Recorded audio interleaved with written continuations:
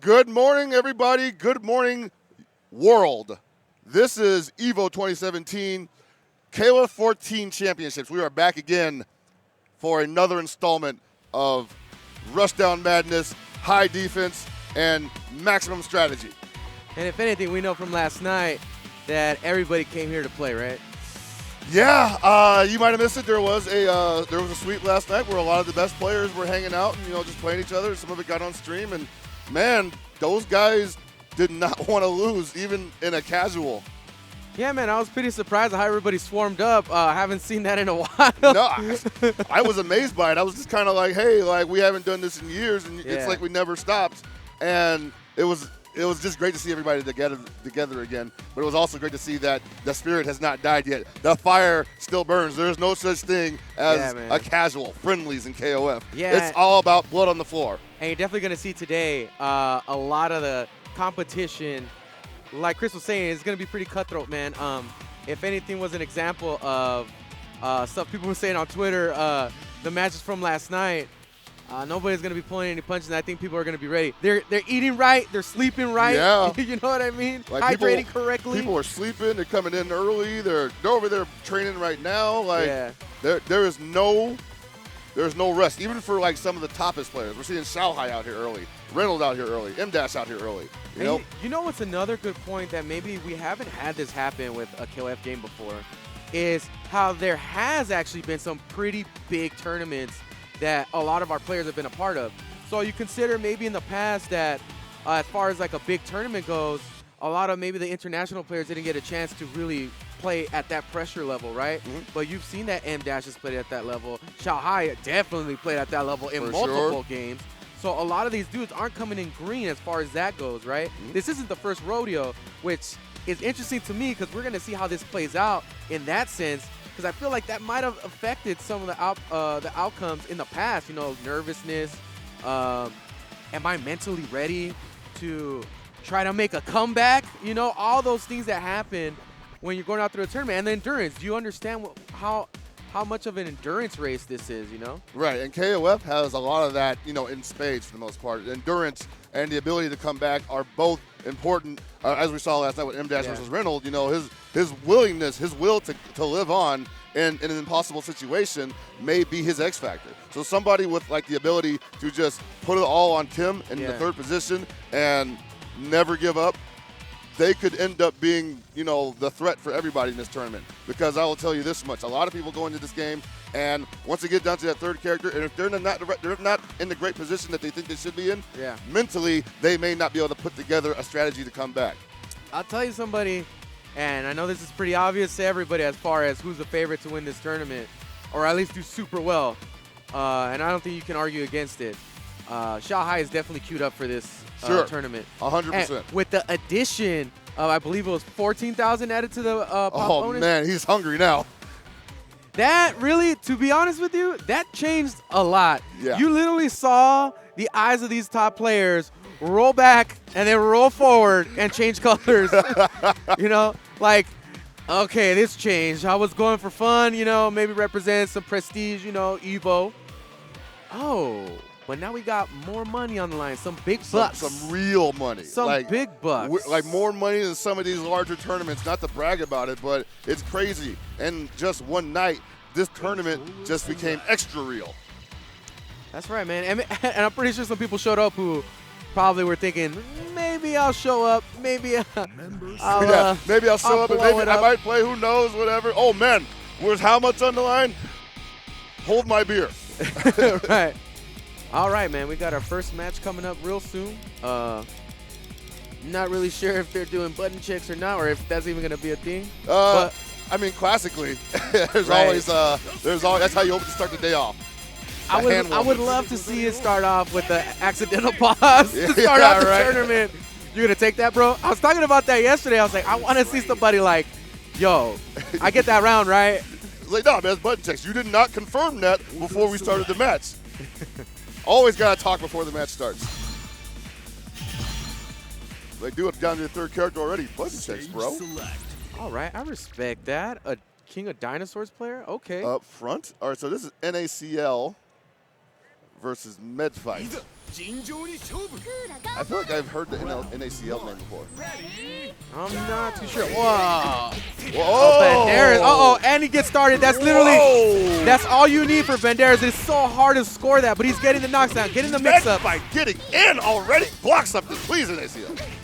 Roll out of there. Do something. Oh, here we go. And he gets stunned. We're starting off the tournament with the Banderas stunning Kula. Oh, my God. NACL looks currently like he's, you know, looking to Jesus like, hey, man, I thought we had a deal. He's probably like, man, they had to put me on stream. Like, we had a deal. I don't practice the game. You make me good. You have my soul. To be honest with you, right now, all I think NACL, man, he's not pressing buttons at the right time. And Dinosaur is definitely a character that can press, if you press the right buttons, can blow up a lot of what Banderas has to offer. But he looks kind of, he's a little shook. There we go. Here we go, using his advantage of that auto guard. Oh, no. He kind of just let him come back in like that. Of course, Medfight's bravado completely unshaken by that command grab. Hello. Oh, almost got a punish, but it still worked. He still comboed for that bar. Wow, that was so late. Into reset. Jesus Christ. Gets a knockdown. Oh, we saw it. All right, he went well on that one. Get him. You're going to go for the mix of this time. Oh, no, he screws it up. Whoa. What the heck? That's real. He is all over him right now. He's not let NACL breathe yet. NACL right now. Oh, what? Empty jump low in his face? You give, even given a chance to breathe, NACL choosing to just hold his breath. This is where I would recommend where you start going nuts and start mashing those buttons. Yeah. especially if you're King of Dinosaurs. And you know what? Actually, Geese is also a really good character to mash the buttons here. I just had that far C, right? Oh, no. Does he have everything solid out? No. What? That's a fast grab. Already had that queued up? I think it's one frame. Med fight. Getting in for a combo here. With decision goes Oh, for the no. reset. Uh-oh. He's in shaky waters right now. He's not getting in. He's done. Toasted. For the ender. Oh, wow. And a very impressive first match. I gotta say, you know, like right now, NACL is in a world of you know what. He needs to dig himself out, dust off his pants, possibly take off that stupid hat, and you know, just get his stuff together. Because this is not how you want to start out your EVO career in 2017. You're getting slung on, son. Man fight, looks like he's ready. God, I just want to finish this. I know I got this. Can I get a double OC? Med fight just, he is one with the character. Finally a DP on Wake Up. She's got it. He definitely needs to press those buttons, man. He needs to know the space that Medfight is really just closing the distance way too easy at this point. Even that jump, he's so high up there. And it is pretty difficult for Banderas to really get in, but once he gets in and he gets his mix-up started. What is NACL looking for when he's not blocking those jump Bs? It's not a cross-up situation. Not only that, too, I'm really curious as to what he's doing on his wake-up that he keeps getting hit by down Bs. Maybe just hitting buttons, man. I want to see a far C right here. Oh, okay. Uh-oh. That was a pretty hard call out there. Nice. Right. Use the trickery, man. That's what Get you on gotta him. do There. Okay. Oh, there we go. Okay, using the right buttons here. Oh, now he's closing in the distance. He's got the aggressiveness now. And starts off with the combat just roll. a bit outside. Oh, okay, almost snuffed that out. Medfight trying to slow down the pace here, trying to get him to relax. Getting in. Oh, he's got a combo going. This is going to hurt. Is he going to set this up for a mix-up? No, gets the hard knockdown. Oh, He's block just that not correctly. blocking the jump beat, and there's nothing ambiguous about that whatsoever. Whoa, okay. Are you kidding me? Get him out of Wow, here. the second stun in the same match. Metaphysics, I am upset. You know, I kind of, you know, am on the other side where I'm just pretty sad. Well, you should be happy. Banderas was godlike right now. No, because that's gonna make people believe that that's true. You know, hey guys, you know, not to take away from Medfight, he's playing great. You know, let's just focus on his great play. I'll talk about that on Twitter later. And really shutting him down all over him. Now he's getting his confidence right back. He does not fear this beast whatsoever. Oh my Gets God. that down B into a maximum Don't combo die and he without drops his beater. it. For the love of God, don't die without wow. his beater. NACL, please. You got 5 bars. Do something. Press a button. You got a counter. Just raise the arm. Okay, raise the arms up. Let the counter come out. Oh. He was just begging for it. It's all right, man. Hey, this is a this is a double With elimination. no elimination, you got tournament. another chance to figure out what the heck you did wrong in the losers. You got another shot, man. You got another shot. Oh my God. Ooh. Like just hurry up and die forever, NACL. You know, I feel kind of bad for him. I know he tried, and I think he. You know what's crazy about these tournaments? About the nature of it is like when somebody does really great, that means that the other dude sucked. Yeah, KOF is really good at exposing that. If you're bad at this game, it'll like he won't be able to get up. Yeah, I mean, and it's the first match. It's the morning. What a way to get off on the right foot for somebody. But this is not even like an 8 a.m. pool. Like we're used to getting 8 a.m. pools, and this is 10 a.m. and he's just like, I can't do it. What if they were like, well, I just realized I also can't do it at 10. I kind of need this tournament to start at 1 o'clock. I need my eggs and bacon and a pot of coffee. All right, man. If you guys are familiar with the SoCal scene, you would know TC Real Kim, and he is on deck. TC Real Kim, famous for playing Kim Quark Ryo in this game. Obviously, like his namesake, Kim is his main character. He has played him in all the games that I've seen him play.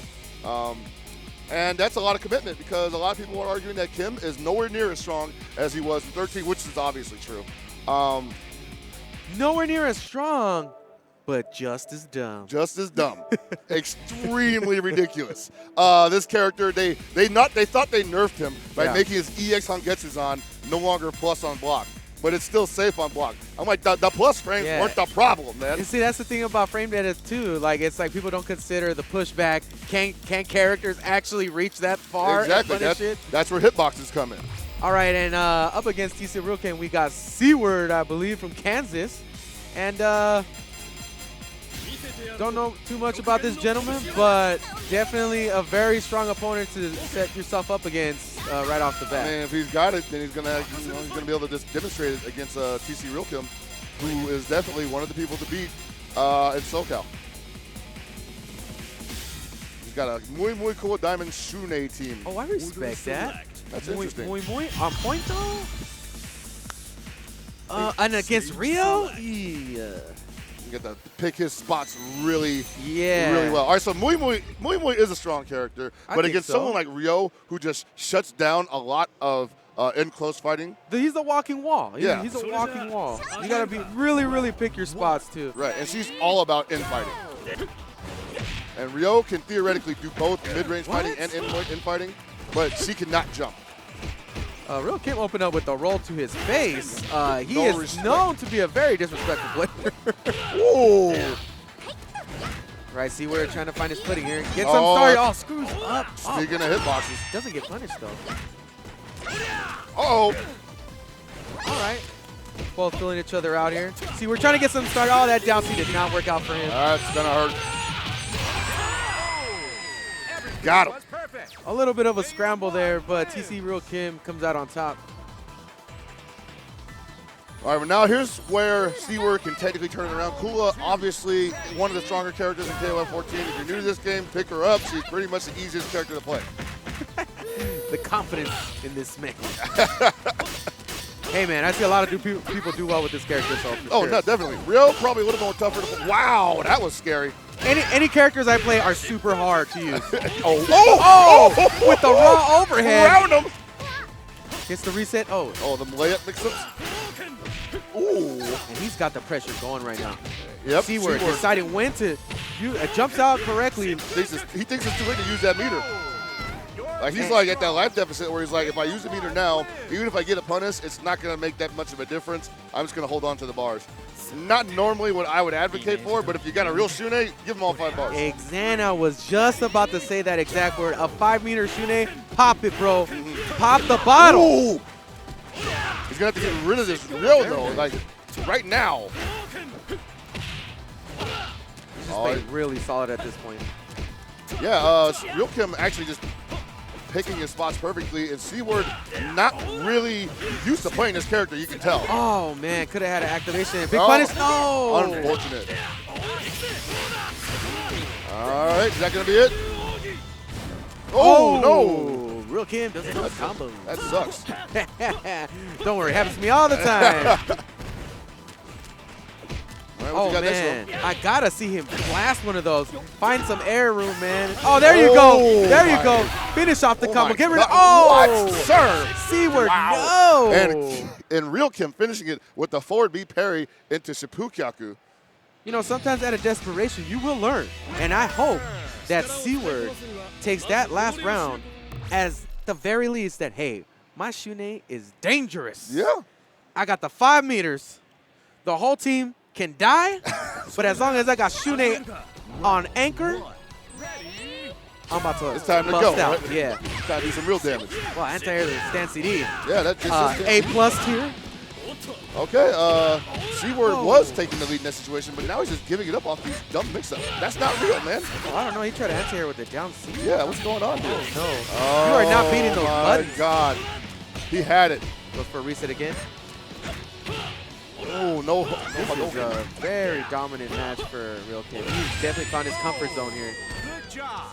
Especially when you start landing those far roundhouse, those far Ds. Excuse me, sir. Hard kicks. Hey, man.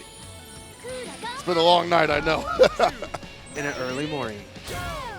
Bringing you some Real Kim damage here. Here we go. Mark Seaward. Oh, man. Seaward. I think I see what he's going for, but he's doing it with the wrong one. Like that neutral jump was for sure an okay idea to do, like maybe a couple frames earlier. Oh my God, that is so And he finally let the parry unleash. That parry is unfair. Oh man, I feel for the dude, man. Like I see what you're going for, And you could have got some big damage, but no, unfortunate. That's a bad punish. Right now, Real Kim is doing whatever he wants. Keyword shook. Can't figure it out. Can't He's get not right. even doing real combos. No, it's just hitting buttons, man. Hold this pressure. Hold this frame advantage. All right, well, second chance for Shunei here to possibly turn things around. 4 bars can do a lot of damage. But again, Real Kim's Ryo looking like he didn't even get a scratch put on him. Oh! Man. That classic. And I like how Real Kim knew he wasn't going to be able to punish that. Like, you're not going to time this right, bro. You don't know how these work. You don't know about these DPs. Oh, no! Oh, man. Just lets him in the front door. All right, this is not going to drop. I'd like to see some guard cancel blowbacks, maybe some rolls. With all that 5 bars you got? Oh, speaking of which. Here we go. This is what you got to do. You got him. Dude, spend it all. Just spend it all. That was your moment, man. Yeah, that's your trailer moment. That's how you ride out. Oh, my God. C-word, please. Oh, man. And then, he dropped the combo. Just do it. Just do it, C-word. Very nice. We'll take that trade. All right. Hey, you take your wins where you can. Exactly. Don't worry about that. Don't worry about that life. Man, see, we're looking like a G-Force just hit him. Yeah, right. 8 Gs, 10 Gs. I can't take this anymore. Oh, good punish. Good punish. C-word suddenly getting his sea legs, but dropping the super, unfortunately. Still got meter to work with here. Oh, he screws up. Big punish. Come on. Oh, you can do better than I'm that. rooting for you, man. I was rooting for you. Oh, I was rooting for you. C-word, make this interesting. Oh, wow, that never hits anybody. And right now, we're seeing this Clark is not Real Kim's strongest character. Oh, finally gets him. All right. It's terrible time. You know, I really like that call out you just made, and this is not Real Kim's strongest character. I'm a really use that in the future. And clearly, this is not his strongest game. Hey, they're not called him Real Clark. That's true. Exactly. We didn't even see the Kim, man. Oh man, that was a fun match. Hopefully, C-word figures out what exactly went wrong there, puts it together for his losers match, and maybe we'll see him up here later on tonight. I expect that this next match, though, will be a little bit more, let's say, balanced, because we're going to have a guy from Fort Worth, Texas, versus Palo Alto, California. 3G, hashtag 2 headband. I don't know if that's his name or if that's like a code or something, versus Frosty Windcoat, quote. Do we know this dude from Palo Alto? No, but I do believe there is a scene out there that is playing, and they are pretty solid. I believe he'll probably be playing out of Sharkade. That's that's in San Jose. They've been grinding. They've pretty much been carrying the flag for KOF in NorCal for the entirety of its run right now. So, if anything, I'm sure this guy has a lot of experience. Okay. And that would be the 3G headband. Oh, what a handlebar mustache. Oh, he keeps it not too far out, a little nice and tight. Yeah, and that's hard to do. You don't really line up so well sometimes. So whoever his barber is, tip that guy $100 minimum. Next to this cowboy hat. Oh, I will say this. If you look at these two dudes, they came to party. Now, the thing is, can you tell which one's from Fort Worth, Texas? Member select. Dude, which one's the Texan? It's who's more hardcore? And I want to say the dude on the left. Because I just believe that Texans just commit super hard. I agree. Right? I agree. They're all about committing. He committed to the handlebar mustache. He committed to the headband. I mean, I don't know. Cowboy hats nowadays don't really. It don't indicate, but it's still. Your region, yeah. It's almost like looking into a bizarro mirror. Like a before and after. Seems as though he's looking to the sky to maybe perhaps get some of his ancestors to tell him what is my favorite bundage configuration. He has an awesome headband, though, gotta say. He's rolling his neck. Your neck is very important. Keep it loose. Yo, a Nelson, though? All right, I suddenly love this guy. Let's see what he got. Oh, good. No, not a good punch. Come on, man. That was your mix-up. That's your mix-up opportunity. Now you gotta let this cart come in here and toss you all over the place. Look, he ain't got no meter. Good sweep. He definitely read your book. He's all about the jumps. He's not about the punishes. He's gonna jump over and over. Here we go. That's it, man. I don't know how Nelson scores so many jump hits. Because that jump seat is ridiculously good. Oh, wow. tackled him. Just did it. See me at the combine. Gator roll. Wow, again. Oh, baby. Puriya, come on. Wow, that catches people jumping too. Did not follow up though. I didn't know they put Brian Urlacher in the game, dude. He's just doing tackle raw, like. That's so dumb. I know. Oh no, it's not real. This is a real bar fight right here. I know, I have right? to say. Bottles everywhere. Bloody bones. Point me in a direction. Fried chicken in the ceiling. Why'd your hair look so silly, boy? He finally punished him with the right move, and he killed him. So, I mean, good. Frosty Wind quote currently not caring what's going on under the hood here. And now you go from the bouncer to the bartender. The bartender was this random super. This is so dope. This is the dopest match. Yes! Have a shot. Yes! Give Shots me more. Shots on the bar. Now let Nelson do something. Yeah. This is a great choreographed fight. Nelson with 3 bars could be kind of dangerous if he hits him once. But unfortunately, I don't think he's going to hit him with anything solid. He's probably going to sweep. Oh, hello. the sickest combo. You cannot tell me that didn't look dope. I hate you, man. Oh, he rolled it. And a sick punish. The punishes are next level. Gets a jump in and gets thrown out of it. Boo-boo. This match is the hypest match. Sweep for the round. Absolute garbage. I am the harshest critic of every Nelson player in the world. I really hope that after this next match that 3G headband really tightens up that headband. That was a nice counter, actually. Oh, nice. Yeah, that headband's slipping right now. Nothing this guy does is, oh, hell no. Real mix-up? Okay. What? Ooh, What? ooh. Oh, he turned it up? Huh? I like it. What? Ooh. Rolled a No, mile wrong direction. away into his face? Oh, got him. I am so excited. Player Get 2 that stuff wins. out of here, boy. Wow. Oh, and Athena? All right. Yeah, I gotta see how. Now, he yeah, plays his how does he play character. Athena? I gotta see how he plays his character. Like, Dude. what is it, some jerk Athena? Oh, I almost choked on my spit. Oh my God! Anti-air cycle ball. We got those. Whoa! Ooh, Throws get it back. slapped. Okay, I'm gonna show you some skill, boy. Get slapped. Nice. No activation. Teleport in his face. Throws him out of Raging it. javelin. He's got the tech. Cycle ball. Got him. Oh. Bad trade. He's not willing to spend 2 bars on that. That'll work. Nice. Yeehaw. Right now, Frosty Wind quote, I might have spoken too soon about his skill level. Currently just disrespecting the hell This out is of so sick. 3G #2 headband. That was so sick. That was the sickest missed combo I've ever seen. Hey, life is pain. Wow. Shrug. Even the 3G #2 headband apparently not happy with his win. Got to calm down. Do his yoga exercises. Do the breathe in, breathe out. Namaste. I must say. Wow, that is a crazy breathing exercise. Call it the walrus. Maybe. Yeah. That could work. Maybe the Bon Jovi cowboy hat ain't. So out, yeah. he had something going on in the beginning of the first match when he was just straight disrespecting Headband's Nelson. And then he let it go. Here we go. Oh, we got Maxima up front now. I gotta see how he plays this character. All right. Good Sweep, sweep. sweep Another for days. sweep. Sweep is a very characteristic move for 3G headband right now. Yeah, definitely. Oh no, This is oh my that is not goodness. safe on hit.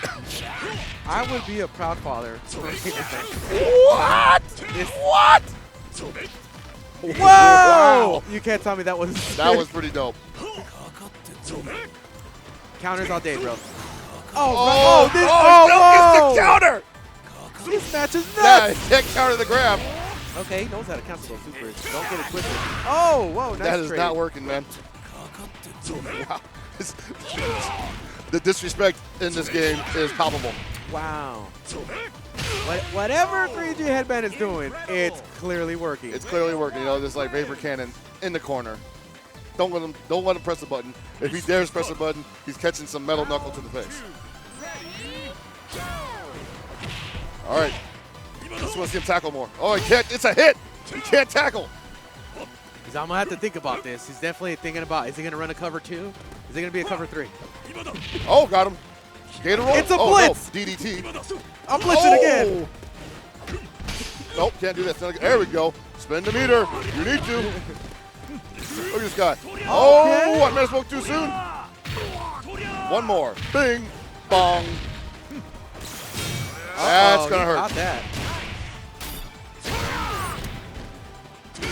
Oh, my God. Commits to the classic sweep. Now, like you said, like I said, Texas commits to pretty much anything they're doing. So right now, number 2 headband currently showing him that I commit to every vapor cannon and every stand blowback. Oh, he's committed to that. Every fake setup is 100%. Fake setup is a real. The fake setups are so real in this match. Yeah. Oh my God. Okay. All right. And I will counter your fake setup with my fake dive with kick. the fake dive kick that is not even supposed to be utilized that way. But hey, if it works, it works. Like in your face. I'm going to do this dive kick right on top of you. And again, Athena running up center. Okay. Here we go. Here's my dive kick. Oh, auto combo, please. Just let it rip. Dude. Let it rip, man. Come on, please, auto combo. That would be the icing on the cake. I would jump out of my chair. Here's your opportunity. You're supposed to commit, man.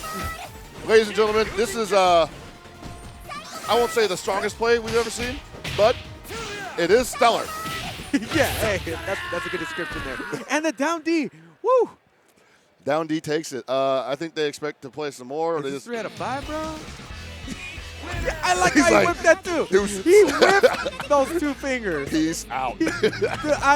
Wow, I never seen anybody whip Somebody memed that thing. Somebody memed that thing where he slowly fades into the background and disappears. He's just like deuces. He snapped those 2 fingers. Like, I'm way too stiff with that. It's like he rolled his shoulder and his elbow into it. Did you want 2? You want another one? Oh, man. That is entertainment, sir. Shout out to Geico Gaming, who are once again joining us this fine weekend here in Las Vegas, Nevada. Beautiful day outside. You can hang out with you can hang out with Geico Gaming here at the showroom in the hall. And you can visit geico.com or download the Geico mobile app for a free rate quote. Get insurance, it's important. Ooh, and Sergo, yo, shout outs to these guys because they're getting the real artists to do the real work.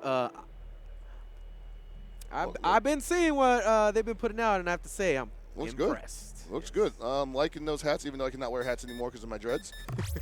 But, you know, tighten up your young cosplay. And, you know. That Beast poster is nice. That Beast poster, I believe. And for right now, we have some words from our sponsors. So sit tight, and we'll be right back.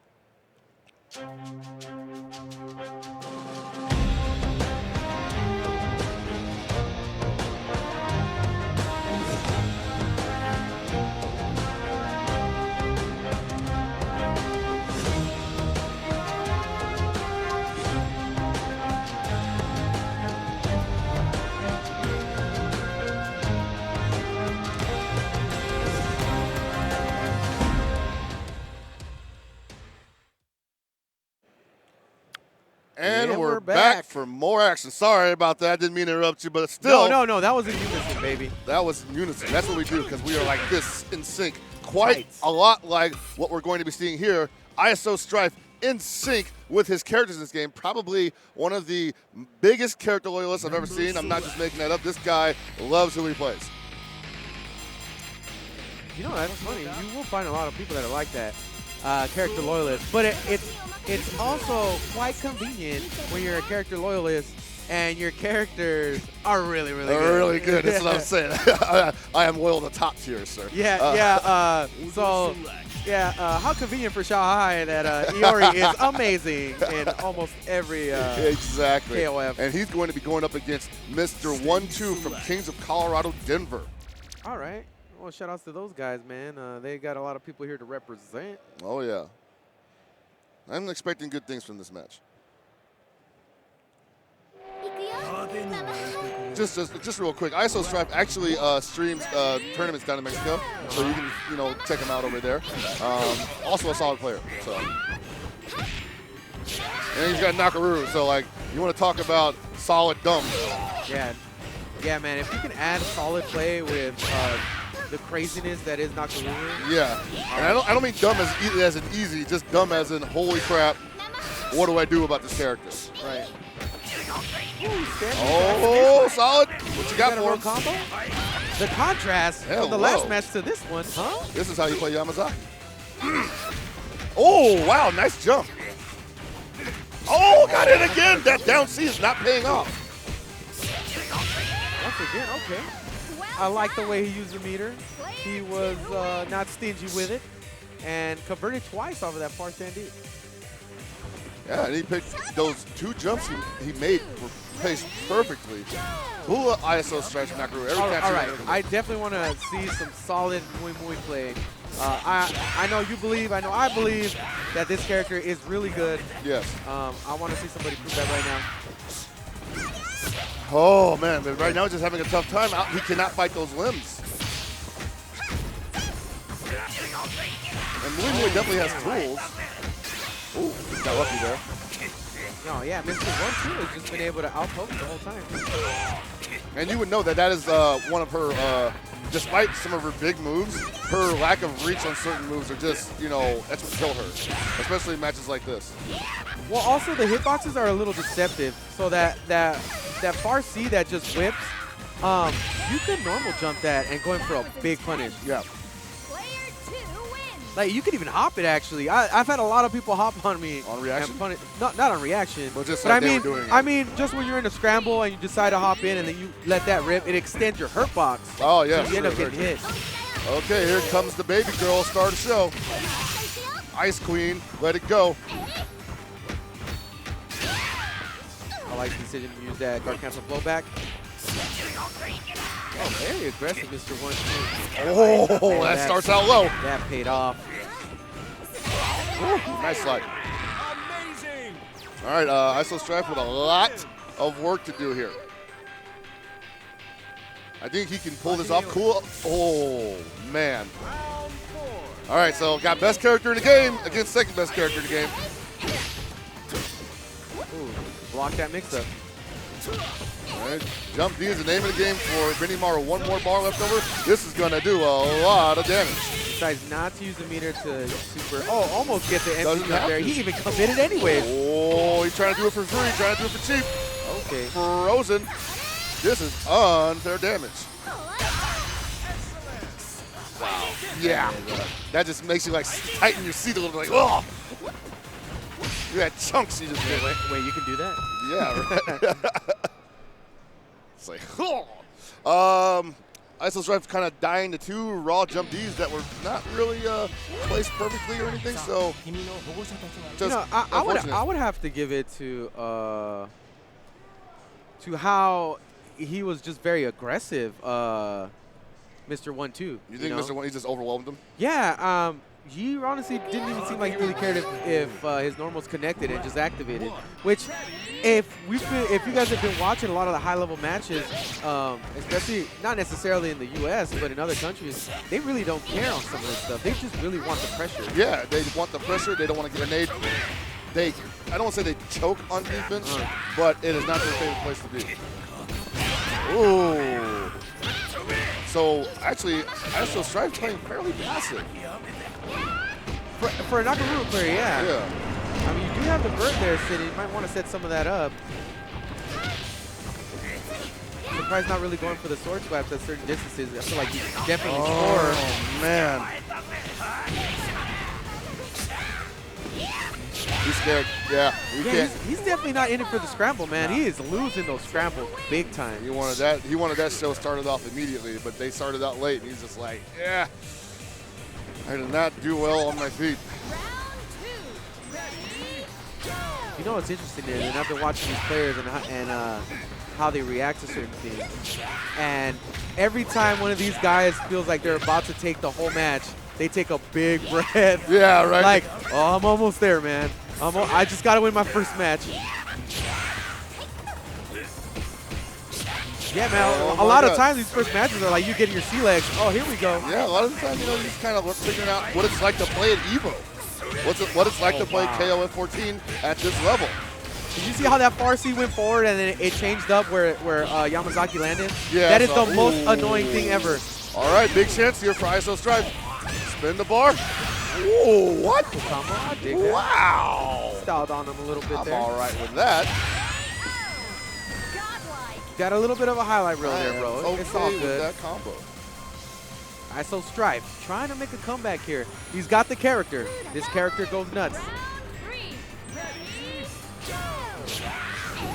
All right. So we saw Cool get rid of this Yamazaki last time, but she was unable to do anything against the Benimaru that is on deck. And at this point, Mr. 1-2 is just not going to expect anything. Yeah, Mr. 1-2 is still really good right now. And what a character to disrespect with than Yamazaki. Right. Clearly, ISO Strife never has played a Yamazaki at this caliber. And he's having a tough time with him. And to the point where his best character has to come in there and clean up what could be Mr. 1-2's worst character.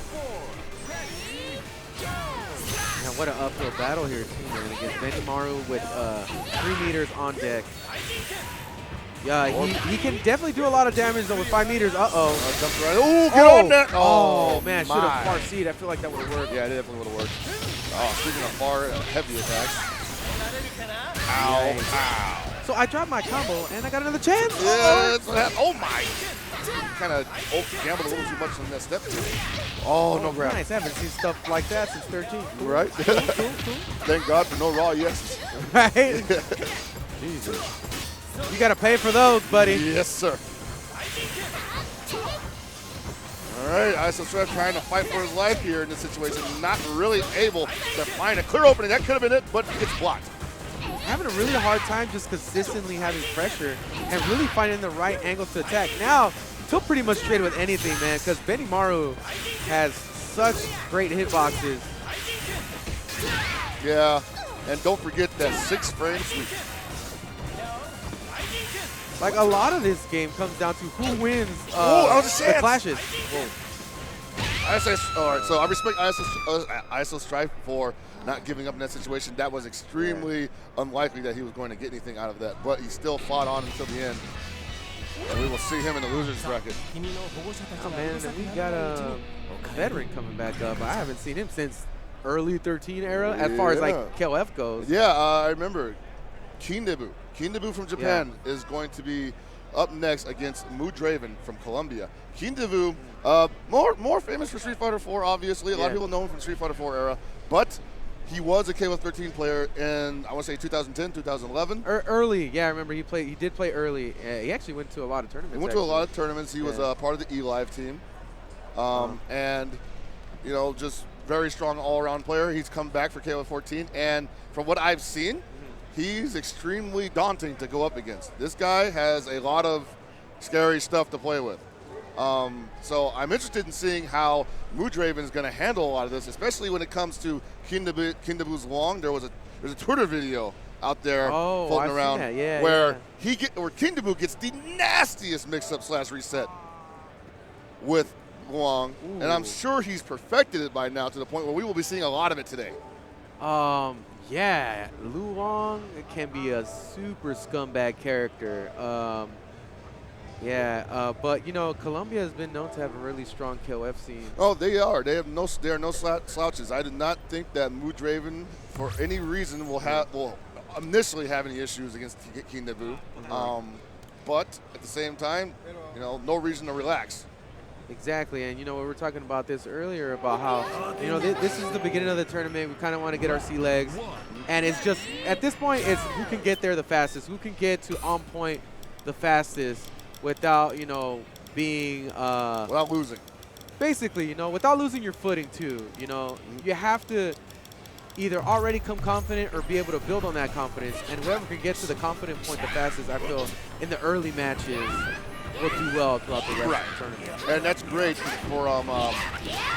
for many reasons, because like that's part of being a tournament player. It's not about just being in the game. It's also about how quickly can you adjust. And adjusting in the morning is probably that's like the hardest thing you'll ever do in fighting game, competitive fighting game. Dude, it's like you wake up and you know I'm about to lose my first match. Yeah. Like, oh God, I hope they threw some scrub at me, because whoo, if I got a real player up front, yeah. I'm getting blown out.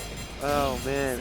And it's happened to the best of them, man. I mean, I've been to tournaments where Reynolds like blows the second match of his tournament, or shout outs to Mr. KOF or any of those guys. Yeah. But I mean, I've been to a lot of tournaments where, you know, the greater player just stunk it up. Yeah, you know, it happens. You're human. I mean, as much as a lot of people like to believe that these players are, you know, gods or machines, they're fallible. That's right. What makes them strong, though, is their ability to recover from that.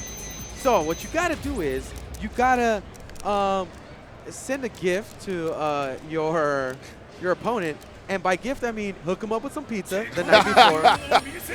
Go get him some brews. And then be like, all right, man, see you at the 10 a.m. pools. Some of that turkey pizza for that tryptamine or whatever. Yeah. All right, so Moo Draven opening up with Ganyo, very strong point character, versus Kindabu's Kua, another strong point character. She goes good anywhere pretty much. But I do believe that Ganyo can fight this character from a mid-range. That stand D is going to go miles for him. And also, we've seen this before, a lot of people don't know that Ganyo's close stand D hits low. You know, I'll tell you this. I'll go a step further. A lot of people don't know the matchup. That is also true. We've seen a lot of times where, because Reynolds is also a Ganyo player, where he just blows dudes up and blows through their whole team because they're just either uncomfortable or they just don't know that certain things hit low. The frame advantage of certain moves.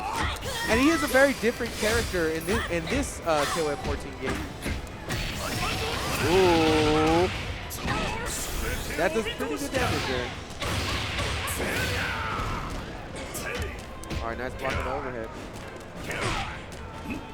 Oh no! Big damage here. Here's a big chance for Kindabu to come back here, because Moo Draven giving him all he can handle currently, and Kindabu just barely able to hold on. Already almost gone with the second character, almost gone. Moo Draven looking frosty. Oh, Sandy, I thought he would have activated. Kindabu, I might have spoke too soon. Don't make me a liar, Kindabu. Dang. I promise you that Moo Draven wanted to activate off of that stand. He's so bad, but didn't believe. I don't think he believed, man. You know what's funny? That's a legit strategy in this game. But the first time we ever saw that was EVO 2013, KOF 13 Grand Finals, where Reynolds went for the far stand into AC activation. Yeah. And he blew it. But now they fixed it so that you better activate off of it, because you got all that frame advantage. Exactly. Oh, here we go. We got this freaky character we were talking about earlier. Freaky character. Now, the Long is definitely Kindabu's star character. Not just because it's his best character, but because she's one of the fan favorites, she's really strong, and a lot of her combos are really cool, and she's also got a lot of mix-up and reset opportunities. Long is the type of character that if you can keep her away, it nullifies a lot of the things that make her really strong. Yeah. But in this matchup, if you're Benimaru, you do want to get in, so you kind of have to play that dance between being aggressive and trying to get away from what makes you strong. Right, that's footsies. You know, it's like a zipper effect where, like, you know, they stick something out, you go into the negative space, basically. Exactly. All right, Kindabu trying to hold on to this without losing too much life. Oh, that might not be in the cards, though. Ooh! Oh, no activation off of that. I think he should have went for air wheel kick, but at the same time, he got the win that he wanted. Despite Long being a really dirty character, can never did use the grime on this so far. He's kind of playing this really straight, and I'm not sure it's working out for him here. And luckily, this Mai doesn't have 3 bars, so he can jump. Yeah, don't test Mai's normals either, man. Yeah, very strong. They made a point to make everything she has really good. Uh-oh. This might even things up. This is going to even it up. Look at this damage. Unscaled at the end 100. Unscaled 100 damage. Why? I implore you, SNK, have a look at that. Kindabu possibly with the comeback victory here with the star character. That's it. Kindabu snatches victory from the jaws of uncertainty. Okay. He's like, I can't believe it took that long. He leans over. He's like, okay, I'm in there. I think I'm gonna make this work. You know. He leans over, whispers softly into Moodraven's ear. OBL. He's like, 10 a.m. is ridiculous. 8 a.m. I don't even remember when they did 8 a.m. They did that because I never showed up to my match. Like, jeez, what kind of ungodly hour is this? This is too early to be doing anything. Kindabu's still jet lagged. Well, I mean, Colombia's not too close either, so that could be affecting Moodraven also. All right, so can Moodraven continue the momentum that he had the previous match that got reversed when Luong came into the ring? And then once Luong returns to the ring, can he crack that code? Because, well, decided to switch things up a little bit, putting Billy in and up front. I don't think that's really necessary. I think Dongle up front was working out for him. Maybe he's thinking that he did so well that he wants to put him on anchor. Okay, I can see that. In exchange, he got rid of Benny Maru. I don't really like that decision. Yeah, I don't like that decision either. I don't think this works out for Billy at all. Did he speak too soon? No, he can't get anything. Despite Billy being the range master, it's surprisingly easy to get in on. Yeah, he's not as oppressive as he was in 13. No. I mean, which is good because that was ridiculous. Yeah, he was pretty tough to deal with. You do have to be a little more solid with him in this game. And he's a little more predictable, too. You know? Yeah, definitely. He's only going to do one or two things to you from a certain range, and none of them are really scary.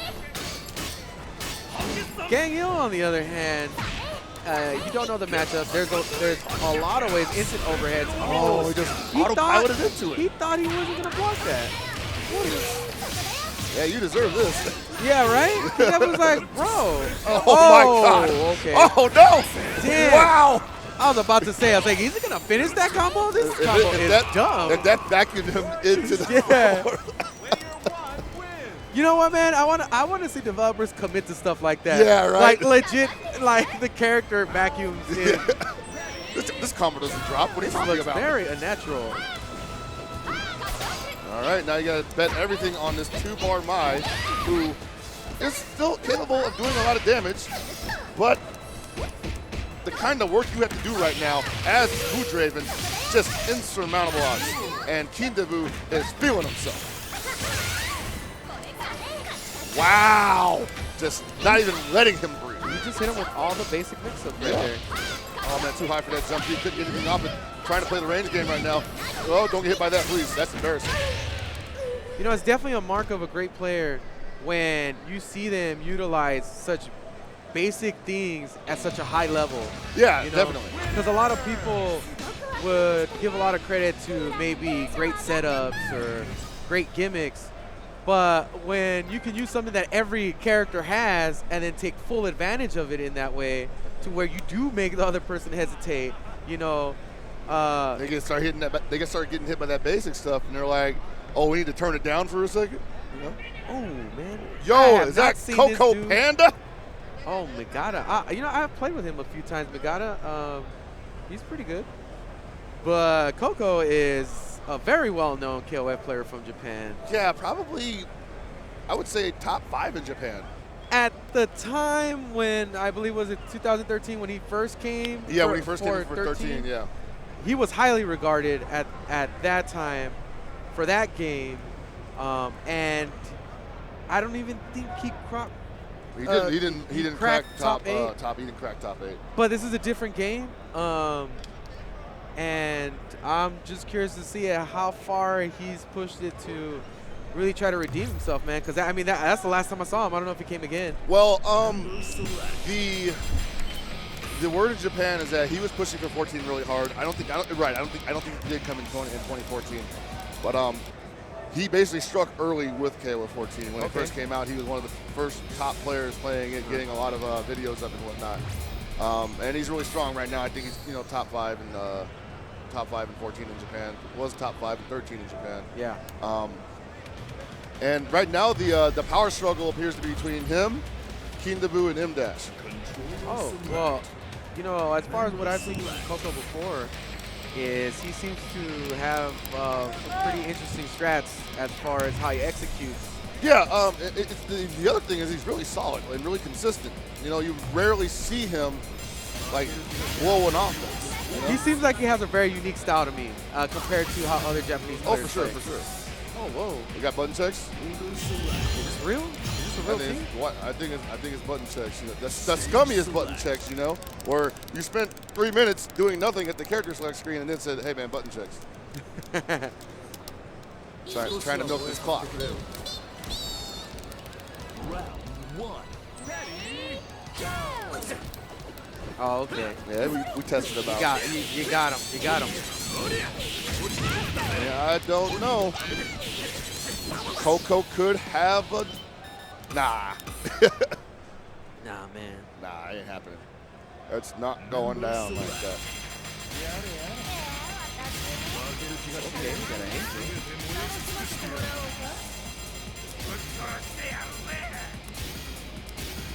All right, man. Well, Magata, a very interesting selection of characters here. And Coco just going with the toppiest of tops. That's what he's known for. He did strike oil with Mr. Karate first. A lot of people were not. A lot of people were not aware how strong Mr. Karate was until Coco started playing that. He was definitely representing that Kim back in 13 too. Yes, sir.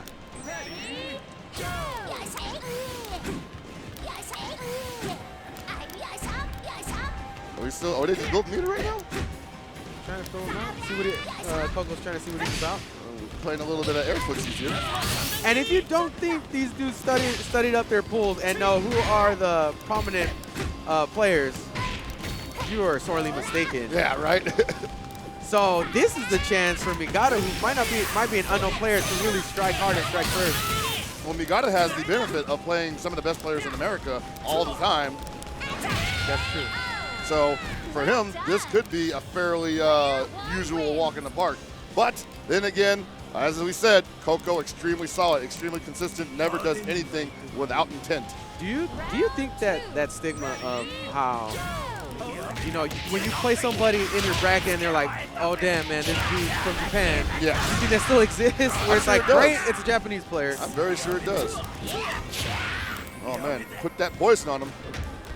All right, Coco getting in there, but we gotta fighting back with Yamazaki. Oh, man, Unable to hold on to the defense though. Oh my God! It's a stun. Coco just doing whatever he wants right now. And he wants to do sweet all the time. KO victory. Player 1 wins.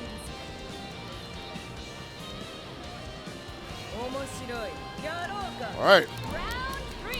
Vices are classically fun to watch. He's got 4 bars here. Could possibly put this Maru down. Nothing. Might not want to spend any meter though, unfortunately. I always say spin the bar. You'll get it back, man. You have 5 meters. You get bar back so quickly in this game. And then you got to kill 3 other ones. And in the meantime, you took all this damage you didn't have to. Yeah. And Vice is a classic character of this character has to commit to offense. You cannot for sure slow down the pace here. It's OCV'd. Can't help but think that if he'd been willing to spend the bar, he would have at least had a lot, like full health and going into the next round and had ability to deal with the Iori. Yeah, I've definitely had those moments myself when I was a frequent in the tournament scene. Where my brain got a hold of what I was doing and told me, all right, it's time to get smart. Let's change up the strat. And was the worst decision I ever made because I did worse. So, basically what I'm trying to say is a suggestion to Megata, maybe just let it flow natural, bro. I mean, yeah, you got to let play it loose rock. sometimes. Sometimes, especially in this game, sometimes it's maybe controversial to say, but sometimes the game takes control. Yeah. And sometimes the game guides you in the direction you need to go, and you just have to be ready when it pulls your hand, you know? Like when you get that accidental cross-up, you got to be ready to confirm right afterwards. Oh, I'm ready for those. Yeah. All right. Getting the party started. Lost the cross-up. Now, normally, you don't see a lot of on-hell play in Japan, but I believe there are some strong on-hells out there, so Coco knows his matchup. Not giving her a chance to catch him on the ground.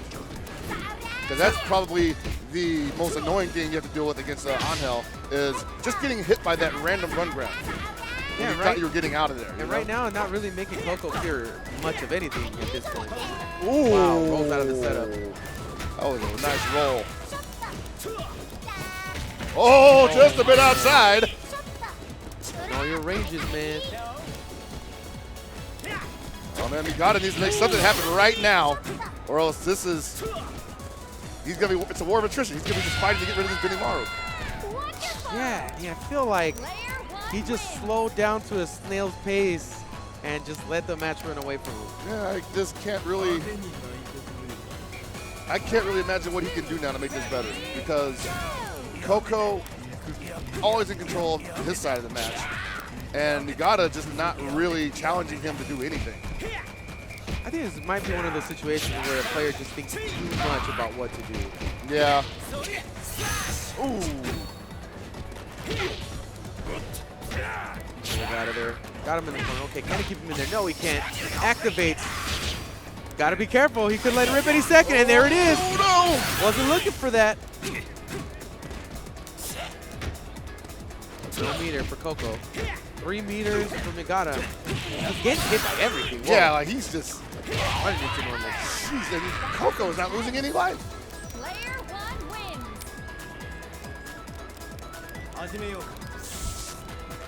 Oh, we got a mirror match here. Hopefully this will be enough to put Coco on his heels, possibly. I mean, honestly, right now, Coco doesn't have to do anything.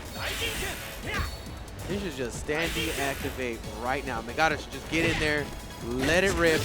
Okay, well, even better, man. You got a combo. That's rough to watch. Do it. Do it. Oh, well, okay. 5 bars. I mean, you gotta still got to go through 3 characters, though. I would have let it rip. No, definitely. You don't want to lose like this. Oh, my God. Megata just looks like he's not really able to figure out what Coco's doing to him. Just constantly getting hit by these errant hits. Okay, he has a chance to get something started now. Spin the bar. I don't know. I don't think that scares Coco. Oh! Oh, just about missed him. Oh, there's your chance, right? Oh, no, he didn't know he was still in max mode.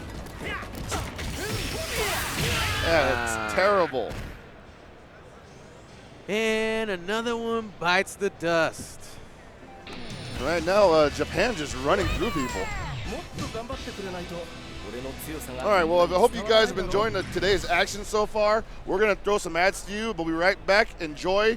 And we'll be, yeah, good.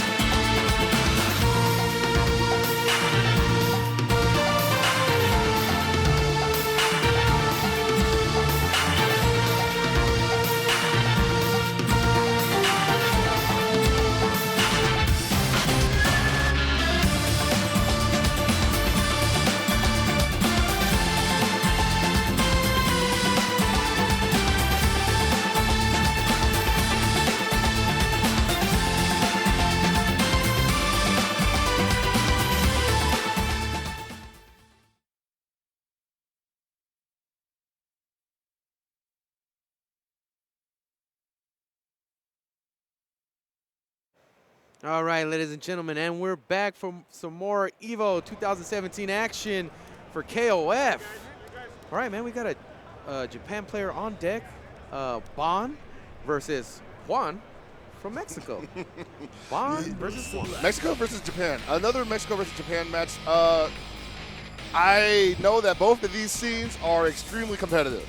Yeah. Mexico probably the most competitive KOF scene you will ever hear about. A lot of these guys just, you know, they eat, breathe, and sleep KOF. They definitely feel as though it has been injected into their DNA.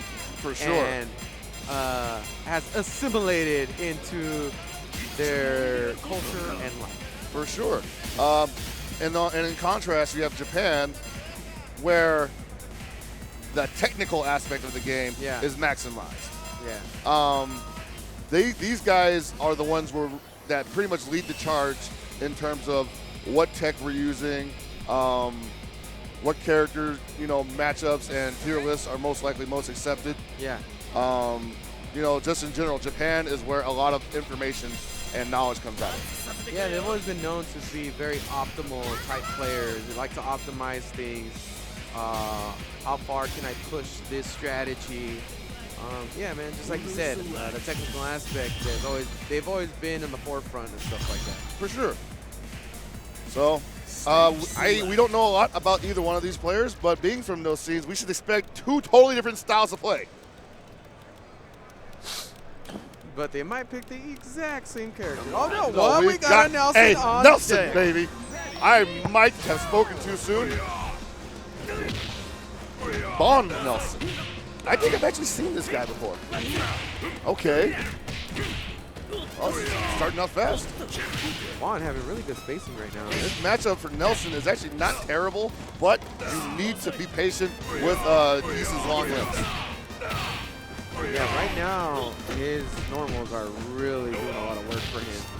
Yeah, he's got to go in between. He's got to go in the recovery stage of those standees. Oh my God! Wow, and he Caught him connects. standing too. Wow. Well done. Player Uh-oh, Bon. Bon with the Geese mirror on deck, but still. Okay, you got a mirror match here. Let's see what if he can put together a game plan versus Juan's very solid play so far. I will say this much: a strong secondary winning a good match over a point character still gives the secondary character more momentum. Yeah. So, well, Bon shouldn't feel bad if he takes this round and feel like he's behind. He's eating dirt so far. Yeah, Bon getting blown up though. Bon just unfazed by anything. Yeah, Juan is definitely not a dude that cared about if he's playing a Japanese player or not. Yeah, for sure. He's like, this is my game. All right. Nope. That was a gamble. You gotta. I know we're in Vegas, but sometimes you gotta be smart with your money.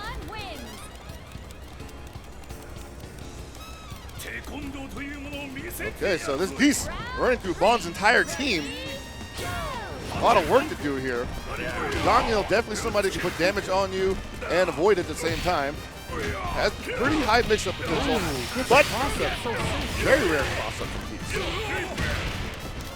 Ooh, whiffs the grab though.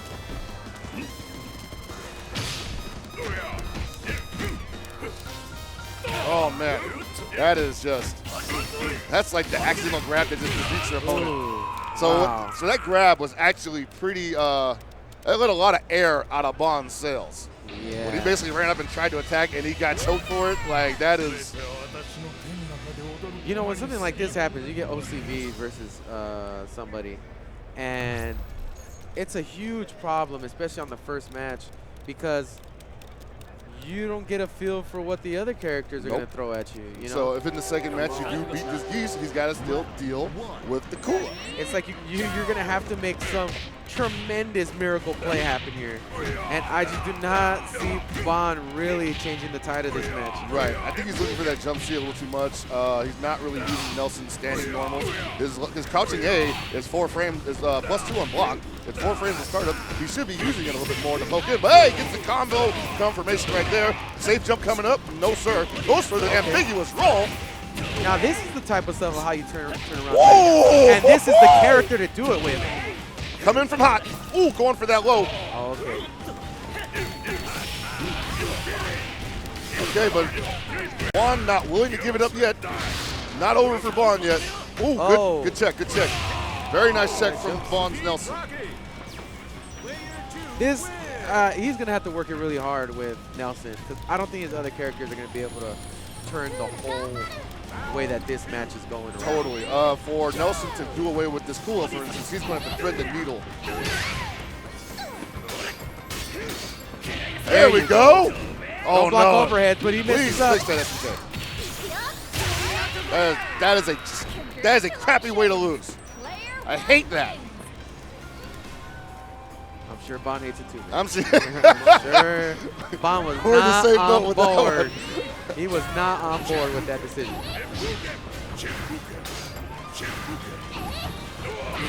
Okay, that Farsi is going to be both of these characters' best move. Oh, thank you. Okay, what else does he have for him? Right now, they're just kind of not willing to commit to a heavy hit, go in too much, just going to play this footsie game, which is smart because at any moment, either one of these guys could get chunked to death. Speaking of which, Really good damage on that. and Bond's got to call him out. He's got 4 bars. He needs to call him out.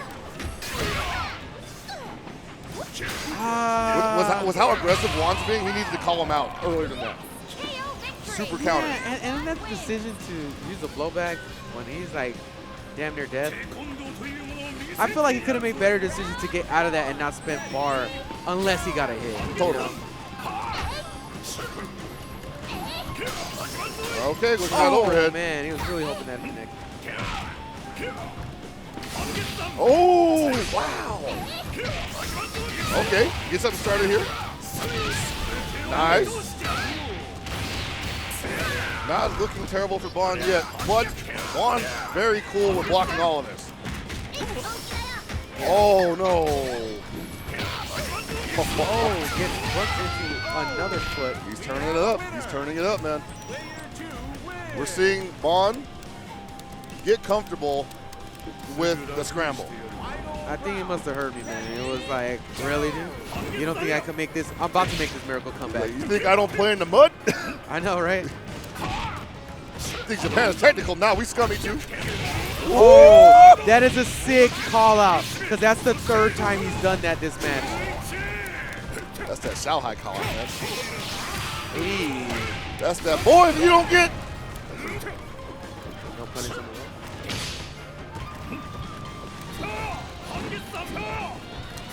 Bond right now in trouble. In danger of losing this tournament match. Looking for anything he can get. Wow! Wow! That's just what Are he you needed. kidding me? That's just what he needed. Whoa. Yo! Bond! How do you feel after you got taken into the clutches of death and you pull yourself back out? Oh man, he is Okay. like cool. That is Cool, baby. Bond has still got some fight left in him. Yeah, he's like, let's go. I just woke up. The juice just hit me. He's feeling it. Left, right, left, right. Woo! Good block. Doesn't matter. Get the grab. Oh, that jump D ain't good for nothing, believe me. Very mindful of this. So far, shuts down that overhead. Juan says, don't try to get too nifty with me, man. And actually, I think Juan has exposed something within Juan.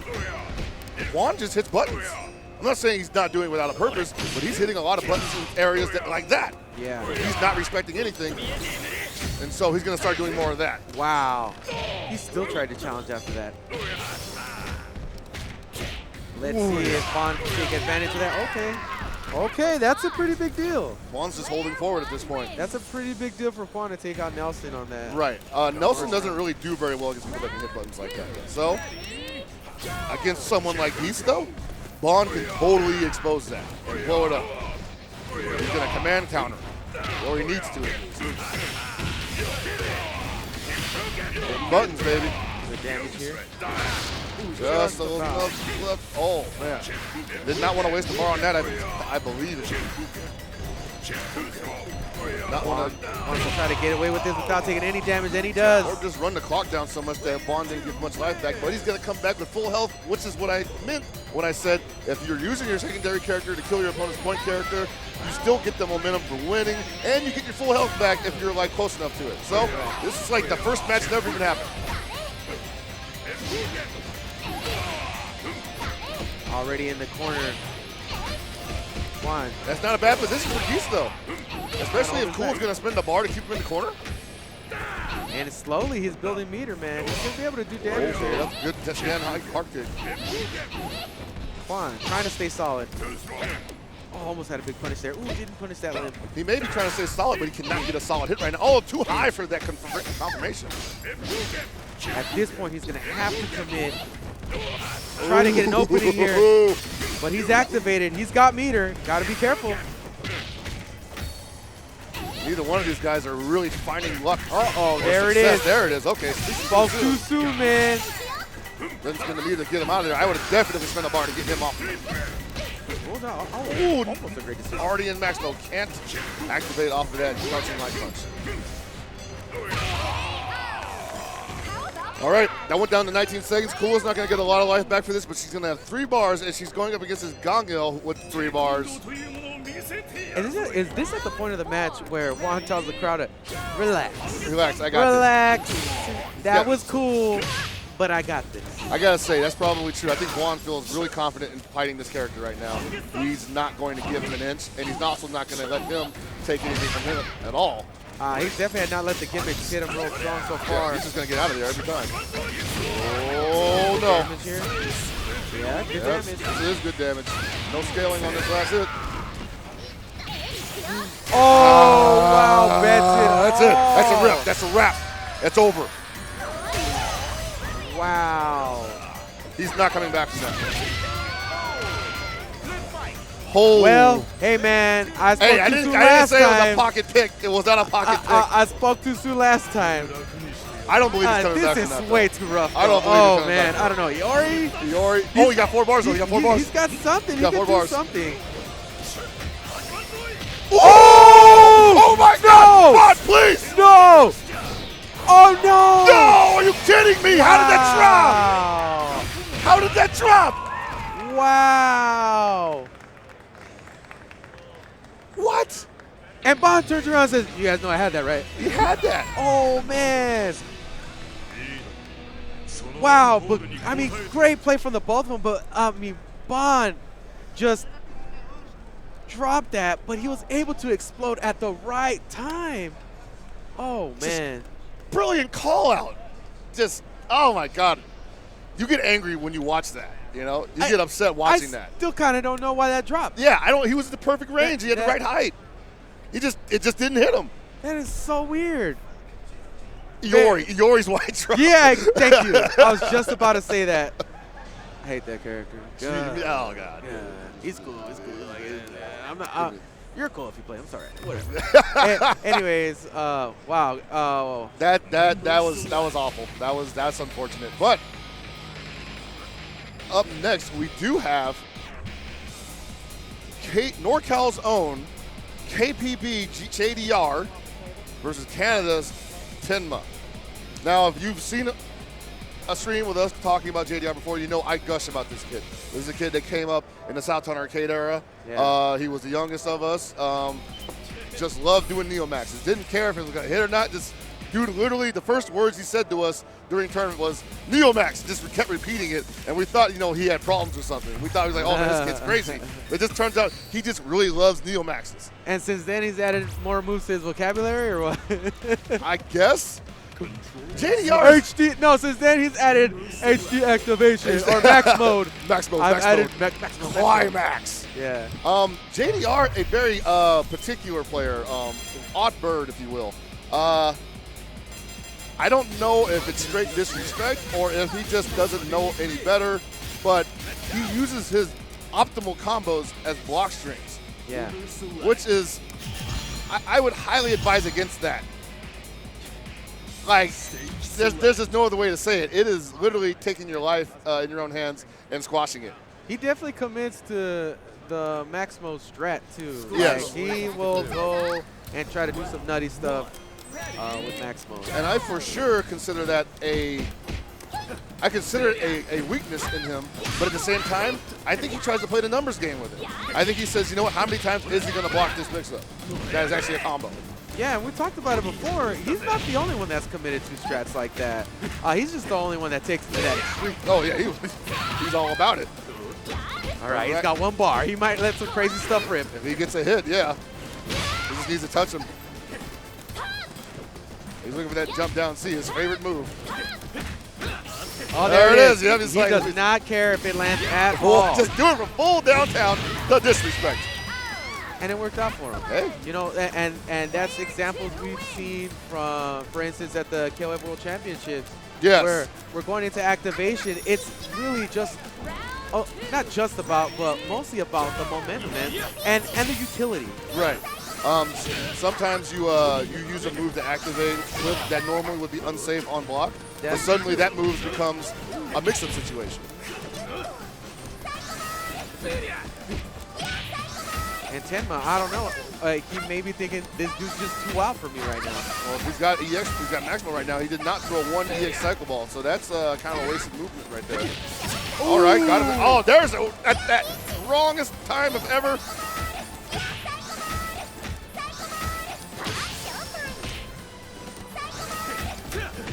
And this is not really working out for Tim. Need all this damage. Oh no, in the corner though. Oh, stay down. Looking for that mix-up again. Whoa! You know, the fact that JDR doesn't really look for the hit confirm on that really takes away a lot of the pressure of, well, you know, I'm just thinking about the setup here, not really so much if it lands. Yeah, exactly. Well, since I don't have to think about landing the hits, I'll just think about dropping the combo. Exactly. Right now, JDR's kill, despite the strange offense, running through this team pretty confidently. Uh-oh, wow. Wow. That was, yeah. Oh, gets the overhead, no. That's unfortunate. And JDR's not going to end this with a big combo because he wants to activate it. The cute stuff, man. I mean, that's one of the reasons why I like watching JDR, because I like how he blows himself up. But like I see where his head's at on that setup, but it's like, just do the standard. Like when it doesn't work, it's like, oh, well, okay. Yeah. All right, this is Ralph, though, on deck. Ralph, I think Ralph can be strong in this game, but nobody really plays him to that level right now. JDR is no exception. Unfortunately, Ralph is probably his weakest character. That is not going to stop him from putting all this damage. He's just going to stop himself. Though. Oh, he goes into another max mode combo. Ooh, he could have killed him the first time, but whatever. Okay, shaking his hand like I respect it. Tenma's like, hey, all right. What the hell was that? A bit of a chin scratcher there. What's that?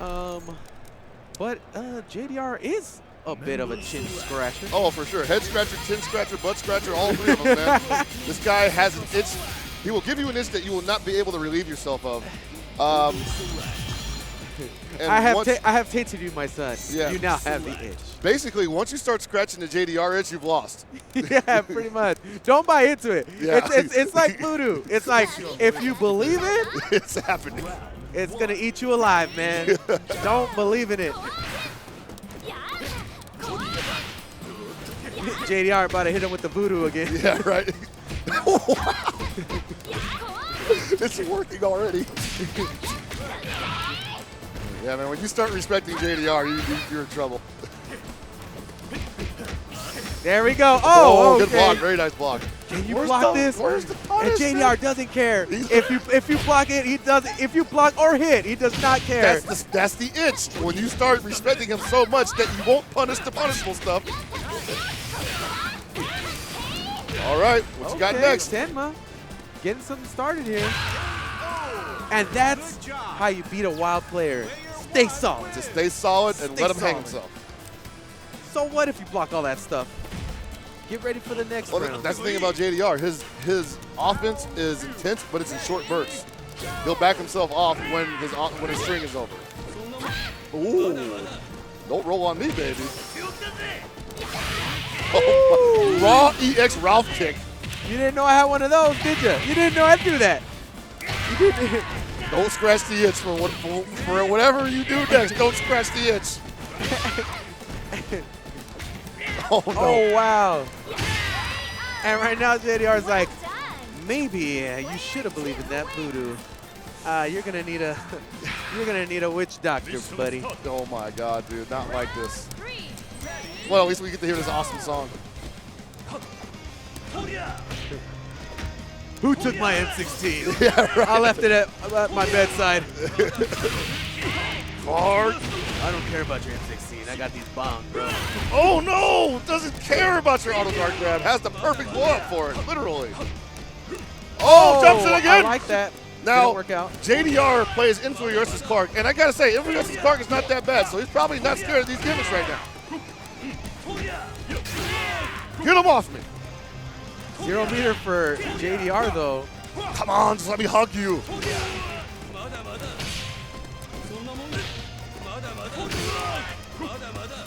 Wow, just trades. Yeah, this is, they're not even trying to get solid into this point. This is like a respectful fight here. Oh boy. This is like when you set up rules at a bar fight. All right. There's gonna be some ground rules here. No beer bottles. Fists only. Team Akari in the building.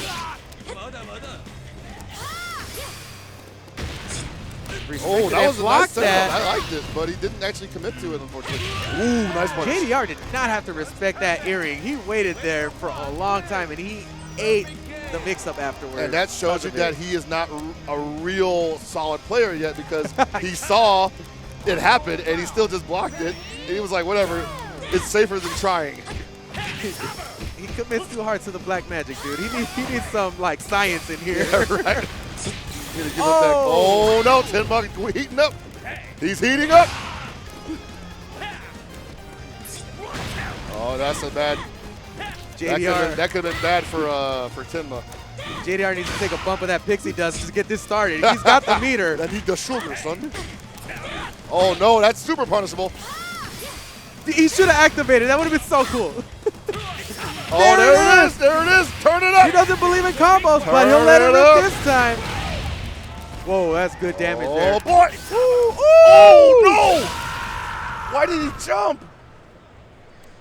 You live and die by that, man. You live and die. You never jump on a cornered Leona, because 19 times out of 10, she's holding down back. Who is communicating with these players? They're always nodding, talking into the air. Metaphysics, Jesus. Jesus is communicating with these players. He's telling JDR, don't block the earring. And JDR saying, I don't know, Lord, I think I should block the earring. I think he's telling JDR something, but JDR's like, I'm not gonna listen, right, bro? I'm listen to you. Listen to you. Sorry. You don't want to play this game. Yeah, he definitely had a really solid turnaround on the last match. Yeah, with Yuri. Yeah, Yuri is definitely one of those characters that, like, once you do feel comfortable with what you're doing, she can just use a lot of her tools to overwhelm an opponent, and it's really irritating to deal with, actually. Yeah. Not a lot of her stuff is punishable. She's got a command grab, got a DP, got a dive kick, got an air grab. I mean, just demon flip. It's a Swiss Army knife. Oh, and she's got a cross up. That's sick. Oh, just went into it. Oh, it's gonna hurt. Spin the meter. Spin the meter. I like that. He definitely, I feel like he wouldn't normally go with that decision. He might try to go for like some type of mix-up. Committed to the damage there. Yeah, for sure. And still at the same time, not horrible for Tenma Yuri right now. She just needs to get one solid hit. Ooh, that could have been it. Great work for JDR there. When he saw the dive punch come out, I would have supered. He should have supered. My man Hell Pocket is definitely down for committing to super. Hey, what else could he have done? Low B in activation. Yeah. Well, you know he can't punish that. all right. Come on. Okay, can Tenma hold on against this Ralph onslaught? Apparently not. Ugh, that is unfortunate. And JDR with the convenient resets. Oh, nice. I like that. you can't drop my combo if it's a reset, right? Exactly. Oh man, Tenma shook. Whoa, JDR's off to the races now. Yeah, I think this might be end of the line for Tenma. He did not look very strong in that round. Yeah, he was at about a jog, and now he's at a full-blown sprint. Going full ham. Oh, what? And it finally works out. JDR playing solid? What? Everything's connected so far for JDR. Everything's coming to JDR, yeah. Except for that, he's still Lost shook to by Ulrich ESC for the range. first time. I mean, fine. I guess he's just like, whatever, I'll deal with it. And JDR takes it over Tenma. That was rough. Yeah, man, Tenma had some solid play in there, especially in the earlier part of the matches, but just wasn't able to hold it down against Ralph. Okay, so we're going to be going to some ads from our sponsors right now. Sit tight. We'll be right back with more KOF action, and you don't want to miss this match coming up. First, we got this slide from Sterling Games, and we have met this man. Oh, you're talking about your boy, the myth, the legend. Yeah, the myth, the legend, man. Yomi. It was at NCR 2017 where we got to play this game, Fantasy Strike.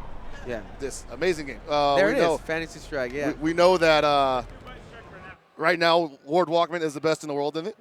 Yeah, that's a fact, actually. There is currently the video best player. proof of this. There's video proof of this. He has bested pretty much all top players in this game, and he doesn't even play fighting games anymore, really. But to get early access, invest to get a piece of the prize. So definitely sign up, man. Yeah, fig.co/Fantasy Strike. Follow them on Facebook and on Twitter there, and we'll be right back with some messages from our sponsors for real this time. They say flip the script, then hope you never read it, because it's full of fine print. That means your so-called unlimited plan really isn't. At Simple Mobile, we say script the flip. Truly unlimited high-speed data, talk, and text with nationwide coverage on a blazing fast 4G LTE network for just $45 a month with no contract. You can keep it complicated, or you can mobile simple with Simple Mobile.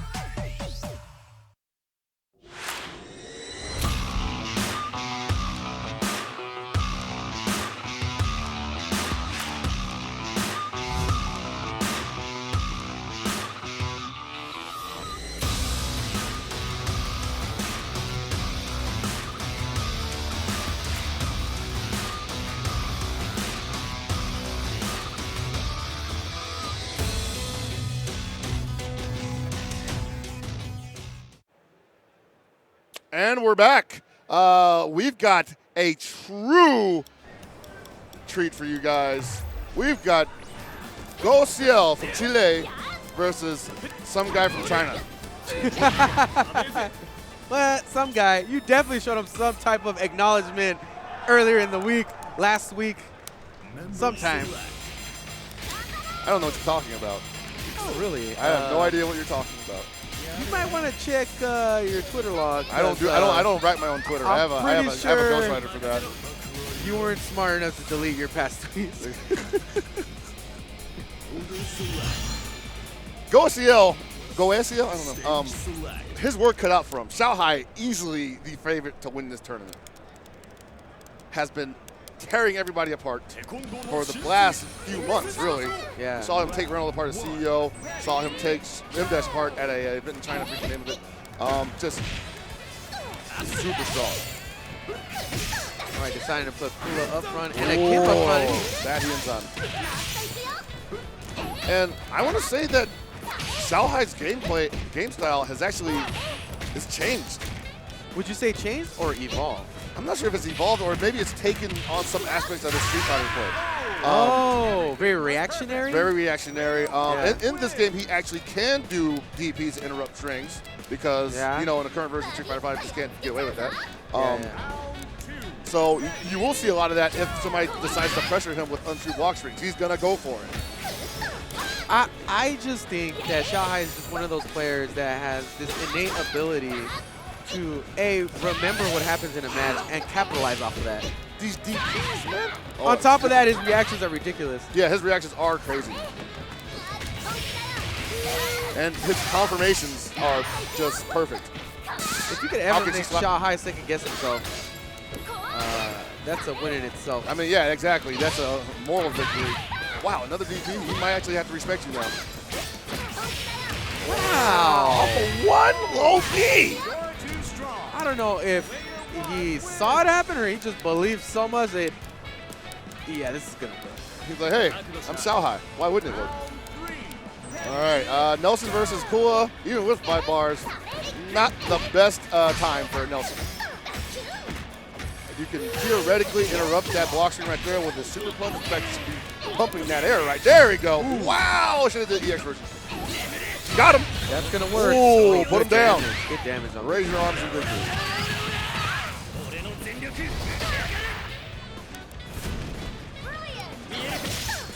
You know, I feel like that character needs to land a lot closer after that climax, don't you think? Yeah, I do too. To try to get some setup off of it? I would think so. It's one of his few hard knockdowns that he actually, well, he has a lot. But it's like you spin that much meter and you don't get a lot of damage off of that climax. You should at least get a setup. And it's one of those climaxes that no matter where you do it, you always end up mid-screen. That's crazy. Whoa. That's it. Wow, really? What? Oh, yeah, he got the damage buff. I forgot about that. That is the health buff. Magical pixel. And he anti-airs him with close stand deep? I think it was one of those fortunate buttons. Yikes. All right. Definitely getting a bit of a stretch here for Shanghai. And Go SCL looking pretty stressed. I mean, he should be. Oh. Like that feeling that you just can't challenge it at all. That's the part that really sucks about playing Shanghai. Yeah, and I honestly don't know how you really try to attack it other than having a really unique character that can circumvent those normals. Yeah, you really can't otherwise. I mean, we have seen the type of characters that Reynolds likes to choose against Shanghai, but even those haven't been successful. And I think the best thing you can do, like after Goisel had gotten that maximal combo, it probably would have behooved him to actually back up a little bit, let Shanghai come and try to catch the health lead, and possibly anti-air him. Because he was going to probably throw out something like far stand C, which we actually haven't seen him do once yet, because he hasn't had to do it. There it is. Whoa! I'm telling you, man, the reactions. That uppercut was insane. And those reactions they weren't there a year ago. I mean, he's always had really good reactions, but like, he's found a way to really make it work in his gameplay that he, A, consistent with it, and B, terrifies people with it. Yeah, it makes you not want to move. I don't know how many times I've seen somebody getting their foothold in a match and then Shanghai just blows up what they thought was a safe setup. It was like gospel, and it's just like, nope, everything you do was a lie. That's not even, oh, whoa, the desperation there. What's he gonna do with it? Ooh! I would have went with 2 bars. That wasted meter, definitely go with 2 bars. He's got to close the distance after this. Yeah, see, look how far you end up from that. Man, that's why if you catch him standing with the super punch, you always go for level 2 afterwards. You get just about as much damage, and you get the hard knockdown right next to you. That is an interesting strategy. Hell Pockets, you are getting a lot of Nelson action today. It's just further confirming that I am the best Nelson in the world. Oh, man. Don't turn this into a Hell Pockets #1 Joe advert. I mean, I am world's best Joe also. So as long as we're talking about it, my Joe and my Nelson are probably the best Joes and Nelson in the world.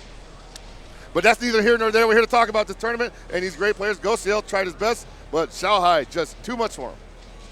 Yeah, man. Yeah, dude. Shanghai is he's got the juice right now, man. It's been happening since last year, man. We had the pre-release tournament, and he just ran a rip shot over everybody except for that there Ramon. Oh yeah. Remember that? Yeah, I do remember that. Was fun. But times. But I will say, the dude's got the juice, but you know who's got the sauce? This man right here. Mad KOF. the legend, the returns. Put up an amazing EVO finals. What was it? Is it 2012? 2012. I mean, boy, that takes me back. Oh, what it was like to be a young man. I was so much thinner at the time, man. Jeez. Oh, yes. I was a 20-something. KOF 13 was the hotness. Didn't have any kids.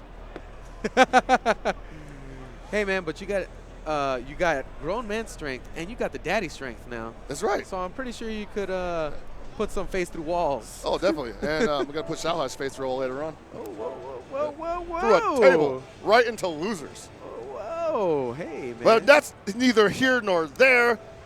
We're talking about Mad KOF coming back, and he has been doing well in KOF 14. He was at the World Championship Finals for representing Korea. He had gone, I think he was at was he at the tournament at Morocco where White Ash ended up beating Lassie? You know, I'll say this, though. He has become a lot more well-traveled than he has over the past few years. Yes, ever since Cafe had disbanded, we've actually been seeing more of Mad KOF in KOF tournaments. Yeah, that's true. You know? He's been doing a lot of streaming also, and he's still one of those guys who just plays everybody. Very, very, very efficiently. Yeah, very efficiently. I don't think he has a bad character. Stage select. Versus DM Bag from Chile. Another region where they seem to breed a lot of great KOF players. Yeah, definitely. I have heard the name, but I have not seen him play before, so it's a treat for all of us. Andy, I'm always down for some Andy play. Oh, yeah. I feel like this is actually a pretty decent matchup for Andy. If he can afford to keep Mature out with his fireballs and his uppercuts. Well, the Despair's going to go over it every time, so it's not really that great because once he's in the air, he can't do anything. Well, I mean, that goes the same for anybody that jumps ever, you know? It's true, he's got a horrible DP.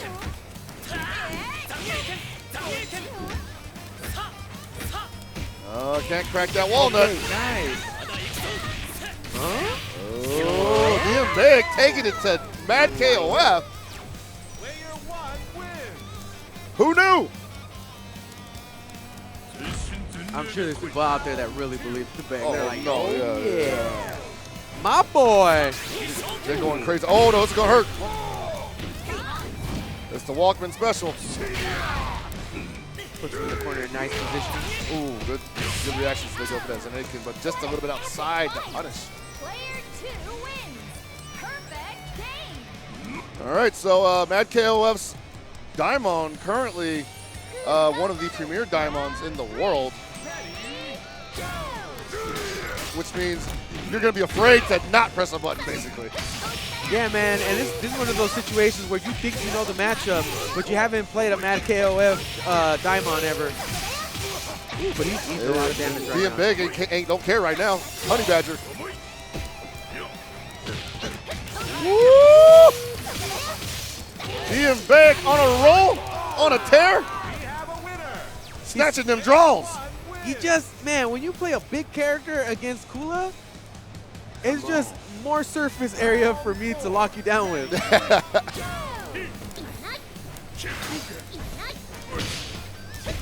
Oh, there it is. Ooh, finally, we see a counter. Let it get this girl out of here. Uh-oh.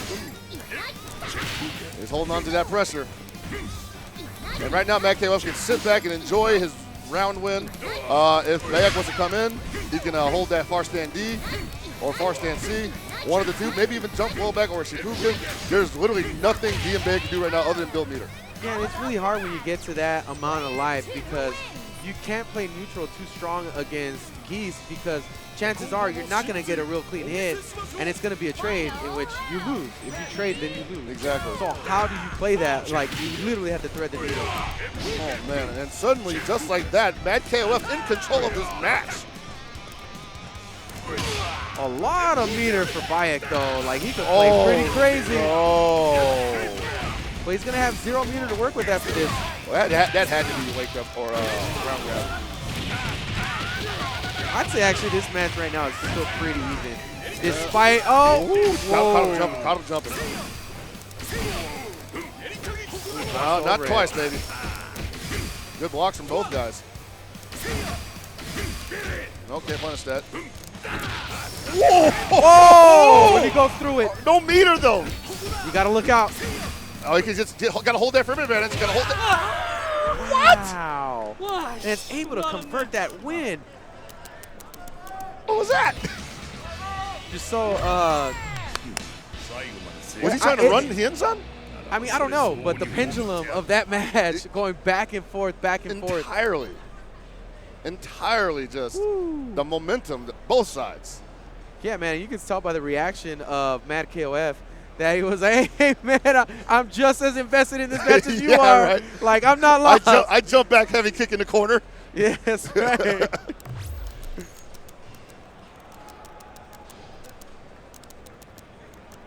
Man, that was, like, people screamed at that. You could hear them over the mic probably. Ooh, man. Yeah, I bet it was a lot of people that don't want to play Mad KOF. Yeah, they're like, no! Like, oh, no! He's in my pool. Uh-oh. Oh, this is gonna hurt. Didn't spin the meter though. Lucky you. He could have. Say roll out. Oh, but still gets tagged. Boy. Good jump. Great jump. Oh, screws up the activation. Oh, no. By it cracking, possibly? Oh, my God. Not like this. Oh, very nice. Makes good use of the EX meter there. That down D, rarely missing. Got him. All right, trying to get himself by being more active. Back. Extremely solid, but he's not challenged to That spare. DP. Still gets the first round. Mad KOF has got to be furious. Or not, he's shrugging at us, okay. Yeah, man, I don't know what I was doing. I don't know. You know, you do some stuff sometimes and it don't work out. Everybody. Oh, okay, good jump roll back. I think this is a pretty good matchup for Andy, too. Yeah, the only thing he can't do is throw out a fireball from full screen because Daimon will react to it with ground pound. But, I mean, that's not that big of a payoff, though, for Daimon if he did, though. It's war of attrition at this point because if he's going to try to keep him out like that, then Daimon's going to blow him up with that. Which is a smart decision, him being in EX in max mode and using EXs for that. But as we saw in the previous match, this Kula was a gigantic problem for Daimon. He just could not get her off of him. That down forward C was just not going getting anything. He's going to have to keep, well. You look at that range where he connected that. Like, it almost looks like as if it shouldn't connect. Right. But it most likely was, you know, a clash with 11. Oh, my God. All right, Mad KOF has one chance to literally put this girl on Dream Street. Let her out of the corner instead.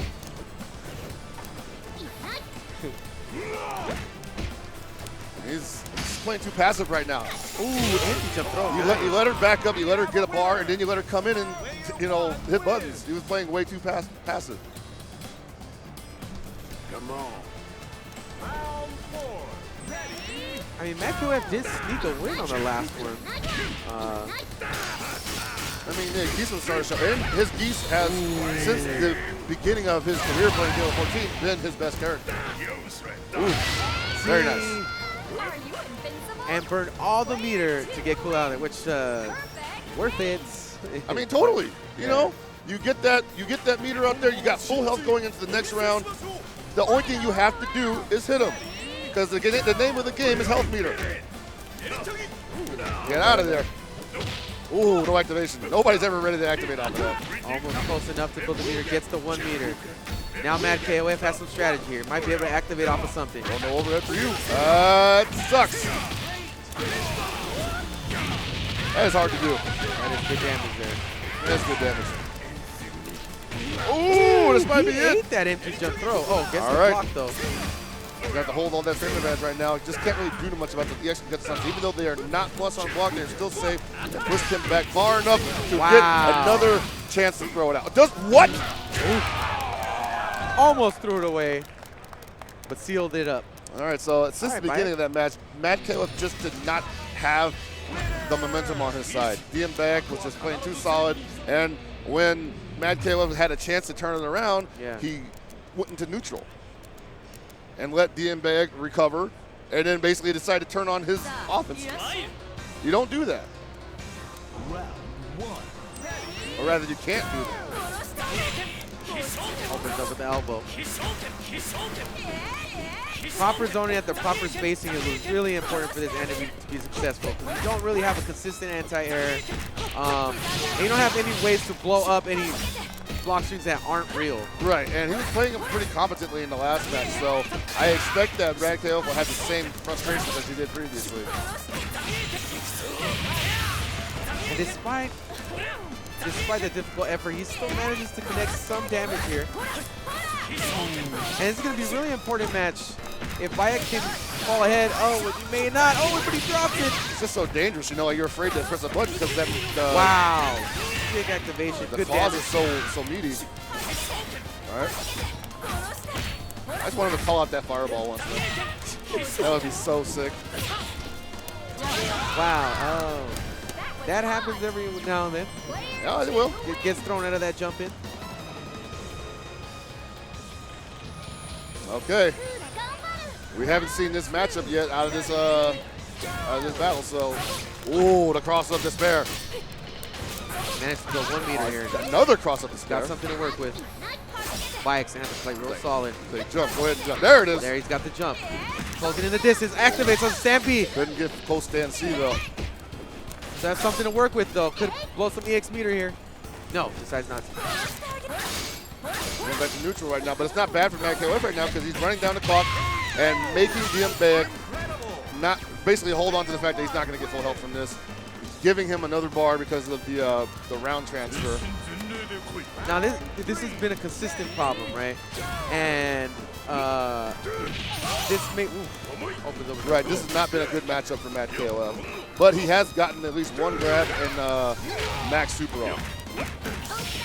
But he may not get it this time. It looks like DM Bayek is well aware of what he needs to do to get. Oh my God! He made it happen. Don't wake Daddy. He's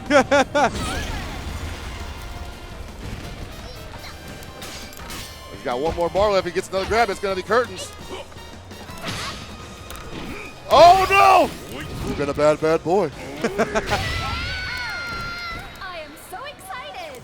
And making it work with Daimon, this is not a good look for Bayek right here. Yeah, that is rough. Mad KOF's Daimon's coming back with darn near full health. No meter, but at this point, doesn't need it. Yeah, throughout the course of the match, he's going to get that 1 meter pretty quick. Yep, and if he grabs him, boy. Is he going to burn it? Yes, he burned it. has to. I don't know. Had to.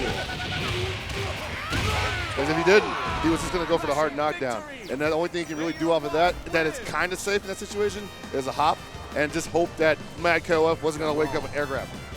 Because if he tries to do wake up over, if he just does like Oki overhead, he's going to get gripped.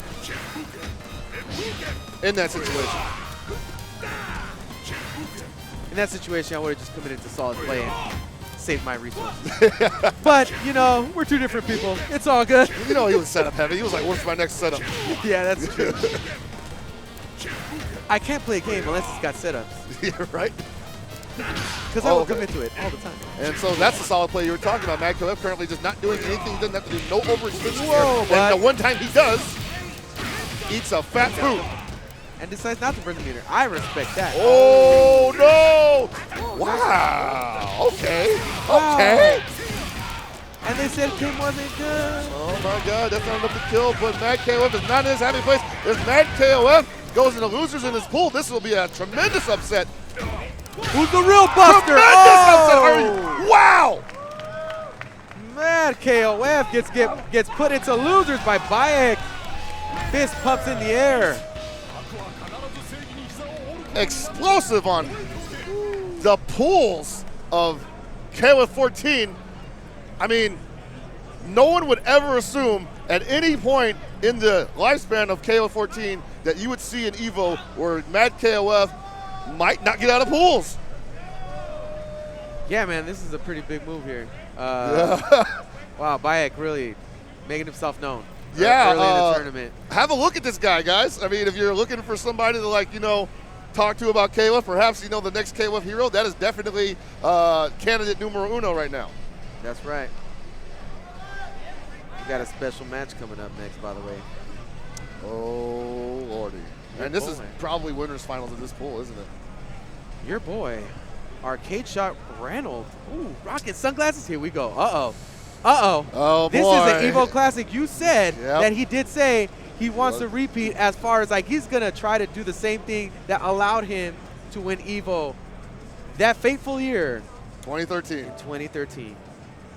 Yes, Reynolds has confided with me that he felt that he was at his maximum potential in 2013, and we agree with him.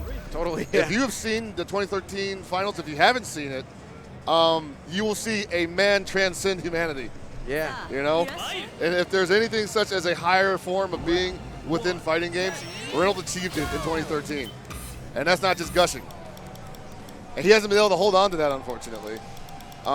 He's still really good, but he wants to recapture that raw adrenaline that just drove him to, you know, pick apart Hee-San Woo in Grand Final 6-0. Yeah, and it's, you know, adrenaline is a really good word because the way he plays just seems to be like by the seat of his pants, right? Yes. And he digs so deep into reads. Like, sometimes I just don't know how a man can do that. You're like, you almost don't believe it, right? Yeah. You're almost like, no way, people are just shook. When you see the progression of that, especially when he plays really strong players, and he's able to come out on top, it's quite a sight to behold.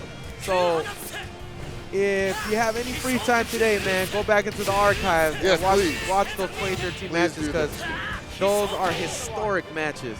And I say that the best grand finals are the ones that teach you how to play the game more or less at that higher level. Yeah. But I don't think you could ever do that. Yeah, right. You know, like I don't think like you can try, sure, Yeah. but I don't think anyone will ever do that again. Even Reynolds. Yeah. Might come close, but All right, man. But his opponent, Freno, a long time in the KOF community. Oh, and yeah. a very strong player himself. out of Morocco, blue license grants. He was at the pre-release tournament last year. Did really well there. Yeah. I think he got third. So definitely one of the people to be on the lookout for here in this tournament, and quite possibly could be Reynolds. After our last match, I am not taking anything for granted. That's right, man. Round 3. Button check's finally over. Okay. All right, man. We're really getting into some real matches here. Yeah, this is a nitty-gritty right now. The gears are definitely turning.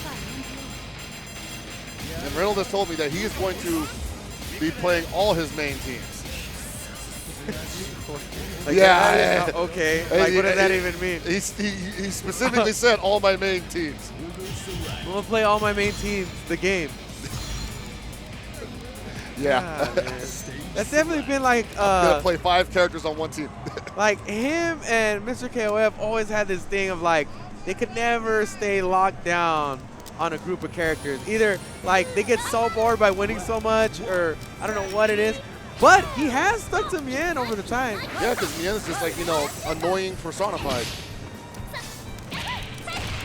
Well, this is definitely a main team for Reynolds. Oh, called him out with that far stand C. And Freno is actually a guy that really does study a lot of ways to counterattack a lot of characters. By no means is he not prepared. And I gotta say right now, Reynolds having a little bit of trouble here.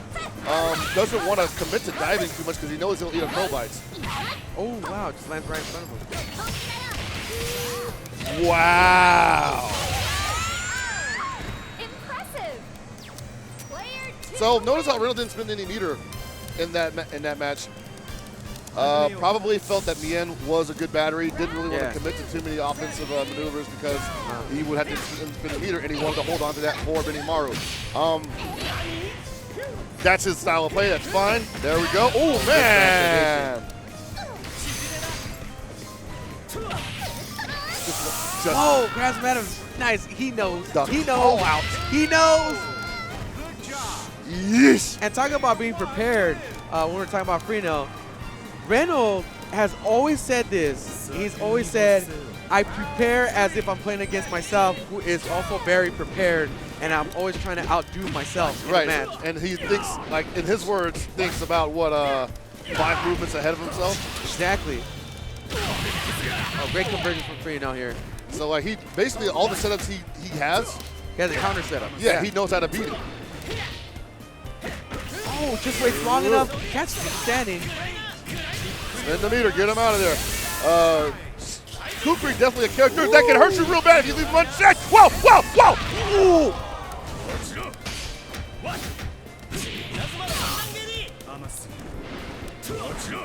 Still. Wow, able to run right in and get the command grab. Reynolds tell him to take a load off. Calm down, big fella. And I gotta say, this is not a bad look for either one taking this round. Wow, why? He's gonna let the sound close out. Yep. That was not worth it at all. Let him out again. Let him out again, man. He knows how to beat it. He knows how to beat it. Oh! That was none of that was worth it. None of that was worth it. I mean, he got the round, but you spent your last bar. You're not gonna get a lot of life back. And here comes Robert with 2 bars. Wow. Not worth it. And opens up with a great conversion. Way to take the wind out your sails, right? Yeah, I know, man. That's what I'm saying. You can't leave yourself in that position.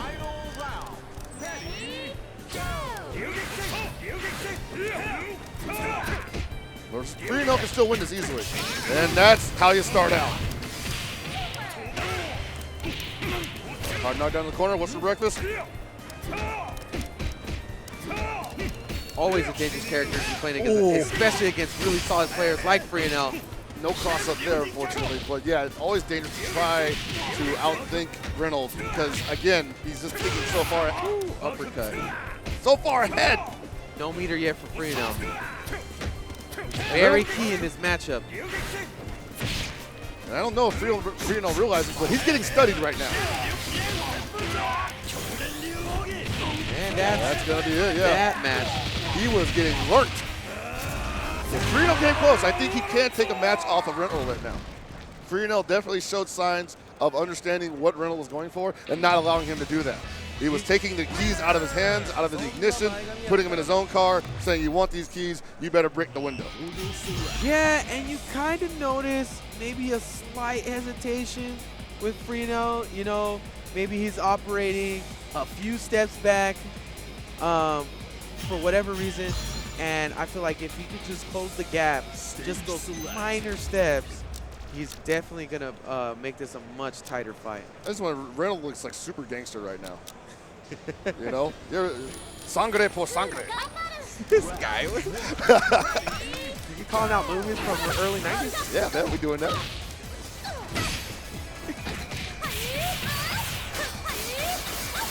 Oh, now he's just disrespected. Not that you can really respect anybody when you're playing Mian. The reason why she's so annoying is because she's just straight up disrespect. Exactly. Oh no, thrown in the corner. Wow. And it just seems High, high, high. That's always a cornerstone of watching Reynolds play. Things just seem to work out for this guy. How? How does he do it? He looks for that setup. He literally looks for that setup whenever he can. Yeah. No, totally, man. I mean, I would almost say like he might as well just name that setup the Talk to Reynolds hand or something, you know? Hand of Reynolds, hand of Mian. Wow, calls out the sand machine. he's already picked up on habits of what Freenel likes to do, and that's how he makes great calls like he had in the last. Actually, it's that interaction that he had with the sand tone earlier with the dive is really telling because you notice he doesn't get hit until he touches the ground. Exactly. So he can dive through it, and Kukri is in trouble. Nice conversion there from Freenel. Oh, man. He rolls on wake up. Jeez. Ow. Right now, Reynolds playing with zero fear. Nope. Yeah, gotta block that. Chips him out. Chips ahoy. Almost as if those sand clones don't even exist. Exactly. Just moving like he feels. As long as she's in the air, and she can be right on top of it. She can be in it, and it won't hit her. Yeah. That horizontal dive is strong. All right, so Freenel got a lot of work to do here with Iori 2 bars too. Yeesh. Okay. Oh, a little shook. That might be it. Oh no. man, here we go. Talk to the hand. I told you he's looking for it. Why not do it again, man? I mean, yeah, why not? You got 3 bars. Mien did her job twice. Went into overtime. Round 4. And now we get to deal with this Robert Garcia running center. fully stocked. Willing to spin the bar on a block string, maximum block string. Uh-oh. Oh! 3-0 shook. 3-0 is not making the most of his damage right now. But he is getting it consistently, so. Oh no. It's gonna hurt.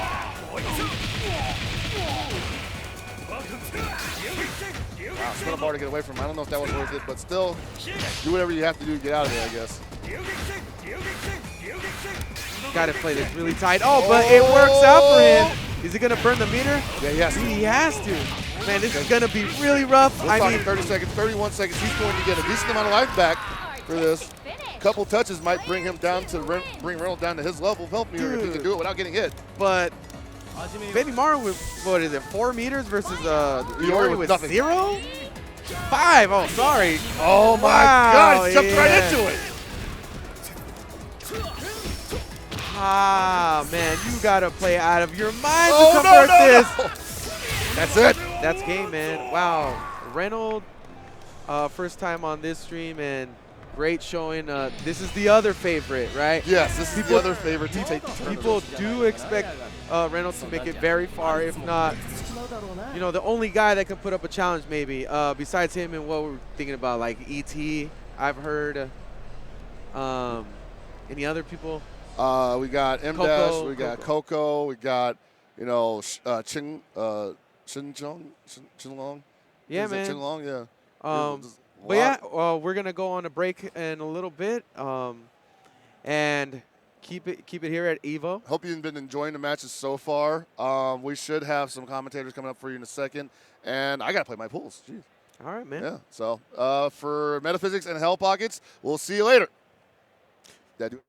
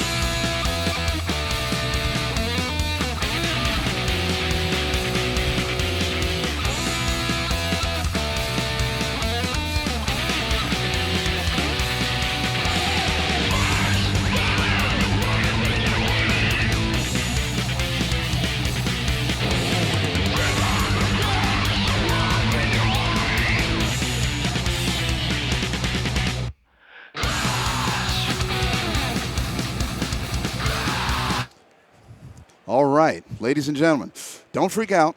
Nothing has changed. We've just switched over the commentators. This is the one, the only, the voice of KPB. I am Afrodynamic, a.k.a. the Voice Wonder, and I'm here with my man Sammy Fish. Sammy, how are you doing, brother? Great. How are you? Dude, I'm excited. I'm amped up. Yeah. I've been putting a lot of work in. I've been wanting to make sure that I was going to be here because I want to see this.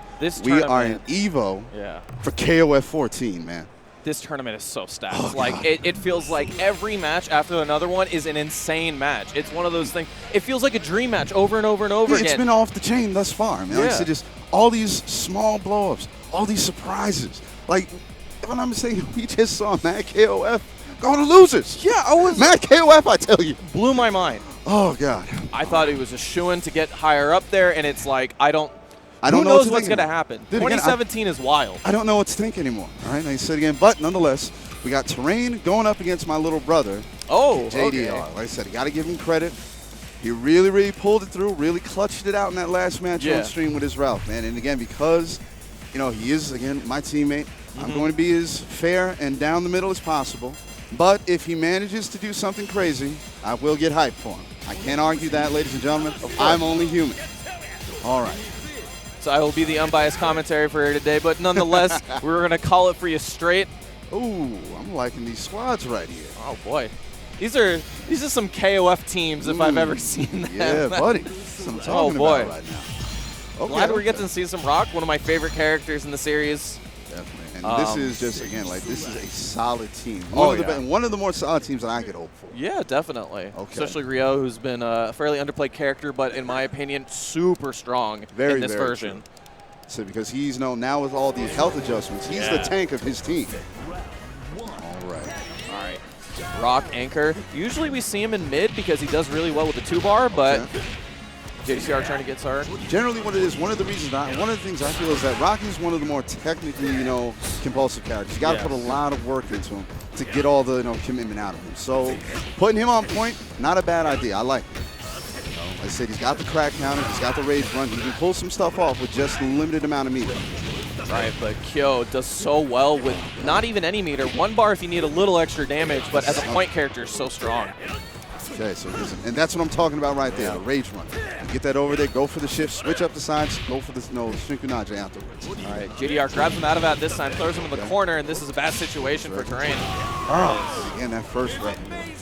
And one of the first things that we saw earlier on, it was not with JDR, but we did see it where Kyo now, he gets a good amount of armor off of those records, especially if you get the EX record.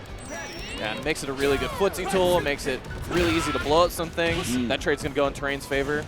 But JDR's got enough life to make something out of this. Exactly. Just needs to be patient. That's one thing that I can say I've actually appreciated about JDR's play over the last couple of months. Obviously, he's a very aggressive character. But one of the things that I've appreciated is that he has learned to be patient. He's learned to pace himself. Even in a situation like this, he's still holding strong, still keeping his calm. All right, gets the opener. There it is. Goes to the EX record, goes to the lift. So the record goes to the level 2. Like spending it on your first character. You're going to get that meter back. You get a lot of meter in KOF. And again, here's the thing. One of my teammates, Rodman's Prime, he has a belief. When you come in and you're going up against a character that has less than 30% life, you're living on borrowed time. Yeah. You just saw a prime example of that. Oh, yeah. JDR, again, he had really nothing to lose in that matchup. He was on the back end of the life lead. Terrain came in, had the meter lead. What happens? JDR worked him down. You see him again, getting the jump down C. I really like JDR's meter management here. He's really getting the most out of it, but Terrain's going to try to get this kill out of here. All right. Been a pain in his side. Oh, yeah. And we're going to get into his next character, Ralph, one of my favorite characters in the KOF series. And we're going to see some big duffs. Oh, yeah. No, I said Ralph, again, with the last balance patch. Again, the buttons that this guy has, unbelievable. This character does so much damage with the right starter. It's so scary. That's okay. Nice little bit of cross. So goes to the overhead. I like it. Into the max mode. Rio does some big man damage now. He does, baby. Hold it. Okay, not bad. Okay, JDR again. All he has to do, there it is. Find that 1 point. Got the range on that far standing D. Leads into this. Look how much damage this is. That's on Rio. That's a beefy character. Yeah, man, and he goes right back into it. Doesn't have enough meter to actually capitalize, but again, still managed to get it. Goes to the dive bomber. Just out of the range of the overhead. Nice cross up there by Terrain. Hey, like I said, short, simple, to the point. I like it. He's still alive. Oh my goodness. All right. Just gonna go for the Okay, chip. had to chip that one out. You wanna, when you get the opportunity, put Ralph down. Yeah. It's simple. Character does so much damage, but I think that Ralph did his job. Yes, sir. Put Rio almost all the way out, and his Terry with the 2 bars is going to have to finish the job. Definitely can do it on one hit. Again, like I said, he has to be very, very careful. Moments like this, you do not want to get caught in too many of these mix-ups here. Yeah. Rio's really close to 2 bars. That could be a dead character with an opening. Exactly. Just like that. One combo, and he's just over 40%. Oh, here's the that's it. There it is. And goes to the EX crash. All right, so again. All right. Got a I'm little again, close. like I said, I'm proud to say myself. I kept it straightforward. Yep. Kept it down the middle. JDR managed to pull that one out, so I'm proud to hear him. Okay, so again, we got JDR again. This is another NorCal Mexico match. And seriously, shouts out to everybody who has come out for KOF at EVO, man. This has been like just a United Nations of butt whooping today. Oh, It's nonstop. It's all over the place. Yeah, especially with last night, the KOF room. Oh, it really the feels room, like man. the community came together, like just so amped to play this game, and I can't help but be amped as a commentator. Oh, yeah. Because when these people put love into this game like this, I have to respect it. I have to be here. Look at these guys. Now we got a Kyo switch Oh boy. All right, in so here. again. So we're gonna go tit for tat on the points. All right, so now one of the things that I always enjoy about mirror match is that at that point, all the tools are the same. So now it boils down to the character. It boils down to the player.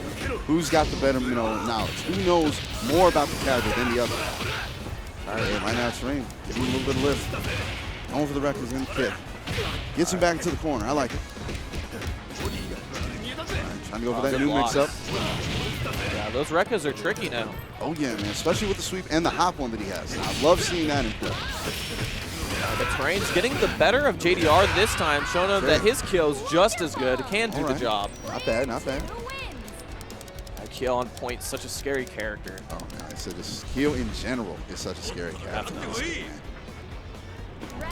All right, so we're going to have to ask Ralph to do a little bit more work this time. Oh, yeah. Definitely going to have to put in some numbers on this one.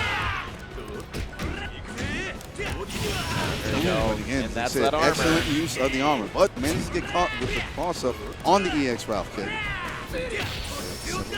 I tried to maximum confirm it, but accidentally gets hit in the air. Is going to get a hit anyway, and is going to finish the job. Right. Just like that, with 47 seconds, he's going to get all that life back. Yeah, that was a really good presence of mind there after the Fardy air hit. A lot of people fluster after that because they didn't get the confirm, but definitely kept it cool there. Going to find his Terry and start out with that blowback there. That's it. One of the things he's got to be careful about, man, it's just one of those moments. Don't let stream jitters get to you now. This is not the place to do it. No, definitely. You just got to play your game. 1v1. Oh, man, he's going for the no close thing. Gets the X route kick. Oh, he's going for the Bari. Oh, but he's too far away. Okay. Wasn't able to catch him. Oh, man, this is a bad roll of the dice right there for JDR. All right, These just a guys level on one the guy. jumping. So what would have been pretty much a nail in the coffin right there. JDR's going to have to pick himself back up and get back into the match. But it's an even life lead, and he's got a bar to do some damage, so he can definitely make it work here.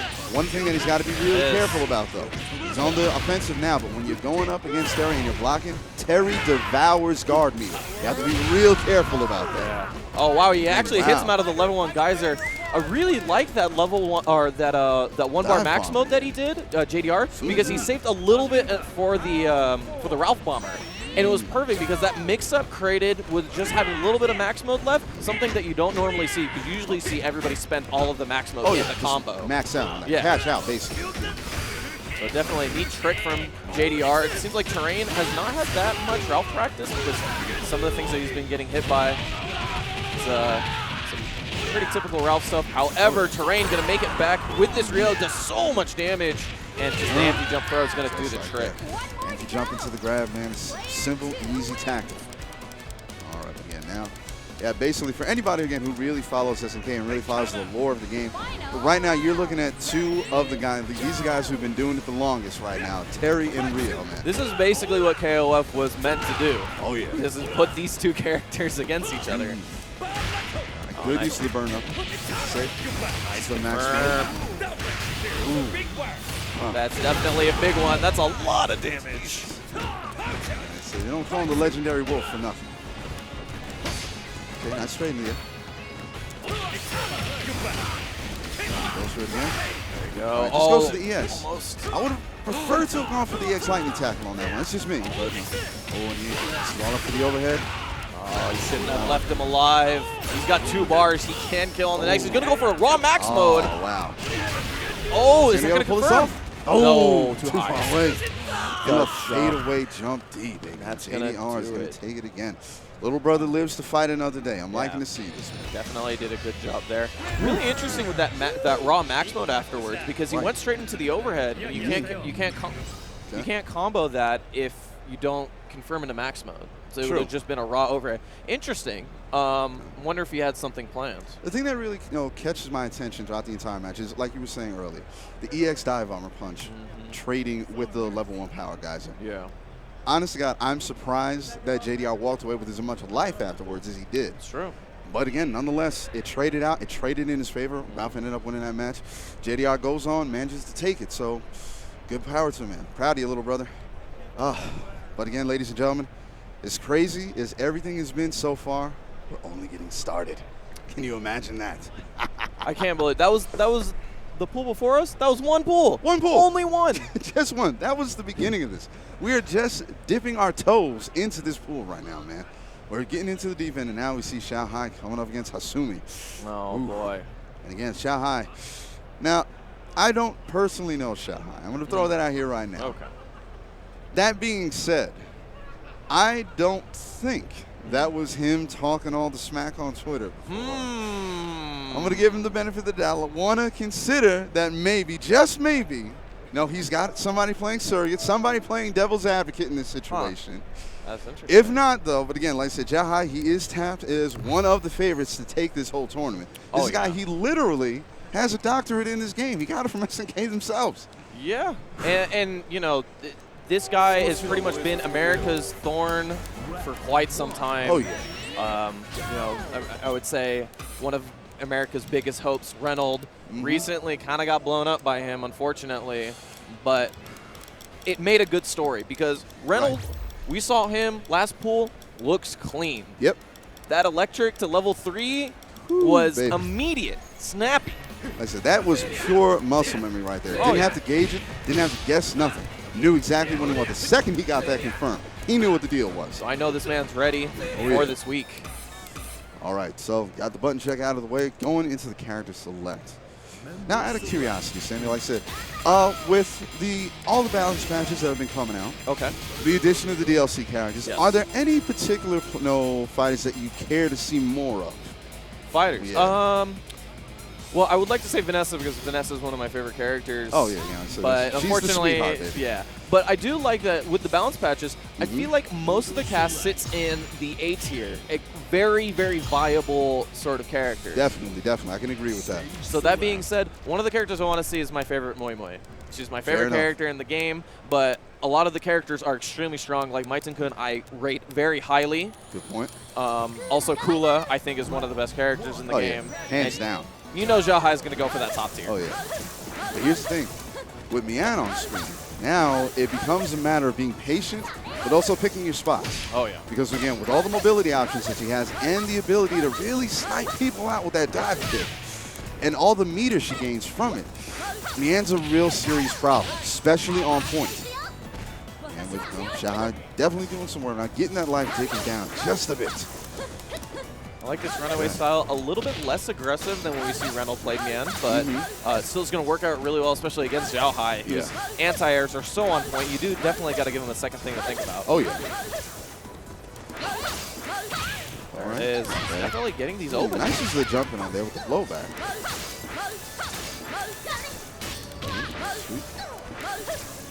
And again, another great thing about Mian is that despite how people generally play, Mian has some fairly decent buttons on. Oh, yeah. Her ground buttons are yeah. phenomenal, but this is huge damage. Spend that 2 barters immediately. Right, and again, the old school KOF 2000 UM, jumping C from Kula, possibly one of the most dangerous hitboxes in the game. I can't. Wow. It's been all a right. minute. Yeah, again, I guess so. Here's somebody we usually don't get to see. Somebody with a home court advantage, no less. Yeah. So Not usually a highly represented character, but definitely can do the damage. Has the 4 bars, and this is one touch. Xiaohai is going to play it calm. Yeah, and he's really just going to have to put the pressure on. You don't want to get Kenso any opportunity to get his offense going, because one of the big things about the transition from 13 to 14, Kenso lost a little bit of speed and mobility, but what he lost in speed, he gained form power. He hits like a truck now. Oh, yeah. Mind you, he hit it like a truck in 13. Also true. Yeah. So just a little bit more. Good use of the frost return there. Yeah, this is one of the problems with this matchup is that Kenso really has to use that slow fireball. It's one of his best tools in order to approach. But obviously Kula can just swap that back. But Kula's going to be taken out, going to go to the next Benny. This is one of the, like I said, I like to call him the Tokyo assassin, this guy right here, man. Because again, all you need with Benamar is just 1 bar, and that's half of somebody's life. Yep. Just that one good open. So let's see if Hasumi can maybe throw Xiaohai a little off his game. Because saying to throw Xiaohai off the game is not possible. But to just put a little bit of a stagger into it. All right, See if you can get him to stumble. All right, probably wanted the 3rd, but it's too high. All right, decent trade. Goes to the X fireball. He's going to be on the back foot a lot because you don't want to give Benamar the opportunity. Yeah. But at the same time, time works against you in that gameplay. That should be it. He's got the knee loops. Oh, he's just going to go for 2, but that's going to do the trick anyway. And again, simple 1-bar combo. So dangerous, so effective. And now again, one of the guys you were talking about, Maitsunkun. Maitsunkun is somebody who, I'm not going to lie, I appreciate him as a new addition to the roster. Yep. Hate fighting him. Oh, yeah. Because again, there it because is. of stuff like that. Yep. Again, that slow fireball, the dash punch, the wake-up pillar, all these different things, just they make him such a dangerous character. Yeah. And because of his design, he is so unassuming. All right, trying to go for a couple of these EX, fading light kicks. That's fantastic fireballs, great ground normals, probably some of the best CDs in the game. Trying to go for that on-the-ground crossover. Yeah. And Hasumi just completely content on playing this back and forth, lame out, and then all of a sudden I'm coming in. All right, goes in. Nice chip on that one. I really like the raw max mode style of it too. He's definitely just using this character's fantastic EX moves. Seriously, man. And the thing that, it's irritating, but it's so beautiful to watch. Again, the lack of speed behind that fireball, it allows him to approach. You see it earlier. Again, he throws out the fireball. And mind you, it's just a regular fireball. Still in max mode, goes to the crossover with the roll, tries to get an on-the-ground cross-up. Man, that is insane. And we saw some fantastic neutral from Hasumi just a second ago, but he's going to get gripped. And you know Iori, he's going to do some big damage. All right. Oh, boy. Boom. Oh. That's now Hasumi. Uphill battle. But with the way Maitsunkun hits, could pull some miracles off right now. Yeah, not only is this character a fantastic defensive character, he also hits super hard. All right. Sends to the fireball. Again, tosses the bill. Oh! That's what I'm talking about. I knew it was going to happen. Oh, boy. I didn't know if that was going to go through or not. Oh, God. And just slowly throws him off the game. And you see the approach there. How do you go up against that? Yeah, he's keeping himself safe with the pillow in front of him. That's such a smart idea. But that trade, even though he's going to get hit out of it, is going to do it. That's going to go first up for It's going to be Xiaohai. enough, basically. All right, so again, Xiaohai is going to be up 1 over Hasumi. But again, we saw a little bit of innovation there. We see, I don't want to necessarily say like there's a dent in the armor, but again, maybe a little something to work to. Maybe a tiny little crack that started to show. Because again, if you can simply pressure Xiaohai with the type of projectile zoning and the level of approach that Maitsunkun has, maybe you can get something. Yeah, we saw pretty much his Benny completely ineffective. Something you can't say about Xiaohai enough. I mean, that's something, I'm not even sure that's something you can say about Benamar as a character. I don't think I've ever heard those 2 words in the same sentence. Yeah, right? And then it didn't feel like he had an answer for him as in Yuri, but he had the life lead and was able to trade enough times in order to take it. Now we're seeing it here again. Hasumi building up all that meter. Be patient.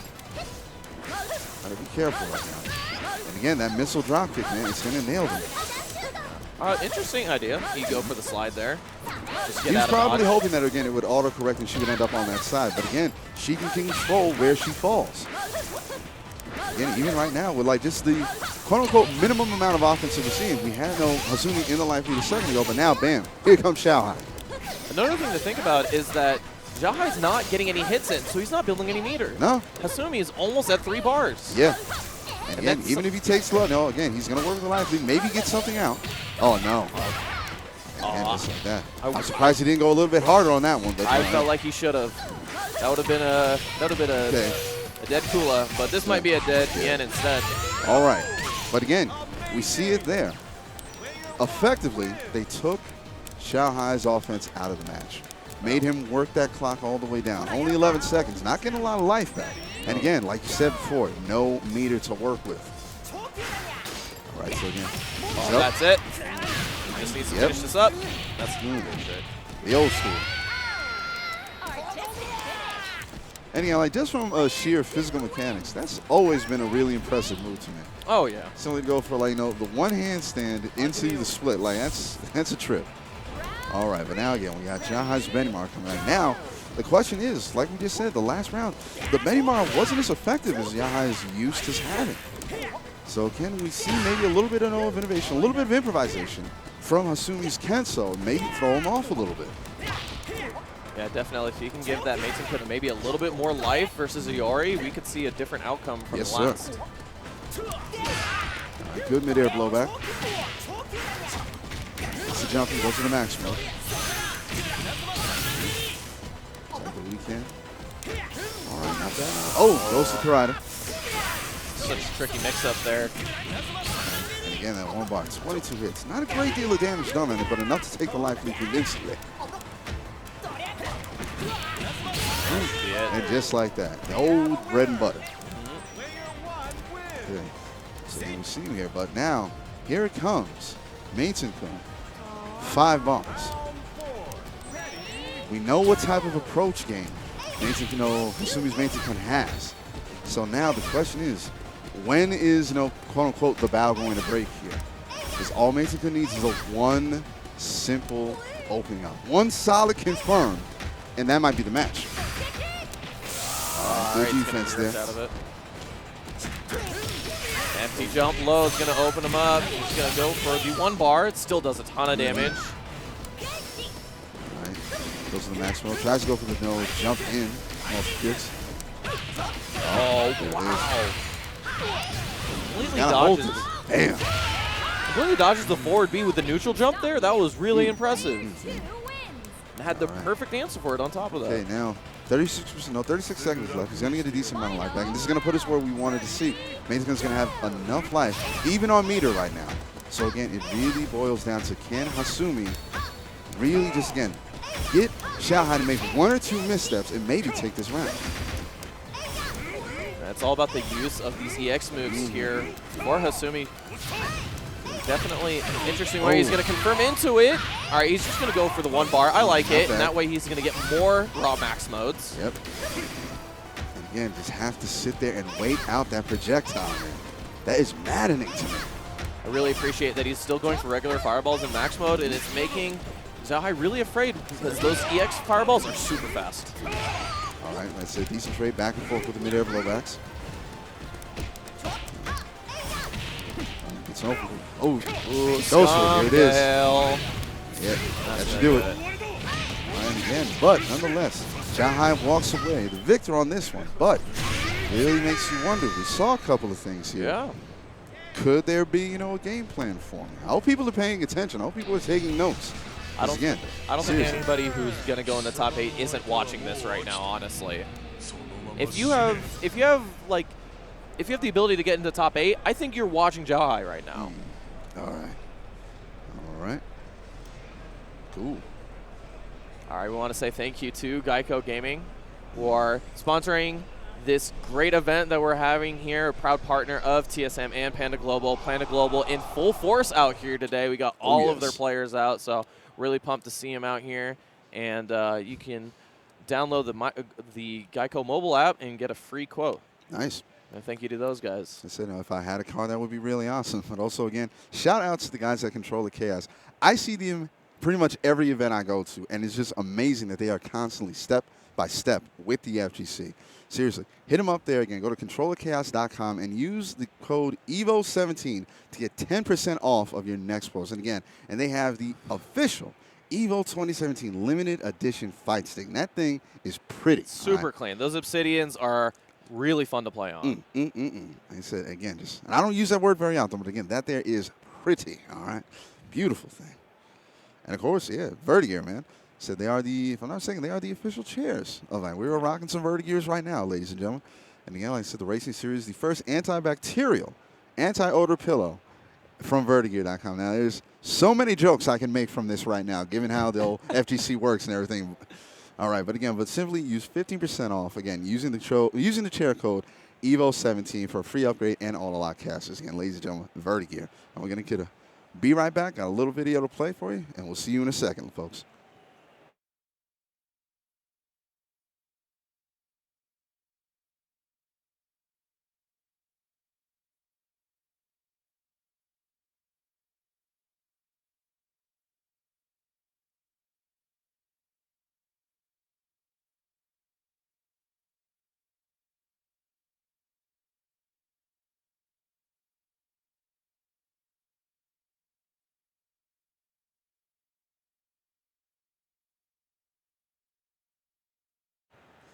Oh, all right, ladies and gentlemen, we are back.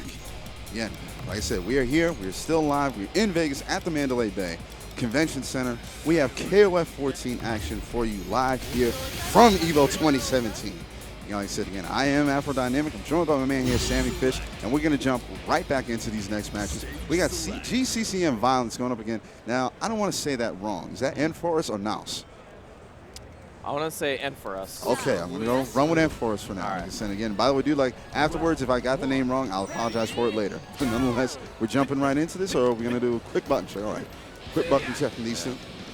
And I'm gonna say real quick, this guy, Violet's from the Emirates. Super cool that KOF has such a broad fan base internationally, not only in the East, but also in the Middle East as well. And you got to see so many different, we got South Americans out here, we got Middle Easterns out here, we got Japanese, Chinese. And it is, if I would go so far as to say that possibly you could call it the soccer of the FGC in a weird way. Might be, yeah. All right, so again, some of them should get sorted out. Again, like I said, ladies and gentlemen, you can see it right there at the bottom of your screen. Sponsored in part by Twitch, Jinx Pro, Udon, XSplit, Smash GG, Team Spooky, Tenno, SRK, and Insurgent. On top of that, you have all the other people here. You have Arc Systems, you got Simple Mode from Samsung, HyperX, Geico, Quamba, Vertigear, Control KS, and Gaming Generations. Now, don't ever think, ladies and gentlemen, that this is a one-man show in Vegas. Again, there are a myriad of moving parts, and a lot of people come together to make these events happen. I just want to shout out and give thanks to absolutely all of them. That's definitely a lot of magic that happens. Oh, yeah. Even more from Square Enix, Zowie Games, Split Frame, Arcade Shock, Horror, even Axis. Again, they're everywhere, man. Again, there's so many people that make EVO possible. Thank you, all of you. And the best part of it is that it's a lot of homegrown. People have been doing it for a long time, along with these guys who are coming in and helping us out. And really appreciate that. Definitely. It's really something to see, because when you look at the fighting game community, it's unlike any other scene. Oh yeah. As a scene, it is not only players. It's also commentators. It's also TOs. It's also artists. It's also stick fixers. I've like I said, modders. Yeah, modders. Yeah. There you go. But it's a whole everybody. If you like fighting games, you're a part of the scene. And it doesn't feel like any other scene has that sort of love in it. That's why we're here. That's why we're at this big stage. That's why we're at the Mandalay Bay Convention Center. Unbelievable. I picked a hell of a time to make it out to Vegas, bro. I wouldn't miss it for the world. This is my holiday. This is honestly, like, when I look at this, even though I'm commentating, even though, I'm working technically, this is a holiday for me. This is a labor of love, walking around, seeing everybody's smiling, ready, maybe a little bit salty sometimes. Oh, yeah, that's a given. There's the old expression, the sweet will not taste the sweet without the sour. So you're going to have some salt. It's just the way of the world. All right. All right, time to judge these men based on their character decisions. Oh, a Zarina. Okay. And some King action. Yes. That's going to be a solid team to work with. I am a big fan of King as a character in general. I think she's very solid in this game. I think she may be lacking in the damage just slightly compared to the top tiers, but has some very strong neutral game, strong anti-airs with that far C, the crouch C. She has very strong fireballs that are very difficult, has one of the best raw max modes in the game. Oh, yeah. And we can see all of that and more in a second. I really like that team coming out from the left side here. On the right side, though, again, that is a dangerous team in general. Because that is a go-in team. Exactly, again. Because you have the, like, powerhouse. You got Terry there. Again, like I said, we were talking about earlier. Terry hits hard, devours guard meter, so he can get to you whether you're on offense or defense. Then you got Clark. We've been seeing what Clark has been doing. I've been seeing some amazing stuff from Clark over the last couple of weeks. Again, the armor that he has on the Argentine backbreaker, that eats everything. Everything. So don't think, just again, the last moment I saw was, it was Clark going up against Terry. Terry went for the level 2 Buster Wolf.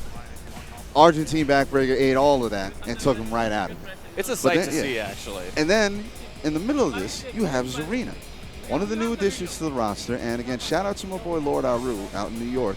He was the person who really brought it to my attention just how crazy Zarina can be once you get her in motion, man.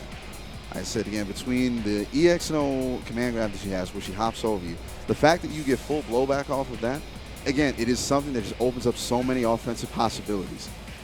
And again, with the overheads, with just the fact that, again, a couple of her command attacks still are launchers in and of themselves. Yep. She's got the tools, man. She may not necessarily have the damage output that most people would care for, but that does not take her out of the mix. She's definitely one of those characters not to be slept on. Yeah, and honestly, there's a lot of characters in this game who can't do much about far B. It's such a strong button. And we can see that in play here. Yes, sir. Waiting for a moment to get started. Okay. Actually, I want to say something real quick, is I'm really surprised with how many people have really taken to Clark as a character. So what? Oh, wow. I'm sorry. I'm really surprised with how many people have taken Clark. You've seen a lot of people, especially in China, they've been playing Clark, a lot of Billy Clark duos, which is also quite interesting.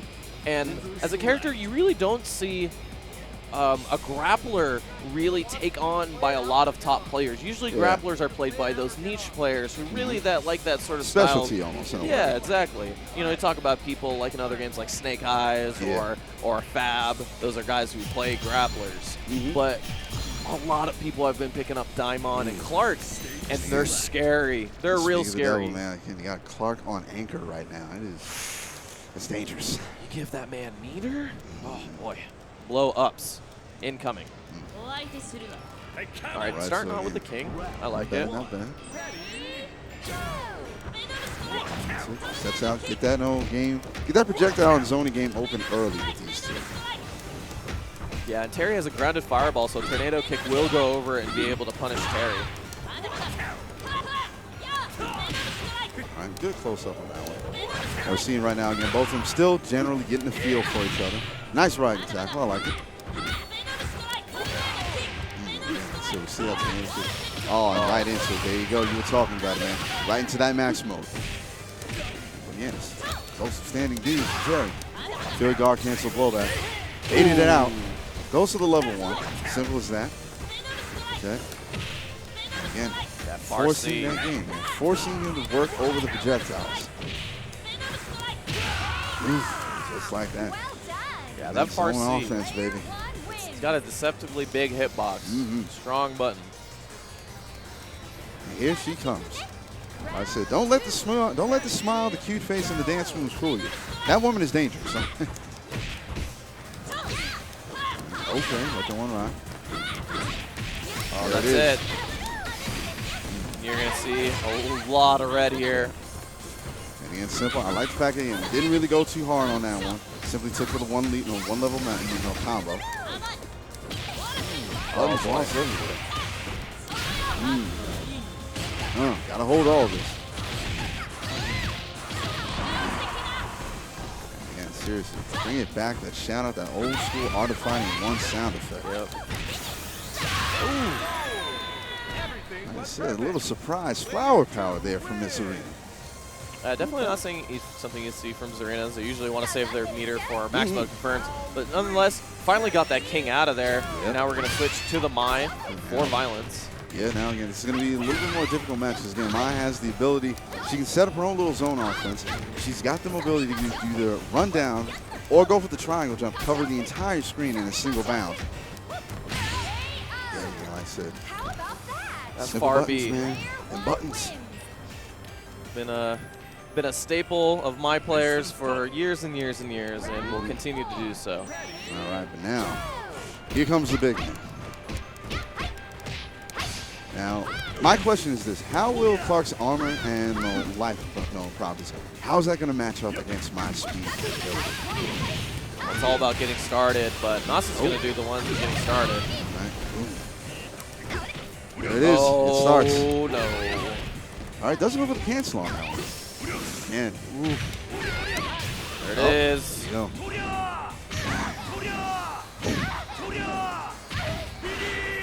Oh, my God. And that's one command grab. It's just one. And again, like I said, and here's the crazy thing. What really, really frightens me is that, again, if you go for the EX, RTC back break, you get juggled into that, which leaves you open for the EX tackle, which then leads into another combo. Good cross up there. All right, so again, back this out.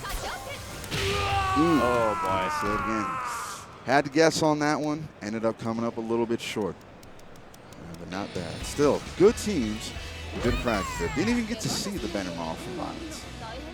Didn't need it, not yet, but we're going to go into it again. Character, ooh. Character select, okay. It felt like he was thinking a little bit harder than just trying to hit rematch. Right. Fair enough. So, Billy, oh, okay. So this is what I was actually talking about. We've seen a lot of Billy Clark pairings. It's something that's rather interesting, and I think it's because they both complement each other really well.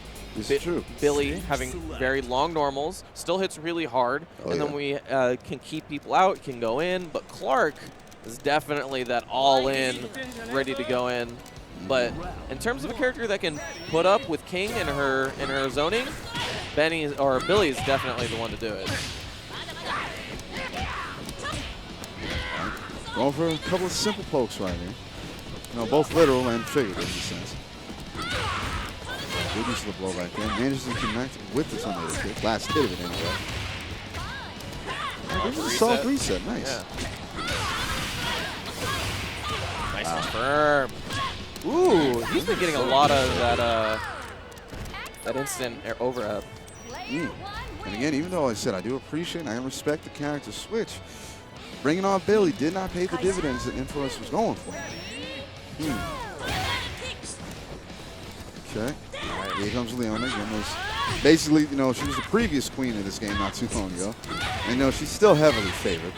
Still a very strong character. All right.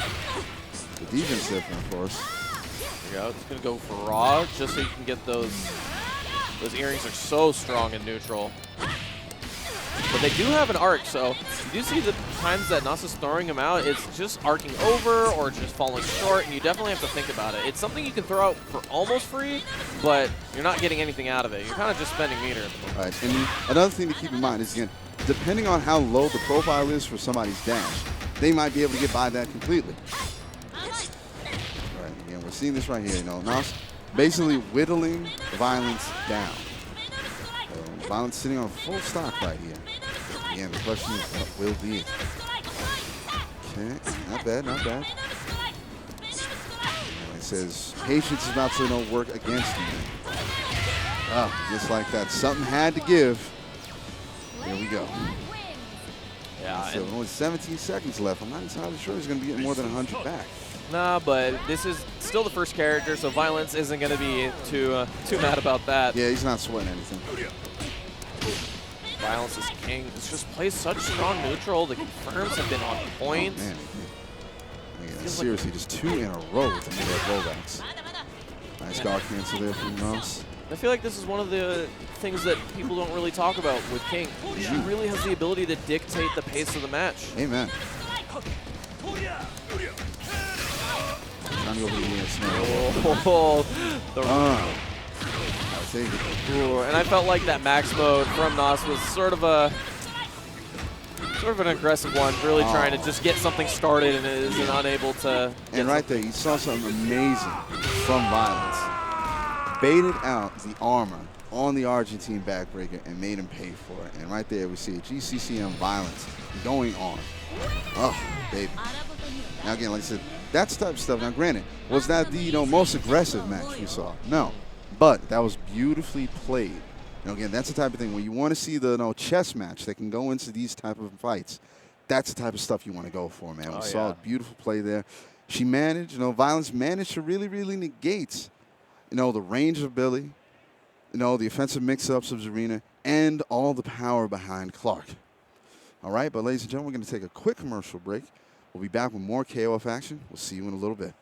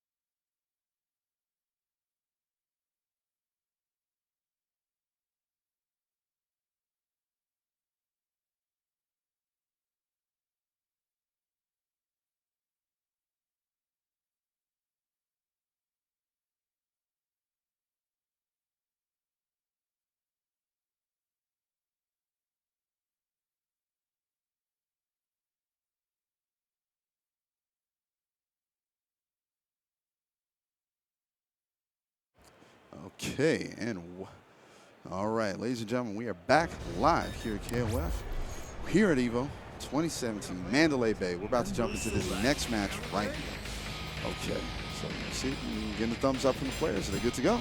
Yep. All right, thumbs up to the players again. We're good. Boy Afro is good. Sammy Fish is here.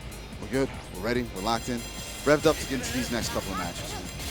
And again, like I said, dude, it's only been a short period of time. Only got to see a couple of these matches, but we're still getting more in. Still getting more of this stuff in. I'm super pumped to see an Angel. Ooh. One of my favorite characters in this game. Angel on. Anchor. And Angel, again, like she's just, again, throwback to, you know, the Nest saga. Maybe the black sheep of the KOF clan, but nonetheless, it gave us a couple of good characters, she being one of the best. Oh, yeah. And she definitely got a lot of buffs in the 2.0 version. It makes her such a scary character, especially with some meter. Oh, boy. And another one that has gotten a lot of buffs since the beginning of the game, Gangil, is, in my opinion, one of the best characters in the game. I can agree with that. I will co-sign that.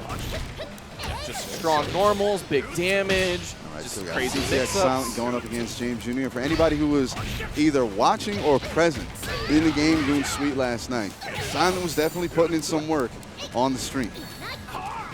And right now, it's all about the stream. You know, it's not necessarily about having fun. It's about getting down to business. Those are the overhead into the elements. I love it. And again, Gangil is one of the characters in the game that just benefits so well from just, again, simple bread and butter combos. Oh, yeah. But because he has such high damage output, they make the impact. Definitely. Kim's mentor definitely showing where he's got it from. That big damage didn't come from nowhere. Passed down through his teachings, but he's going to get started on Silent here. Another confirm. Such good damage. These bread and butters basically lead into his mix-ups. It's so scary. Gets an air hit on the jump A, unfortunately. And that chase back from Silent. Good Macmo confirmed. He could kill here. It might be really close. Oh, he's going to go for level 3. I like it. And I respect that because I was going to say that. Oh, it's still alive. Kill. I would be so disappointed. Oh, my God. Don't leave this man alive. Don't let him. Don't fall to the Miracle Pixel. Oh, try to go. Good use there. Oh, man, she go either way. Good use of the evasion. Oh, my God. Is he going to pull this off? Oh, Jesus, he done it. Do not leave this man alive. Boy, if you don't put that Gangil down, oh, man. That's what we're talking about right there, ladies and gentlemen. That's the type of stuff you can expect to see. But right now, here comes Anko. I'm loving that, loving that color right now. Nice stagger pressure there. It's going to use the 1 bar just to finish it up. Simple, strong, sweet, to the point. Yeah, good confirm there. After the second, crouch short. I like it there. We're going to get started in there. Oh, snap. It's Robert from Art of Fighting. Okay.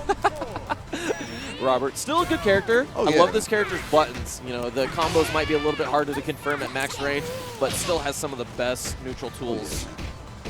Really, again, honestly, he's one of, in my opinion, like he's one of the better all-around characters in this game. Definitely. And that's been throughout all the patches. Yeah, definitely would agree with that. I say he has all the tools. He can be effective, but again, he's still, you know, he's not overly complicated. As opposed to like fighting against Angel. Oh, but again, nice, I like that. Yeah, it's just gonna try to fish out on that counter super. Okay, not bad. Okay, Robert doing a little bit of work. Oh, try to go for the command grab. Nobody home. Here comes Angel with the Unchained. Oh, right back into it. Gets that recovery. Nice. Uh-oh, don't do it again. Don't do it again. Instant dive kick. Oh, come on, Silent. All right, Oh, Silent, come on. boy. You don't want 2 of these on your record, man. You're doing so well here, and then you left him Oh my alive. God, is it going to happen? Okay. Oh, Jesus. Oh, my God, it happened. Yeah. It actually happened. Twice. They're having a little 2 Miracle Pixels. Oh, wow. That's KOF. Characters do damage in this game. You slip once, you expect to lose a lot of blood there. Mm-hmm. But again, just like again, there's something soul-crushing about you losing to a character that legally has no life. Oh, man. All right, but again, nonetheless, James Jr. gets one up over Silent right now. 2 Miracle Pixels, but like that should unlock like an EVO trophy, that in and of itself, right? That should be an achievement there, but nonetheless, back to the match, ladies and gentlemen. Unsafe slides punished by James Jr.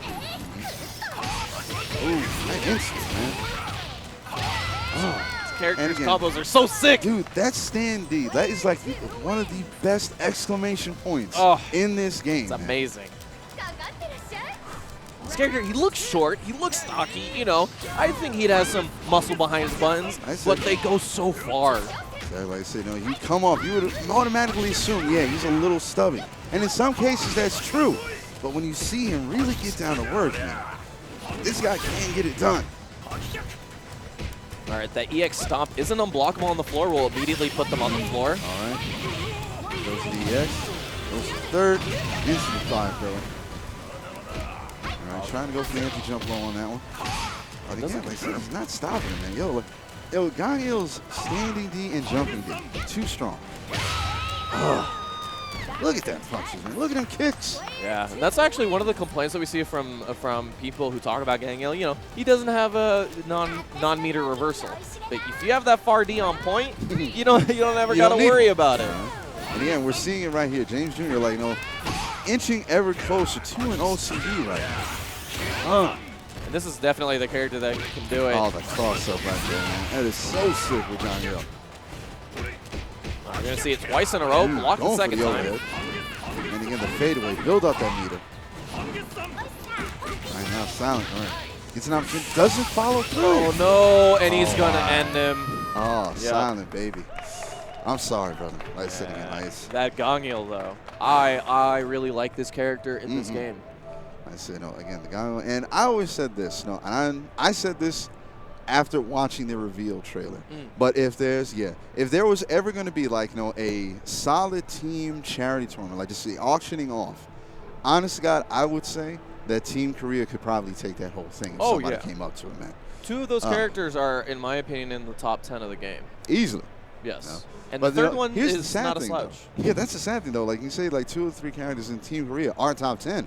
But then the question is, like, which two? Because they're all so good. They all hit really hard. Oh, they both all have great mix-ups. Yeah, and yeah, Team Korea is really good. I'm actually this close to playing them if I didn't like Moi Moi so much because I already played 2 of them. I said again, me, I'm a character lawyer. I'm, you know, Geese Howard all the way. That's been my man from the very, very beginning. I respect that. All right, but nonetheless, you're going to be moving a little bit more into these brackets, ladies and gentlemen. So right now, we're going to have Kyote from Japan going up against that alphabet soup. I'm not going to attempt. I'm just going to go say it again. Yeah, we got Rockland Kyo from Colombia going up against Kyote from Japan. Another international affair we got here. Seriously, man. And again, like I said, we got a little bit of experience on the stage right now. Interesting. But again, all shapes, all sizes, man. Everybody comes to KOF. Young, old, foreign, domestic. You know? Again, it's just the game that brings a lot of people together. Yeah. It's definitely one of those games you always like to see that international presence at EVO. Oh, very much so. That's why it's here, because, you know, a lot of people play this game from all different countries, and it's really good. It's a coming together of worlds that doesn't normally happen. You know, we usually have lives, you know, we got to keep up with. But once a year, we got this thing. It's called EVO, Evolution. We come together at one point, and we duke it out. Who's the best? Japan, Colombia, China, Mexico. It's honest to God, it's all over the board when it comes to KOF, man. No, like I said, their flags that like I'm seeing up on the marquee. Like I never even remember seeing them in any other game before. All right, so again, get this quick little button check out there. But nonetheless, I know. Rockland Kyo going up against Kyote. I'm hoping to see some Kyo. I do like that character in this version of the game. I think he does a lot of damage and is a fantastic point character. We're gonna see what we got from this. I'm really interested. You know, and that's one of that's another thing that I love about this game, like that little bit of excitement that goes into just the character select. Yeah. Seeing that, man, and again, I'm on pins and needles. Wow. Oh, a Choi? Oh my God. Okay, so we haven't seen, I want to say little to none, and I can almost confidently say none of Choi whatsoever. Oh, man. This character has been at the bottom of the depths since the beginning of the game. Every time a patch comes out, somebody's like, oh, this character is going to be good. And then everybody drops them again. Because But they don't follow through, man. but I've seen it in this version of the game. He is a beast. He has some gnarly damage, gnarly tricks. He is a tiny little And it terror, is. all right? Yeah, and he's tiny too. Dude, that again. tiny character thing is actually a thing. Some of those buttons on other characters will just go over him. Right. I said again, they said he's basically, just like Alexa Bliss, he's basically 3 feet of terror, okay? No, 3 feet of fury, okay? 3 feet of fury coming in. Although we're not going to see him on point, we're probably going to Yep. see him in the mid position where we normally see him. Yep, I said he's going to be on center. But still, rocking the keel, yeah. Going with the keel over the rock, nonetheless. Kyote, to the right side, ladies and gentlemen, got with the Leon, Kim, and Robert. Very solid team on that end. Oh, yeah. But again, like the story of this match is that Choi. We gotta wait. We gotta get over this. Because again, here's the thing: Kyote actually has to get past Kyo first to even think about that choice. True. Extremely solid character, and definitely a character that can wreak havoc on a team. This Leona definitely has the tools to keep up, but just needs to get started.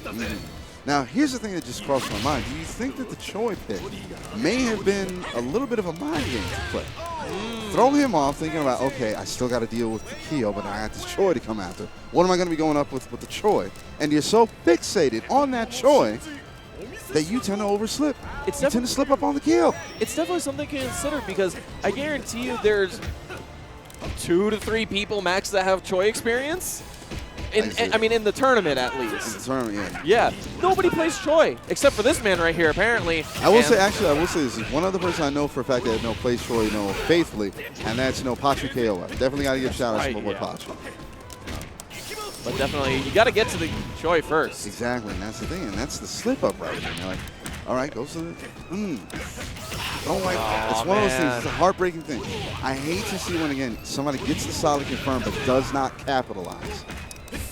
And Kyote, you're going to have to do me a favor, man. I really want to see this Choi. Yeah, Kyote, man. See, now here, Kyote, you've already got a strike against you. I'm not talking about the fact that you lost 2 players to a Kyo. That's understandable. That happens. Yeah. But the strike that you have against me now, you didn't let me hear Soul Road. You're going to have to work on that, brother, all right? I said I'm a big music aficionado when it comes to gaming.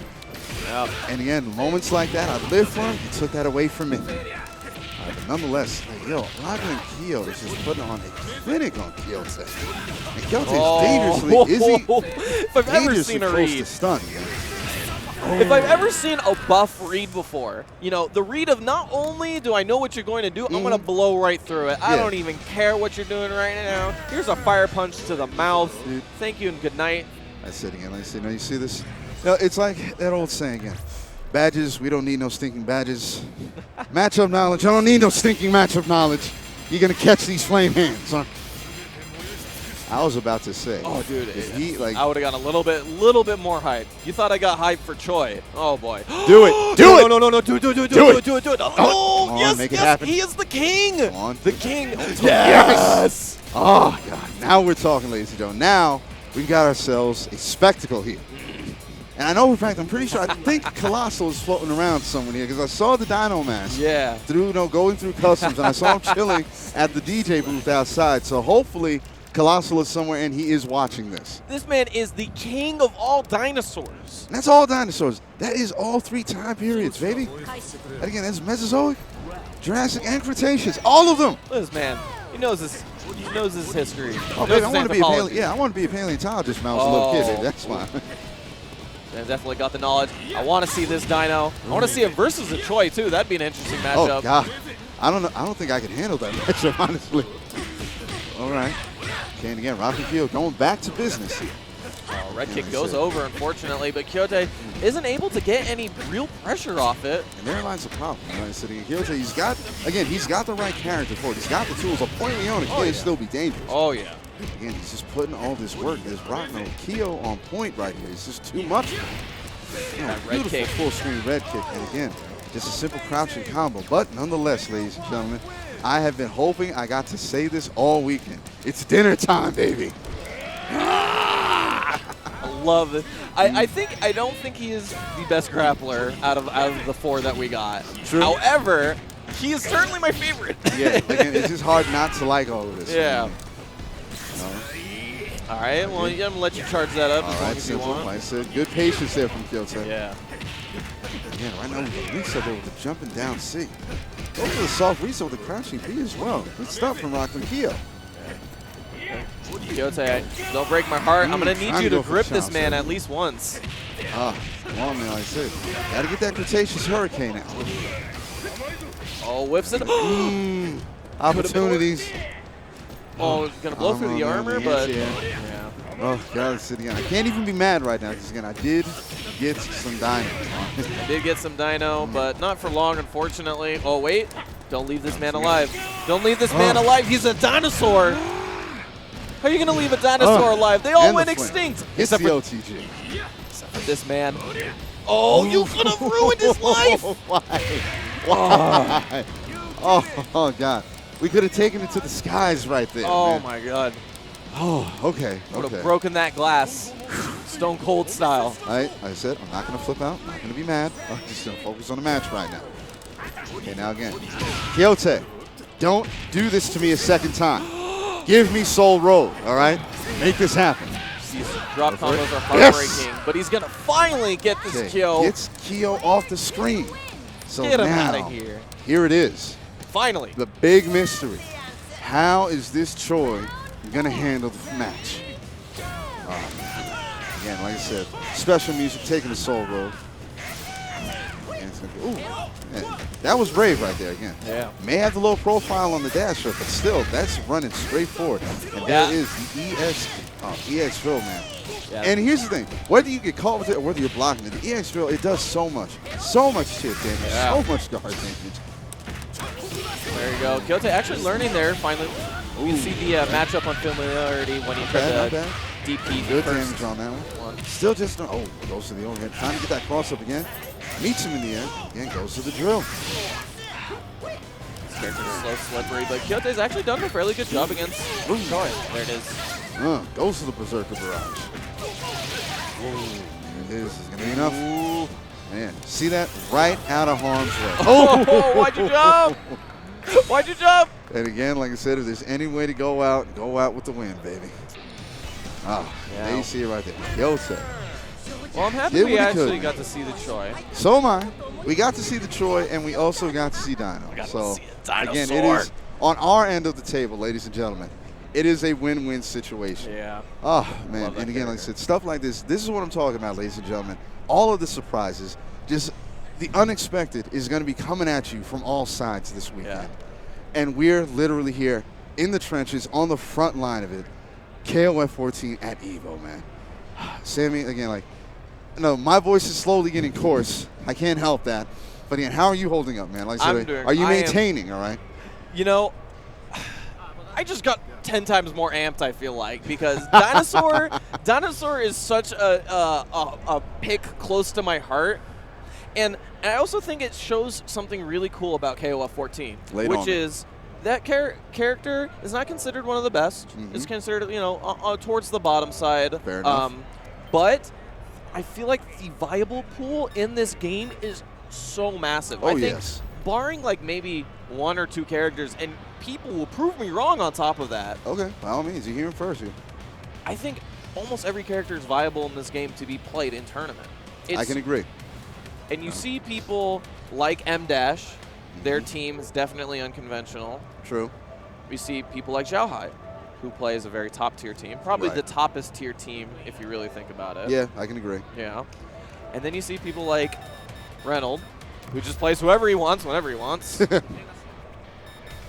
But we're going to get up next here. Okay. All right, so we got I'm going to say I'm just going to say, OEP 14 KOF. If there's a special way to say that name, I don't know it. But nonetheless, got OEP 14 KOF going up against Berserk. Japan versus USA. Again, and this is one of those tale as old as time things, man. Again, just so many countries get involved with this game. But at the same time, there are such intense rivalries between certain pairings. And this is another one. Yeah, a lot of the times we see when we talk about games like Guilty Gear, it's mainly a U.S. and Japanese scene. So we see we talk about a lot of the U.S. versus Japanese. When it comes to games like Tekken, we talk a lot about Korea. But in this game, we talk about every country. I don't think we've had one mirror country like US or Japan versus Japan in this pool yet. You're on right. top of which, maybe one. I think maybe the JDR and I forgot who he played right now. But I think that was the only. But most of the time, it's been an international affair. It's been one country versus the next, and whoever takes that top spot at the end of today, they're gonna be that country is gonna be the country that's bragging. Yes, sir, man. Again, that is full-on bragging rights right now. Okay, so got a Legacy controller on the deck. Just gonna get everything sorted out for that. And bada bing, bada boom, we're gonna get in. So again, you got 1-4 KOF going up against Berserk. All right, so again, here it is. Are we not reading? Dead stick. Are we logged in? What's happening? What's the situation? We're just trying to work this out. Please stay tuned with us All right. while we're figuring this out. It is really nice that we get the legacy. It makes it so that a lot more people can play. Not everybody can afford a stick immediately as soon as the games come out. But it feels like more than ever, we've really found solutions for that. Back in the day when we went from PS2 to PS3. I say back in the day, but that's back in the day for a lot of people listening to this right now. You got a new stick. You had to. But these new avenues that we've gotten in terms of hardware, it's magical, it feels like. Yeah, man. Like I said, we're finding ways to, again, keep people in the game. That's the important thing right now, is you want everybody playing. So, again, sometimes the budget's not always going to be there, so you got to carry that stick around. I know a guy who, again, he's got an old school, I'm talking straight up old school, and it's built like the old SF2 cabinet, the whole 6 buttons and everything. The old Moss stick? Exactly. He's got one of those, and every chance he gets, whenever something big comes out, he will go out of his way to get that modded so he can keep playing. I respect that, because those Moss sticks, they're hard to come by nowadays. Into that. And you carry a brick of history with you when you take that around. Amen, brother. Yeah. And I think it's just amazing that you can do something like that. You can carry a Moss stick and go play Street Fighter V, but I went to go play CVS2 with my Versus stick not too long ago, and that was thanks to the Brooks converter from the PS4 to the PS2. And you can shout out the Brooks guys for that. You can find that at Arcade Shock, who's one of our fantastic sponsors here. Check that out. If you really like CVS2 like I do, that's like a must. Okay. So we seem to be getting a substitute stick in there. Somebody, looks like he's going to be, looks like Berserk's going to have to either deal with going on pad.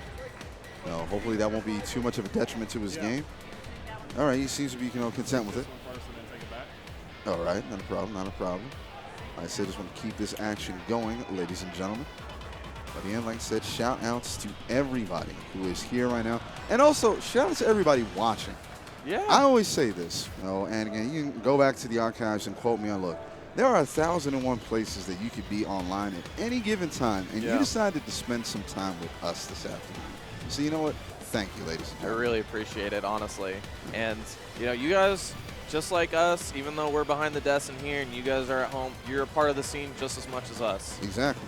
And I was a KOF spectator before I became a KOF player. I was a KOF player before I became a KOF commentator. Hey, man, again, like I said, you got to start somewhere. And, hey, if you love the game, spectator or player, we're happy to have you. We're happy that you are here loving the game as much as we do. And I hope we get some more hype action for you in a second. All right, like I said. And again, like I said, for anybody out there that's watching, if you want to follow either of us, again, you can hit me up on Twitter at AfroDynamic. Or if you really want to get my attention, simply use the hashtag, the voice shall be heard. That's been my battle cry for the last year. Oh, wow, all right. Yeah. And like I said, a lot of people have been going down. Where can people find you online when they're looking for you, man? You can find me at SammyFish11. I talk about anything. Hit me up at any time. If I don't know the answer to your question, I will find it for you. Boom. And that way I know and you know. All right, so again, that's education, and it's helping everybody. All right, so again, still seeing the issue here again. There must be something going on because we saw it earlier. The stick wasn't registering, and they tried to give him a pad, but now I don't know where. These in the background. I think he's trying to maybe borrow a stick from somebody. Just borrow another stick. Fair enough. I said, it's the whole reach one, teach one thing, man. That's why it's called community.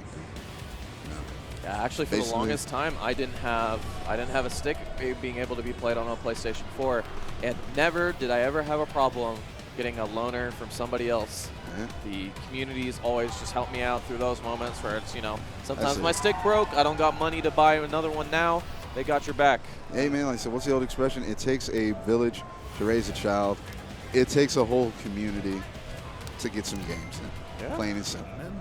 All right, so now we have gotten everything going. Okay, so we got, again, like I said, OEP 14 KOF, OEP 14 KOF, going up against Berserk. All right. Nice, it was one. Ah, okay. All right, so again, let's make sure we get all these buttons sorted out. Don't have any problems later, because this is the last place you want to deal with the button malfunction. Yeah. Okay. Thank you to Next Generation Gaming that has had all the button configs in the character select screen. That's it's helped us out a lot. It's the little things. It's the little things. Ooh, we get to see another big buff man, Ralph. All right, so another Ralph is on deck. But we got actually the first mature of the night. I can't say it's the first mature. There was one that was up early. Oh, in the previous polls. Yeah. Yes. So second one, but first for me talking about it. First for me commentating it. These teams look eerily similar, but nonetheless, we're gonna get it started for you. So, all right, big difference here is the Ralph. Ralph is, I think, the outlier in terms of if you want to look at character strength. Benny, Kula, Iori, all fantastic, strong characters. Ralph takes a little bit more work. Definitely takes a little bit of more patience, but when he gets the hit, oh boy, that's big muscle. Okay, so getting right into this. We got LP 14. 14 KOF going up against Berserk right now. Berserk going in with the cooler. A little bit of patience. I'm like, oh man, just get meaty on that one.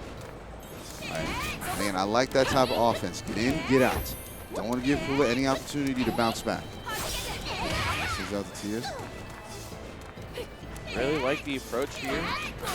Trying to keep it calm, waiting for his moment. Mature, a very safe character. Definitely, you don't have to overextend yourself if you don't want to. Makes her extremely strong. Fireball games, great. Her Rekka's hard to deal with. And Berserk is really just having a tough time trying to find an opening. Rather play that patient style and wait for that moment, but doesn't confirm off the low. Yeah, there was an opportunity there. He just let slip by. Trying to go for the side, like always keeping it overhead. And right now, it's just here. The thing that I'm noticing from 1-4 KO is that he's being remarkably patient. Yeah. All right, but man, just go for the super on that one. Yeah, the next evolution of KOF players is definitely going to be those who can confirm off 2 hits instead of 3. I know we saw towards the beginning of the lifespan of the game, 3 hits was sort of the joke, you know, short max mode. But those people who can confirm off 2 hits into max mode or confirm 2 hits into a special, those are the people who are going to have a leg up because you're not always going to get that perfect 3-hit special. Hey, so again, here's the thing, it's basically one of those things where you have to like play it as it lies, basically. You can only get the 1 hit confirmed, rock with 1 hit. 2 hits, fine. If you want to get like really fancy, go really indefinite, run for the 3 hits. But again, the old expression, keep it simple, stupid, and just simply go in and get your offense run. Yeah, that's definitely what we're getting here from the mature. It's definitely just been a lot of patient play, nothing crazy. So again, hasn't overexerted himself. Really just let Berserk come to him, and you go. Berserk right now sitting on 4 meters with Ralph. Good use of the guard cancel blowback, but right now again, on general principle, Ralph do some serious damage. Okay, have an opportunity, but again, only goes to the regular, doesn't go for the EX, doesn't get the confusion after it. Just like that, the slashes aren't enough. So again, OEP 1-4 KOF is again comfortably. He's just like basically he is chilling his way into victory here. Yeah, and I really have to commend Oaks KOF's or LP14's his ability to recognize when to go in and when to go out. It's definitely something that you can see a lot from experienced players. They have the ability to dictate pace not only by going in but also by going out. Right. Sometimes momentum is thought about always, holding forward. It's definitely not the case. It's also about those moments where you pull back. Yeah. So again, you have to definitely, the best part about it, the mark of a professional, in my opinion, is knowing when to do which. Just like that, OEP 1-4 KOF with a calm, collected, smooth win over Berserk. That was textbook, I think is the best way I can put it, is if you wanted to look at someone and say, this is how you're going to play mature, I'd link him to this video. I'd link him to this Twitch VOD. EVO 2017. This is what happened. On the main stage, it can be done here, it can be done at home, it can be done whenever. Yeah, man. That's it. And again, the thing that blows my mind is he's simply so calm about this. He's not rushing, he's not going out of his way, he's not flipping out. He's just simply taking his time. And as much as we all love hype matches and everything, this is something that you really should appreciate. There's hype, and then there's this sort of beauty that comes only in fighting games. Right. This sort of perfect storm of decision-making and comfortability and patience and aggression. It's something that is so hard to balance. It's like balancing a plate on a pin. And yet, we're seeing from Oak 14 right here, he's been able to do it consistently. 4 characters in, onto the 5th, and it feels like there's no stopping him. This mature. It's honestly like, it's a thing of beauty, this mature play. It's the best way to put it. I mean, again, she's like a sadistic Marilyn Monroe, so it works for me. Yeah. Cool. All right, good use of the Phantom there. And I say this is definitely throwback to the Ralph style. Okay, nice sweep. You know, Berserk now having the life lead for, I believe, the first time in this match. A little bit of hit stun there. Just gonna roll back out. Again, good guard cancel blowback. Trying to go for the jump in. Good use of the dive bomb. Making excellent, continuing on that corner pressure. Again, here, still less than 30 seconds on time clock. That will work against him. He's got to get over this hump right now. All right, gonna cancel into the level 2. I like that. Get this Ralph out of here. Definitely, I'm a big advocate of spending it. Yep. Especially in KOF. Especially in KOF. Meter comes and goes. Life does not. Okay, like gets the over here with this. I like it. Send out the tears. All right, not a meter to cancel into anything on that one, but still managed to get the 10 hits. Oh, Maxwell, but again, still so far away. And again, here, this is something that I have to call the Berserk out on. You have the max mode activated. You have enough meter. Throw out the EX Banamara Slash. It becomes a projectile at that point. You can close a little bit of distance, and he could have probably got the chip damage win on that one. But nonetheless, he let that bar burn out. Clock go down. Took too many hits. So again, 40 seconds left. He's going to get a good chunk of life back, but he could have gotten perfect. But this is Benny, and we've said this is the king of 1 bar damage. Oh, yes. And so that 3 over there means a lot more than it does to some other characters. All right, now a 4, and pretty much just needs 2 combos from here to get this Iori out of here, get to that Benny mirror, so you can continue on. Okay, left playing so solid, though. Catches him at that very end with that reverse slasher. Oh, it doesn't get the confirm. It was trying to get that command grab after the max mode. So it's really tight, actually, but definitely something that you have to do as a Benny player. Good air trade, I like that. Oh, need to confirm off of those. This is what we're talking about. This is the confirm. All right, just like that. It was unfortunate that his stick would not work, but not to speak against him, would that have helped? If he were to have his stick on there, would it have made that much of a difference going up against him? All right. Okay, so again, like I said, folks, you see it right there. We have the Hori. And again, this is good for, again, PlayStation, PS3, and PS4. Everybody, again, it's the Real Arcade, Hayabusa, August 2017. Now just look at that bad boy. That's a solid design right there. And Hori is one of my favorite sticks. That launch button is something, because I'm a masher. So, when I accidentally hit that start button, I'm losing a stock or a round. So, hey, flip that, close it down, launch it when it's ready to go. Thank you guys to Hori. That's an awesome stick. Look how clean that looks. Like I said again, and just beautiful design right there because, again, of the launch one you were talking about there. Yeah. And again, also, let's see, want to take this one? Yeah, HyperX, the Cloud Stinger. It's now on sale for EVO. HyperX helping us out here with fantastic with a fantastic headset. It's one of the cheapest headsets that you can buy. But not only that, it is one of the best headsets you can buy for that price. So thank you guys for HyperX for the official headset sponsor of EVO 2017. That's it. And yeah, no, look at that handsome devil right there. Oh, boy, yeah. I'm looking to him to do well this week. All right, so again, Wave Dash Center is hosting an after party at the Nerd Las Vegas Saturday night from 10 p.m. to 3 a.m. for the Smash community with exclusive playtest gaming, billiards, and bowling. Damn, that sounds good. All right. Find details on the Wave Dash Games Facebook page. General admission is available for EVO and no attendance. And again, as I can tell you, that sounds like that sounds like a good time in general. Oh, yeah. I said, again, you see it right there, folks. Everything that you need to know. The EVO after party, it's going to be going down. Like I said, July, it's going to be happening tomorrow night. Afterwards, and again, and like I said, from here, we're going to be running into the video, gentlemen. We'll be right back. For us to bring in Gaming Gen, a professional company that specializes in, logistics, equipment, that was the perfect partnership that we could have had. And without them, we could not have pulled off a 3-day, 2,000-person tournament at all. We had more than enough equipment. We had people on site not only to bring it in, set it up, but also to take care of it the entire weekend, make sure everything was updated and running perfectly, and then take it out at the end of the weekend. The Gaming Generations team is always there with ideas to make our events better. Branding is a big thing. I mean, when you have backdrops like this, when you have banners, people want to go to these events and have something to take home with them. They're already investing a lot of money to travel out to them, but when they can go and find little trinkets. Everybody's like in line at the booth because they want to get the shirt before the event. The apparel, it's so great that they can handle all of that. Gaming Gen is just such an essential part of every major tournament. I just don't know how anybody does it without a company like Gaming Generations coming through.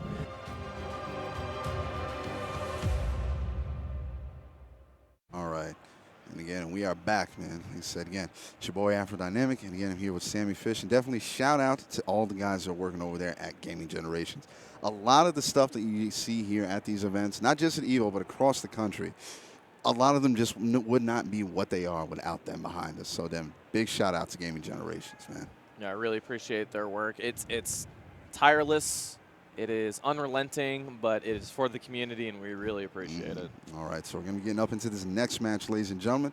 We got Kiame from Japan going up against Shafterfish from California. All right. West Coast boy. All right, and again, another one of those guys that old school tactics, man. Don't worry about the chair. I got to be on the ground. I got to be able to see there, man. I love that focus. Oh, man. But again, like I said, ladies and gentlemen, I hope you guys have been enjoying the action thus far. Because again, we still got plenty to go. Oh yeah, that's a crazy thing, man. This is only the second block of pools. Yeah, man, only the second block. We're gonna be switching over at the top of the hour. We're gonna be going over to the next block. I said, and then for everybody who is still curious, we're gonna be having the top 8 later on at 8 o'clock tonight. Yes. 8 o'clock our time for everybody who might be watching. This 8 o'clock Pacific Standard Time. Yeah. If you want, you can follow Ace King. He has generally like the best write-ups for schedules. So you can definitely check out his stuff. Follow him on Twitter. You can see that. Oh my God. Did I hear that properly? Is that a verse? It is a verse. Hey, look at that. And character still exists. Oh, timeout. Am I watching this? Am I seeing this? Let this be, don't let this be a button check and get my hopes up. Right. You're telling me that on one side of the screen, we actually have a verse. And on the other side, we have the legit Psycho Soldiers team. Is that what I'm seeing right now? I really appreciate when people play the whole team. You and me both. I think that some of the teams are really good. Like, I think Team Japan and Team Korea are both extremely strong. Yes. But rarely do you see the whole team together. So we've got Team Psycho versus an amalgamation. A verse, actually, something we haven't seen since the nerfs in 2.0. Right. But still, I think, a pretty decent character. See it right here in verse. He's got, so many tools in his belt. Oh, yeah. So he's got the launcher. He's got the command grab. He's got the teleport. Yeah. Actually, again, one of the things that actually got buffed for him is the DP punches now crumples more consistently, and it makes it a lot easier for this character to get those combos. Again, like I said, you just see it right there, the punch walk. Oh, boy. Yeah, it's gnarly. Yeah. Oh, boy. Time to wake up. You got to punch this space monster thing. Oh And like, here's the funny thing. I know a lot of people who are, against the Versus design, but in lieu of everything that happens within this game, I actually love his design because everything about him screams that he's just a jagged shard of something else. Oh yeah. Definitely put some oomph into his punches, ethereal or not. Oh yeah. And again, like I said, right now, he's putting in all the work with this teleport. And these sways, these side to sides, those are the counters. Good use of the shoulder smash. Oh, got to take that one, man. Nice roll punch. CD, so good. Oh, man.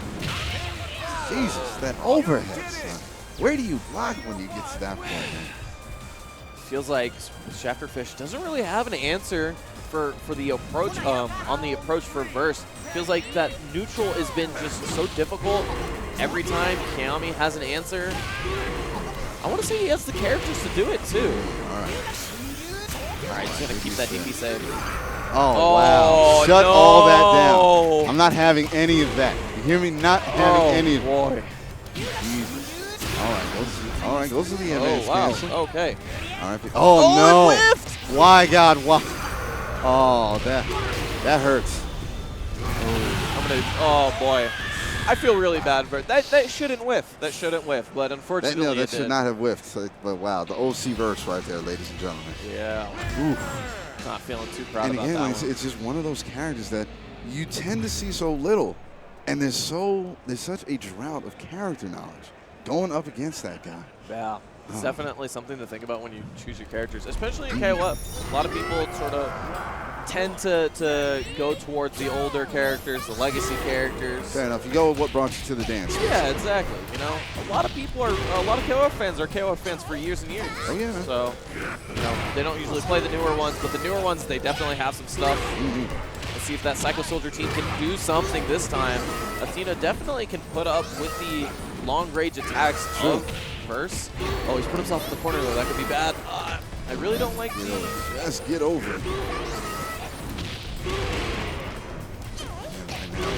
This Verse is too strong. I hope Rosa's watching. Well, that's a good way. That's not a good way, but a way to deal with grabby hands.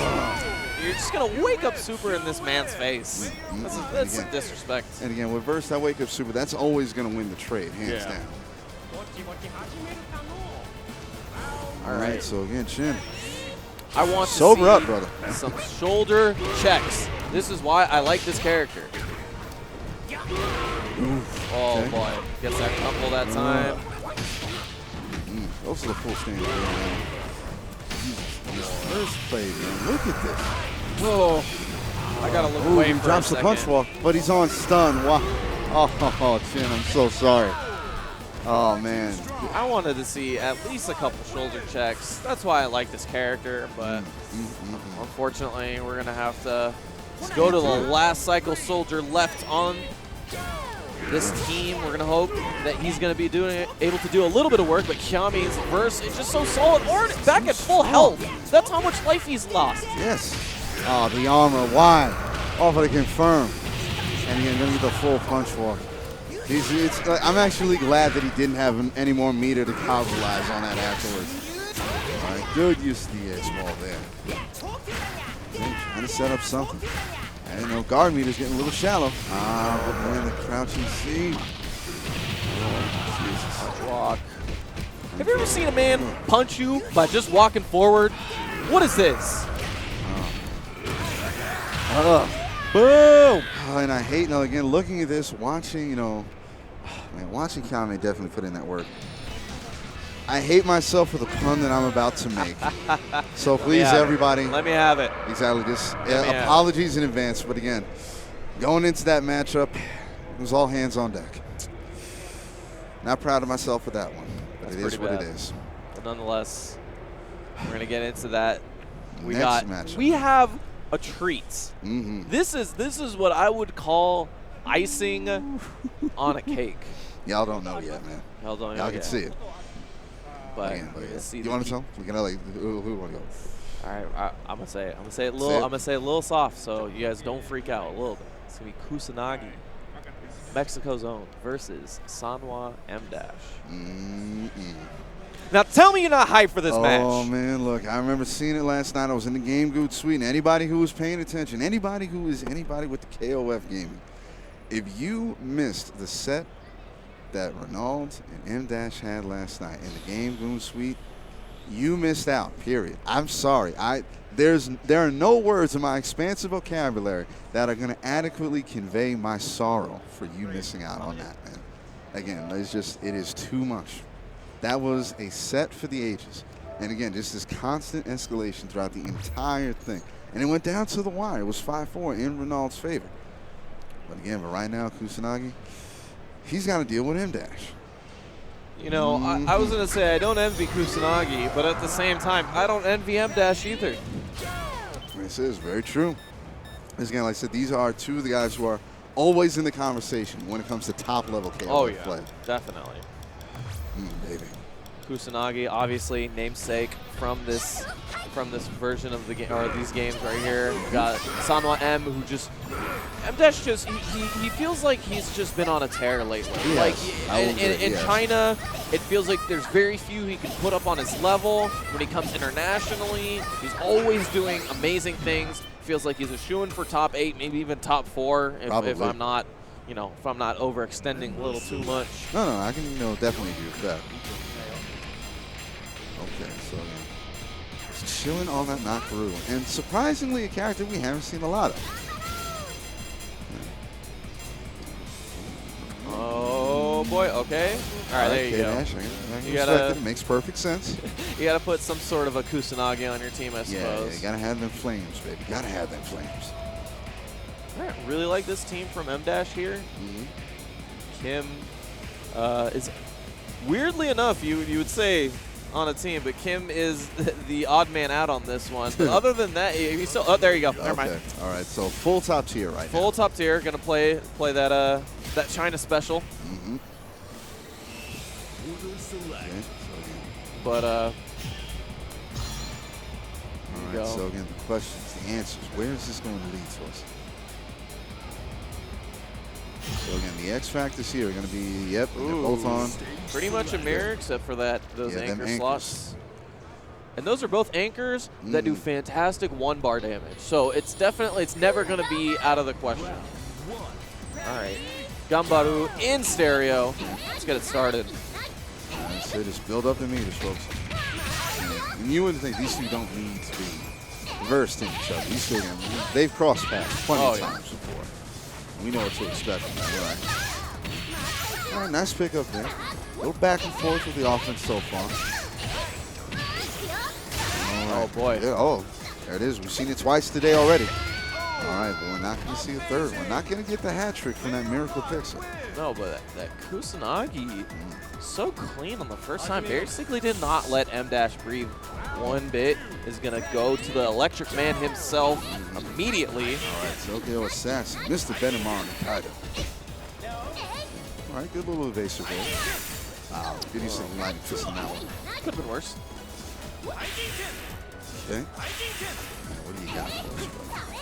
I like the patient play here from Kusanagi. He's just waiting for M- to make a mistake. Yeah. And again, let's see, you might be waiting for a little while because M- really doesn't make too many of those. Case in point, here we go. And like you were saying a couple of seconds ago, saying 1-bar damage right there. The king of 1-bar damage. There you go. All right, big grab. But Kusanagi has the meter. He can definitely make a comeback, but he's not going to. The Tokyo Assassin, as you've called him, is going to finish the job on the Kula. Get that Benny out here. Get a lot of electricity on the stage. Okay, so we're back into it. Switch this out. Goes to the main. Gets the open button. And again, there it is. 1-bar damage, 30%. Goes to the advanced cancel and is sitting there waiting for him after the jump. Okay, throw in the air. Trying to go for the cross-up. Decent trade. There we go. All right. Not bad, not bad. And a little bit forward, baby. There you go. And crouching B, man.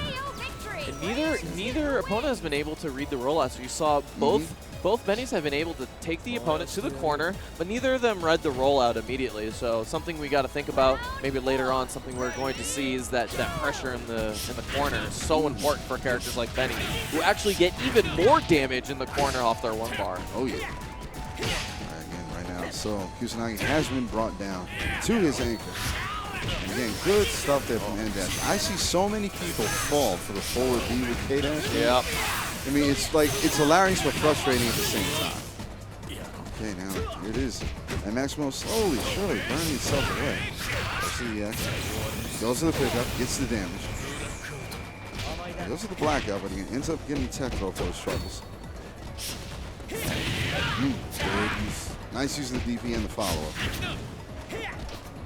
All right, there you go. That grab's going to do it. We're going to get to anchor versus anchor. Although Kusanagi doesn't have the life lead, he definitely has a little bit of extra meter, and that could be all the difference here. Meter is damage. Oh, he's going to go for that raw max mode, and that's going to give him those EX9 triggers that are so good in neutral. All right, he's slowly burning himself out, but he's got to be careful. Oh, gets the cross up. Man, it's going to be that first round. And against M-Dash taking it, but again, getting a little pushed, getting down to the anchor. So yeah, that's not necessarily an easy road to a victory, but a victory nonetheless. Yeah, he's going to have to ask a little bit more from his Kula. I would say that Kusanagi's Kula definitely did the trick, and just has to ask a little more from his other two characters. That Benny mirror ended up not working out in his favor, unfortunately. I mean, look. I can say this about KOF, it's a team sport, man. So again, whole team's got to pull its own weight. You got to pull your weight. Right back to the mirror. Wow, again, it's beautiful. All them low Bs. And this could be the difference for M-Dash. This could just seal the deal. If this Kula does more work than she did last time, which is not that hard to do, it could be a different story here. Okay. Double grabs in the corner. Oh boy, but Kusanagi's Kula so on point. He's going to need a soft reset. Coming back.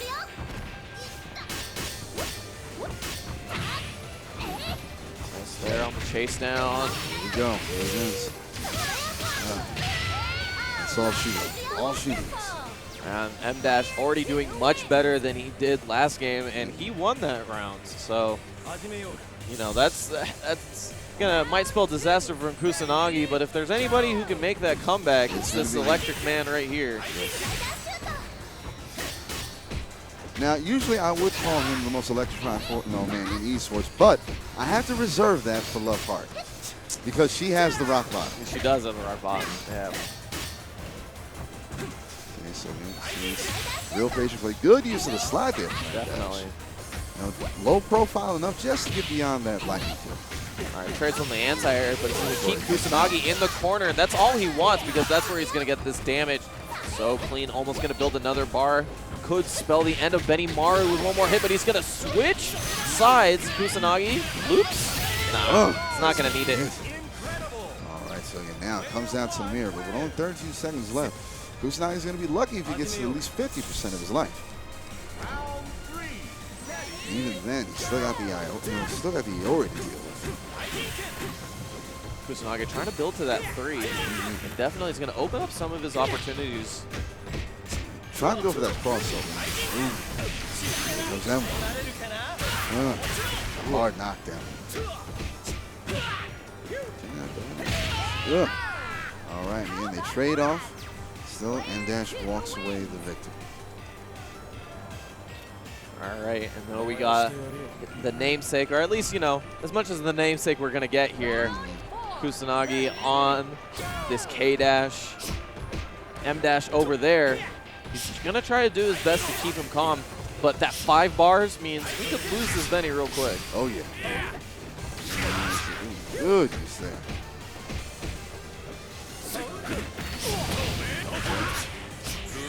Oh, going to go for the reset. Doesn't catch the roll completely, but that's it. Oh, that's a lot of red.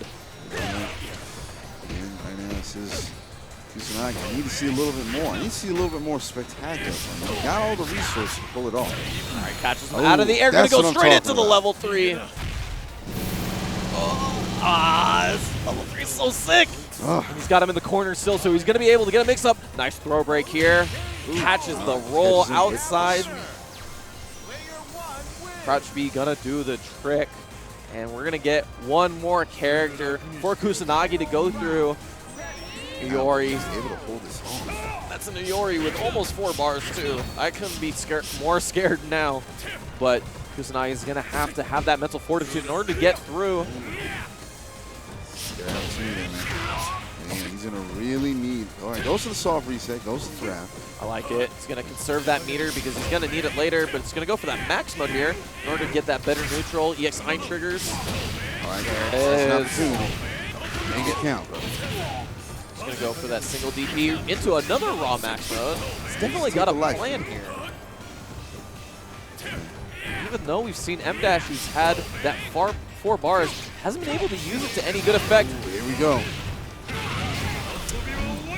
Unfortunately, I'm going to curse Kusanagi there. That effect of the 2 bars is going to do the trick. M-Dash is going to take it 2-0 over Kusanagi after, let's say, a lot of adjustments and some good hard-fought sets. Definitely, man, definitely. All right.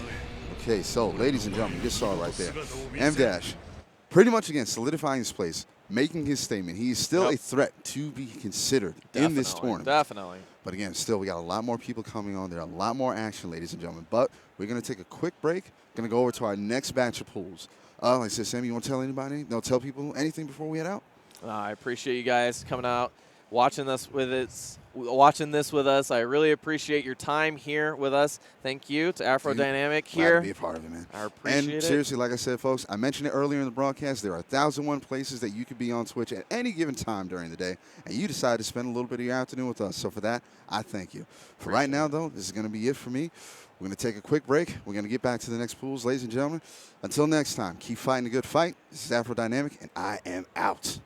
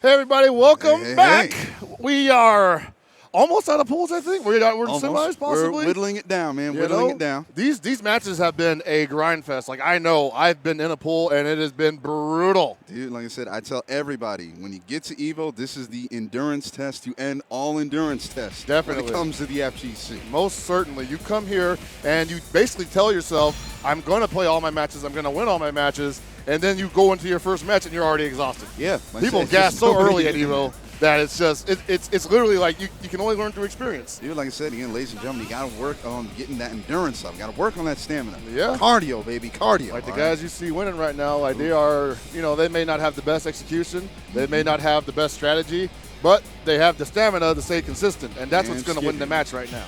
I said, but again, anybody, for you just tuning in right now, I said, do not adjust your audio levels, all right? It is simply a matter of the baritone that is behind the mic right now, okay? Don't worry about it. Like I said again, you have the one and the only, the man himself, one of the leaders of the game goons. You got my man Hell Pockets right here. And on the other side of him, you got me, the one, the only, the voice of KPB, a.k.a. the Crimson Chin. We are here at EVO for KOF 14. We're getting right into this next match. We're going to go right into the KTB going up against KM Atma from Scotland. Scotland, that's right. The opinionated scholar, I guess you could say. Oh, yes. Has been, Atma has released a lot of information, and I wouldn't say tier list, but just like character breakdowns on KOF 14. Again, like I said, may not necessarily be the most popular of opinions. No, but it's his opinion, and he stands by it, so you got to respect that much. Definitely. Right now we're seeing him with the Shune, actually. Oh, crossed up, just like that. Ball KTB right now just not having any of it. Looking pretty crisp out there. Right, so again, here comes the Tokyo Assassin. Oh boy, Benny Morrow in here.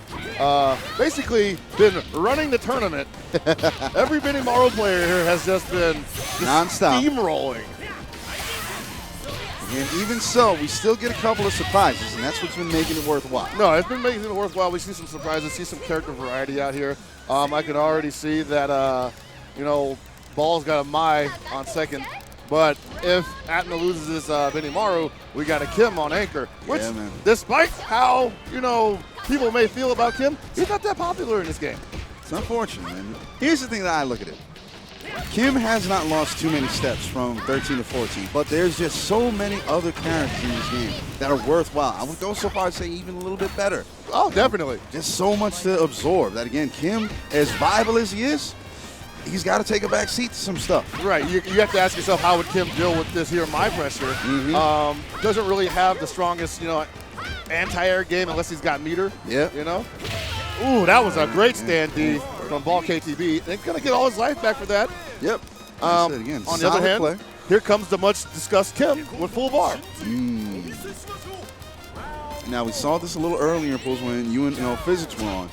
And again, there are some miracles that can be pulled off with Kim. Yes, there are. He's definitely a explosive character. He gets that one touch, and he has to make it count more or less. And it leads to so many other situations that are beneficial for him, like the hard knockdown situation where they get to guess right or up or down, overhead or low. The only problem is, getting to that point. Yeah. Kim has good tools for that, but if you don't respect them, they will fight you. And the heat signature on that is too fire, baby. Wow, man. Just like that. And KTB, or Ball KTB, with all the confidence in the world. Like it takes balls to run up on Kim in the corner when he's down backing and throw him. I said, that's playing chicken right there. Yeah, seriously. I definitely, nobody would think any less of you of trying to do that and then rolling back, expecting the end zone. All right, so we're jumping right back into Shune and Yuri. Now, hopefully, Amos Shune can get a little bit more traction going up against possibly. He is one of those characters, again, very, very reliant on meter, but at the same time, he's not completely hopeless without it. No, he's not. He has some pretty good normals, but I can see how people struggle with them because they do come out at strange angles, I guess you could say. Like, they're very diagonal. And that is not always for the best, especially in the matters of air-to-airs, jump-ins. And again, he's getting beat out on that cross-up. Yeah, and Yuri is just so good at this. She is pretty much like made for this game, literally. Oh man, again, the slaps. That matchup is too good for her. She asked for one thing. Where's my money? Where's my money? But I didn't say. You got till 5 o'clock. You hear? You got till 5 o'clock. All right. So now, hopefully, again, full life for Ball KTB's Yuri going up against Atma's Benimar. And I like the fact that Atma sticks with Shune, but he's been relatively ineffective this entire match. And now look at this Benimaro trying to get out of this Yuri's grasp. This is disheartening when you're taking that much damage from the point character. All right, so again, king of the one bar meter. And that's a bitter max mode combo right there. He's like, I wish I didn't have to do that. And again, that's something you have to be real careful about because Yuri has the air fireball. She can keep you at a distance while fading away from it. And at a certain angle. Oh. Okay. All right. So again, taking one for the team, huh, boss? Taking that, there's work to be done, and I'm the man to do it. Damn skip. All right, so here we are, moving right on to this Kim game. So, like I said, Atma again, trying to put in that work, going for the overhead. Gambling on the overhead. Hey, there we go. What do we got after that? Going for the easy damage. Very smart move, actually, because he could have gone with the standard quarter combo there and probably could have got the max mode super in the air, but it would have cost him more meter in that situation. Point taken. That EX Sparrow drop, man, it's too much. Yeah, you've got a rough time dealing with this Yuri, mostly because all of her attacks just have great locations when they're out. When they're active, man, they're just in the perfect spaces. And she's fast as hell. She's trying to go over that jump and sitting there for the Troy upper. What a bait. Double. Oh, that's the OCV? He's going to pull it off? Atma, please. There we go. All right, Atma. Okay. Don't got go over that quietly. hump. Didn't want to deal with that because, again, it would have been a little difficult to stomach if you got that OCV right now. Yeah, seriously. I mean, I don't know what side of the match this is. I guess it's they said again, it's 1-0. Round one pulled. I guess it's winners, yeah. Ooh. Just run right into it. Stomped him. Oh, we could have actually canceled that. Couldn't handle it. Just didn't have the life to sustain And KPB Ball with the fist pump of victory. Uh-oh. He's getting in it. What's up? Know my name. Say my name. And again, like I said, even with the pop-off, still a little bit respectful again. Definitely shout out to KMT, KM Atma. Hey, that's why we're here. It's what is a fighting game tournament without the little pop-offs? Hey, man, you got to have it. And like I said, it's like I was telling Sammy a little while ago. You can't have the sweet without the sour. Exactly. And again, if we didn't have that, it wouldn't be as fun. Exactly. I'll tell you the same thing I told Agawa back in 2015. Pop-off, flex on them. That's what you got to do, man, again. Got to have that muscle on. But like I said, nonetheless, we are still moving forward. So our next matchup is going to be Mexico's TC Paco going up against Japan's Kiame. Now, we saw Kiame before the break. This is going to manage to get over, man. This is going to be tremendous. Yeah, like I said, but again, here's the thing. We're at it now, and we're now whittling down, I believe, because we saw Kiame before the break. Now we are in winners finals, or on the winner's side of the top bracket, so to speak. I don't know. I think this might actually be a fresh pool. Okay. I have to look at the brackets later, but we are a little bit behind, mostly because this KOF, and KOF does take a lot longer than a lot of other fighting games to run through a match. Believe me, I know. So. Especially when you get this much talent under one room, nobody wants to lose. Nobody's a lot of pride on the line, baby. No one's okay with just shrugging it off, saying, "Hey, I tried. This other guy's really good." No, you're not hearing that anywhere. Guy. All right, you're not hearing that. Okay. That guy can go, do whatever. I'm trying to win. That's the entire mentality that you're seeing here. All right. So they are likely to turtle a lot and play defensively. Again, like I said, but not in this case. I think we're going to see some slobber knockers going on here. Oh, definitely. This is going to be a barn burner. Most notably, TC Paco has been doing some traveling. Really? He was down at, I believe, Texas Showdown. Okay. And he was playing KOF. Amazing showing at that tournament. And I want to say he was also at another tournament in America. And I don't think it was Combo Breaker. Tongue. Really? I don't know. Bringing out the old sensei. Interesting. Oh, yeah. Okay. So Paco actually someone who I would like to say he is a combo master, you know? And the reason why I call him that is because he's creating new stuff with characters that nobody's really used before. And so you end up seeing a lot of flashy stuff that normally doesn't get done. You call it a Paco combo, I guess. Pacombo. All right, so again. Okay, so Sentinel. Oh, yeah, his Maintain Kun is nasty. Yeah, like Maintain Kun is just a nasty character. His Mui is also nasty. I don't know what character on his list right now that ain't nasty. Jesus, again, like I said, no, and again, the character variety that we're seeing from Paco is just all over the board, and some of these are just, they are too tantalizing. I mean, if he really wants to impress us, he'll pick Ralph.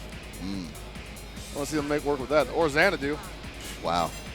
That would be a first. That would be possible. I mean, I could see. A lot of people sleep on Xanadu, but, you know, whatever's comfortable. Hey, like I said again, with me personally, I've seen Xanadu do some really weird stuff. Yeah. I don't want to be on the receiving end of it, so if That's why he's in prison in the first place. So again, so if somebody comes up and they have a Xanadu, and like I'm not talking about like, oh, they're just picking Xanadu. No, they go straight to Xanadu. Yeah. And that's the first character pick. Yeah. Be really careful against that player, all right? Just like, yeah, they're waiting for you. They got something for that. That's like that. That's that. None of this is an accident thing. All right, so again, we see it right now. And again, first Nakaruru on stream, which is kind of new. Like I said, Nakaruru is definitely one of the more popular characters back in the day in the earlier versions of the game. But for sure. Now, like I said again, I want to say she's fallen out of everybody's good graces. It's just that everybody else has gotten better.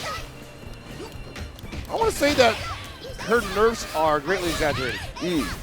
Nakaruru retains all the things that made her like the defensive standard in the original release of KOF 14. Right. Her offense has suffered a little bit, I feel, but not so much that you don't want her anywhere near you when she's in the air.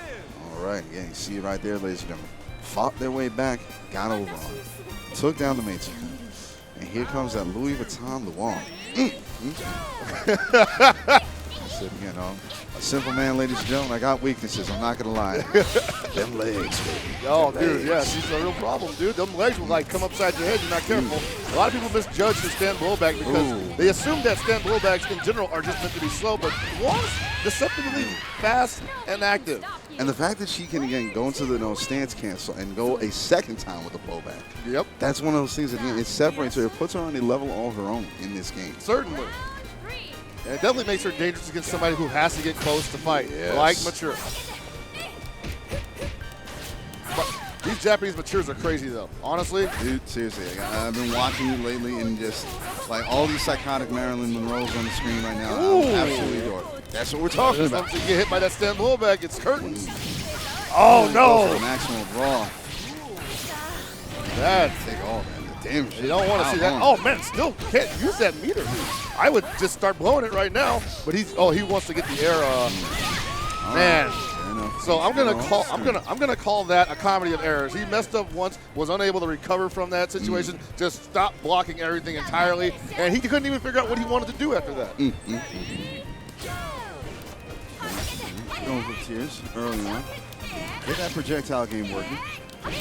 Ooh, man, just catching them. Reckless. She's so good for that. Like Mature is just so good for sticking out a limb and letting you run into it. Okay, good grab. All right, goes to the maximum. Paco coming alive. Not going to be enough to kill. It makes a statement.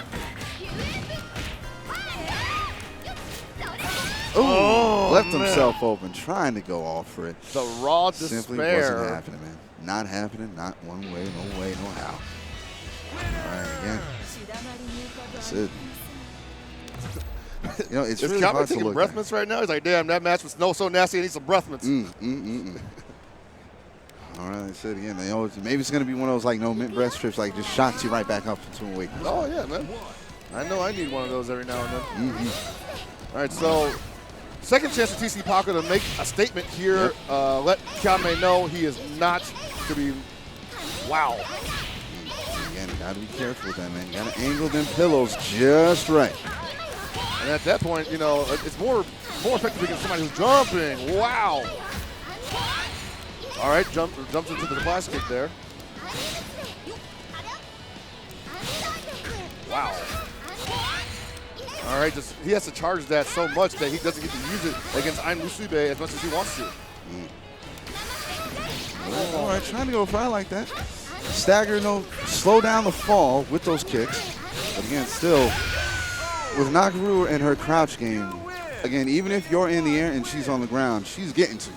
Yeah, a big problem. Like, I see what he was going for, and I like it, but unfortunately, he was unable to convince Kyame to react to something else in that time. So Kyame just had to sit back and watch how he was going to interact with him afterwards. And still, level 2 from the one. Again, that snap on the neck, that last hit. Gets to me, man. That's not sexy. All right, so this is pretty much how it went down in the last match. Yep. Long doing most of the damage for Paco's team. He's going to have to get rid of this mature quickly, though. Oh, yes. If he's going to do anything, any kind of damage after this, it has to happen right now. Wow. And that's how you start the match. My bad. All right, good evasion roll out there. Gets right past the tears. Oh, backs it up.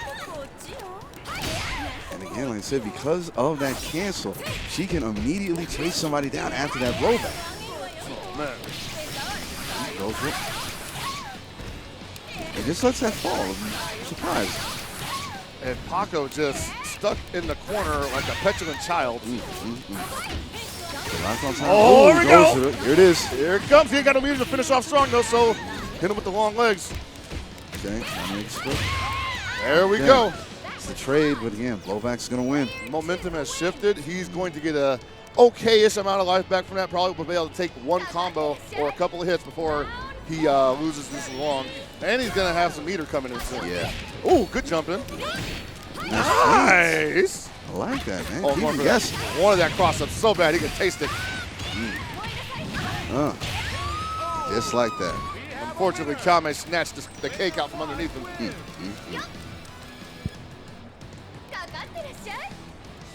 And now we're going into the mirror. Going to the mirror matches, both with 2 bars. This is pretty much an even fight, but Paco is going to get 3 bars first. And this is going to hurt. Right into it. 50% damage. Oh, got it just in time. Paco. Lets it fall. Did he really? Did he really just do that? I'm not to say yes. All he had to do was just like hang back. You literally had full health. Don't let this happen. Oh, no, not like this, Paco. Yeah, he's like, no more of that. Oh, there we go. All right, and again. Don't give me none of that. And there right there. You can see right there, there's another opportunity. Again, seeing as how the hitboxes of all the characters slowly and surely being made more public. Yes. That right there, Mai's standing D. She's got one of, I don't want to say weird, but she's got, again, one of the most irritating hitboxes on that. It's like a home run swing, man. Jesus. All right, so nonetheless, still into it, still going strong. All right. Okay, doesn't look like much of anything switched.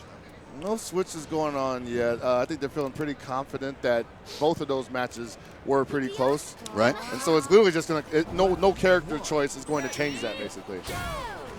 This is when people play at their most optimal. Yes. Ooh, nice. Set. Oh, and the blowback. That's how it starts. Yep.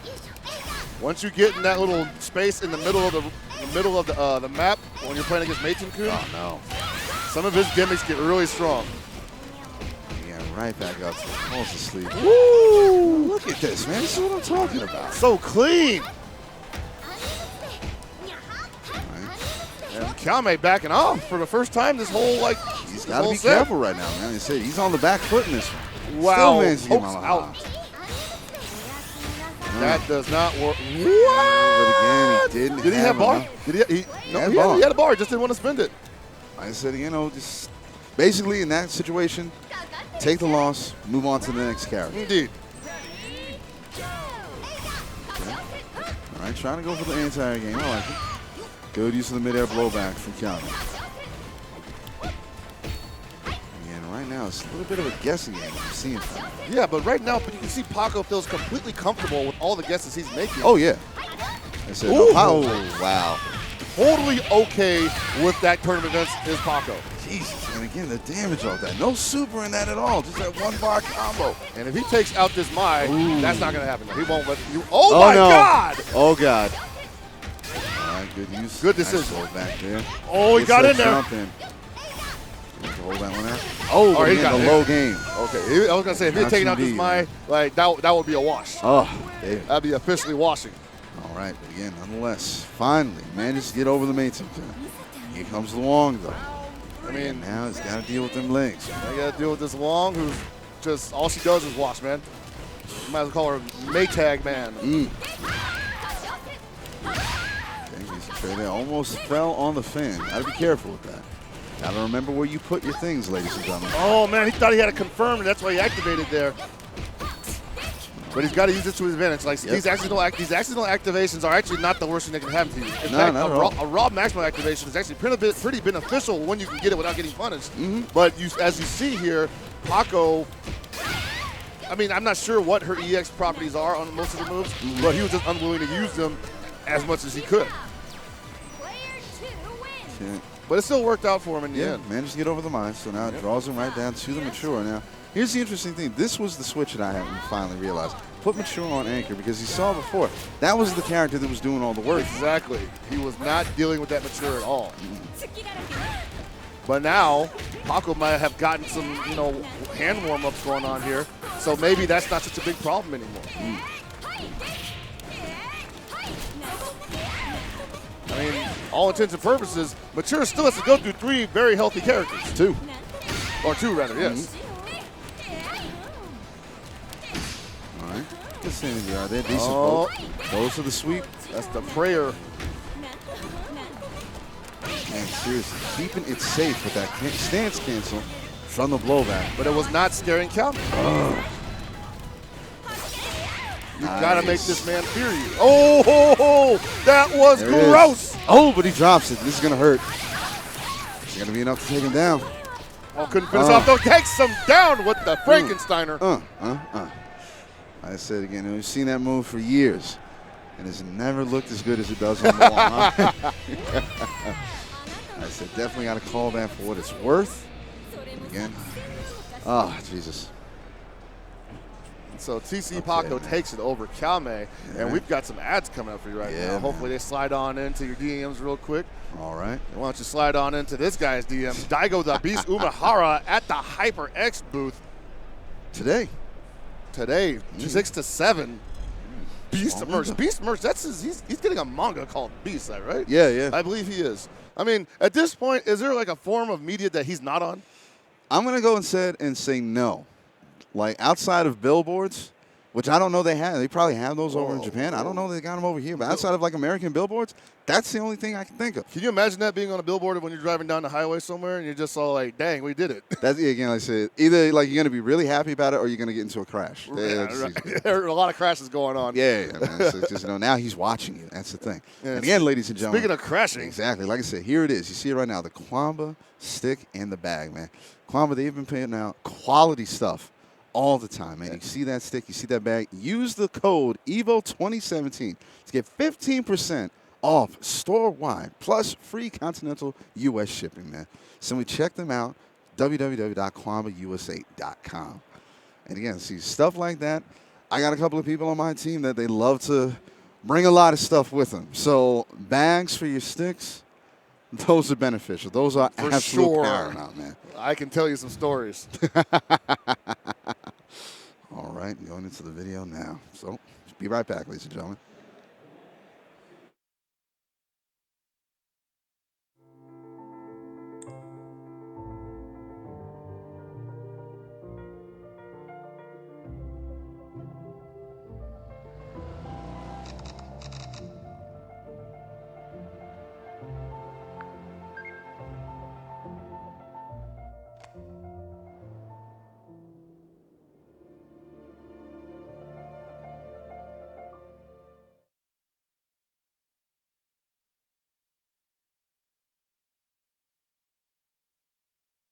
All right, man. And like I said, Pockets, you was telling us, man, you got that phone. So, again, you're basically living the advertisement. Oh, exactly. I'm the best kind of brand supporter right now. All right. So, from what I understand, if I'm not mistaken, we are now working towards the semifinals. Yes. We got UA Terry Bogard, my man, Terry Bogard, like I said, definitely one game. One of my guys, again, like I've seen him in a bunch of different events. Like we chill whenever we get the opportunity to. And this dude is, again, just dedicated when it comes to him. He's a character loyalist. It's in the name, for sure. But again, he puts in so much work. And not just with KOF, but with every game he puts on. Because he plays Marvel also, I believe, right? I believe so, yes.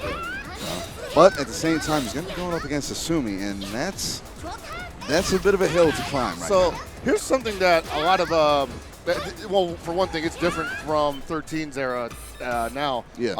Not a lot is known about the Japanese players right now, largely due to the fact that it's not available in arcades, and it was pretty much console cafes only. Yep. You almost get a completely different crowd coming out. So Hasumi is someone that maybe a lot of people have, someone that people haven't heard of. Definitely haven't seen him play KOF 14 yet. So this is probably his debut for a lot of people. All right. Most likely his debut for Terry Bogard. Oh, yeah. Now, here's the thing. Like, I see a lot of people, they've been flirting on the character select screen with Maxima a little too often. Like, so somebody needs to just, give me what I want. See, you don't want that, man. We're going to get a Maxima in here, and he's just going to do Maxima things like this vapor cannon in your face. Just bully everybody. He's going to hit Stand D because he can, and you're going to try to poke out of it. It's just auto guard. Just doesn't work. You're going to get armored every time. And then people are going to be like, this character's dumb. All right, but nonetheless, got my boy UA Terry Bogard going up against Hasumi. Don't like this matchup for Terry, unfortunately. If she dies at a bad angle, he can possibly crack shoot.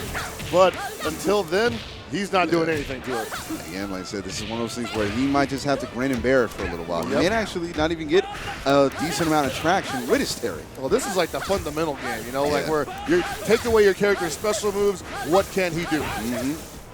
Listen, you have to have a backup. You got to have something ready. Ouch. Oh, man. That's a rough one. Oh, no. That didn't chose to back out of that. That's a bad roll. I know you didn't want that. All right. Did you see the knuckle right there? Terry Bogard just unable. Now, I'm not going to lie. I know that Mian, she's definitely someone who works with the Beijing Opera, but I swear, that grab right there, that is some WWE stuff right there. I'm sorry. They're interchangeable these days, I guess, right?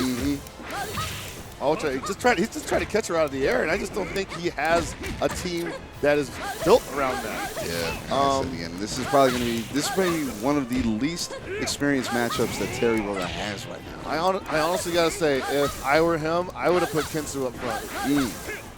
I think Kinsu's a little more ready to deal with this than Iori and Terry. It's simply not because he has a fireball that is off the ground. Ooh. He's just not going to catch her. I don't know why you're backing up. Nope, that doesn't work. Dude, that's not even, the angles on that aren't even close to being right. Yeah, right now, what we're seeing here, ladies and gentlemen, is that we're seeing one character's mechanics take an entire player's team out of the equation. Yeah. Who thought this was a good idea? All right, so here comes the Kenso. Right. Now, the thing is, Terry Bogard may be very well able to deal with the rest of his team perfectly fine, but his team was just not built around dealing with that. But as you see, at least the fireball matters in this matchup. Yes. It almost touched her. If she touches it, that's going to be big for Kinsu because he's got to ground her. He's got to find some way to put her feet on the ground. That is not the correct decision, sir. There we go. Get on her. No, you got to run after that. You cannot afford to let her go back that far. If she resets, it's going to be another 20 seconds off the clock. That is unfortunate. Yep. Okay, got it this time. Now he has to stay on top of her. Seriously, don't let up. All right, decent trade. Okay. Oh, wow. Are you kidding me? Asumi. Oh, no. Completely all right with playing a brawler-style Mien. Wow, son. Just wow. And again, like I said a second ago, ladies and gentlemen, and here's the thing. That is not the full extent of Mian's gameplay. Because Mian actually does have an impressive ground game. But again, one of the play style mechanics that she has is, again, she has those butterfly hops. She has those missile drop kicks. Yeah. And that's just one part of it. One building block in the whole setup. And that shut down Terry Bogard's team completely. Because he has no answer for those spaces that See, he's thinking possibly, I already know what he's thinking. He's thinking I'm going to run up in DP. Yeah. At least that gives him the option to do that. You don't build meter from doing that, so I don't know why he's back in the corner. Perhaps he doesn't want to give her the opportunity to, have more space to run when she can press the advantage, more or less. Fair enough. Basically cornering himself so that she comes forward, and then he puts her in the corner. All right, let's get overhead on that one. This is like, despite what it looks like, this is about as solid as you can get with me and neutral. Right. And here's the other thing that really is something that slips by so often. The meter game that she gets off all these hops, man. It's something that people just overlook. I've been a very vocal critic of that decision. I don't think she should get meter for that.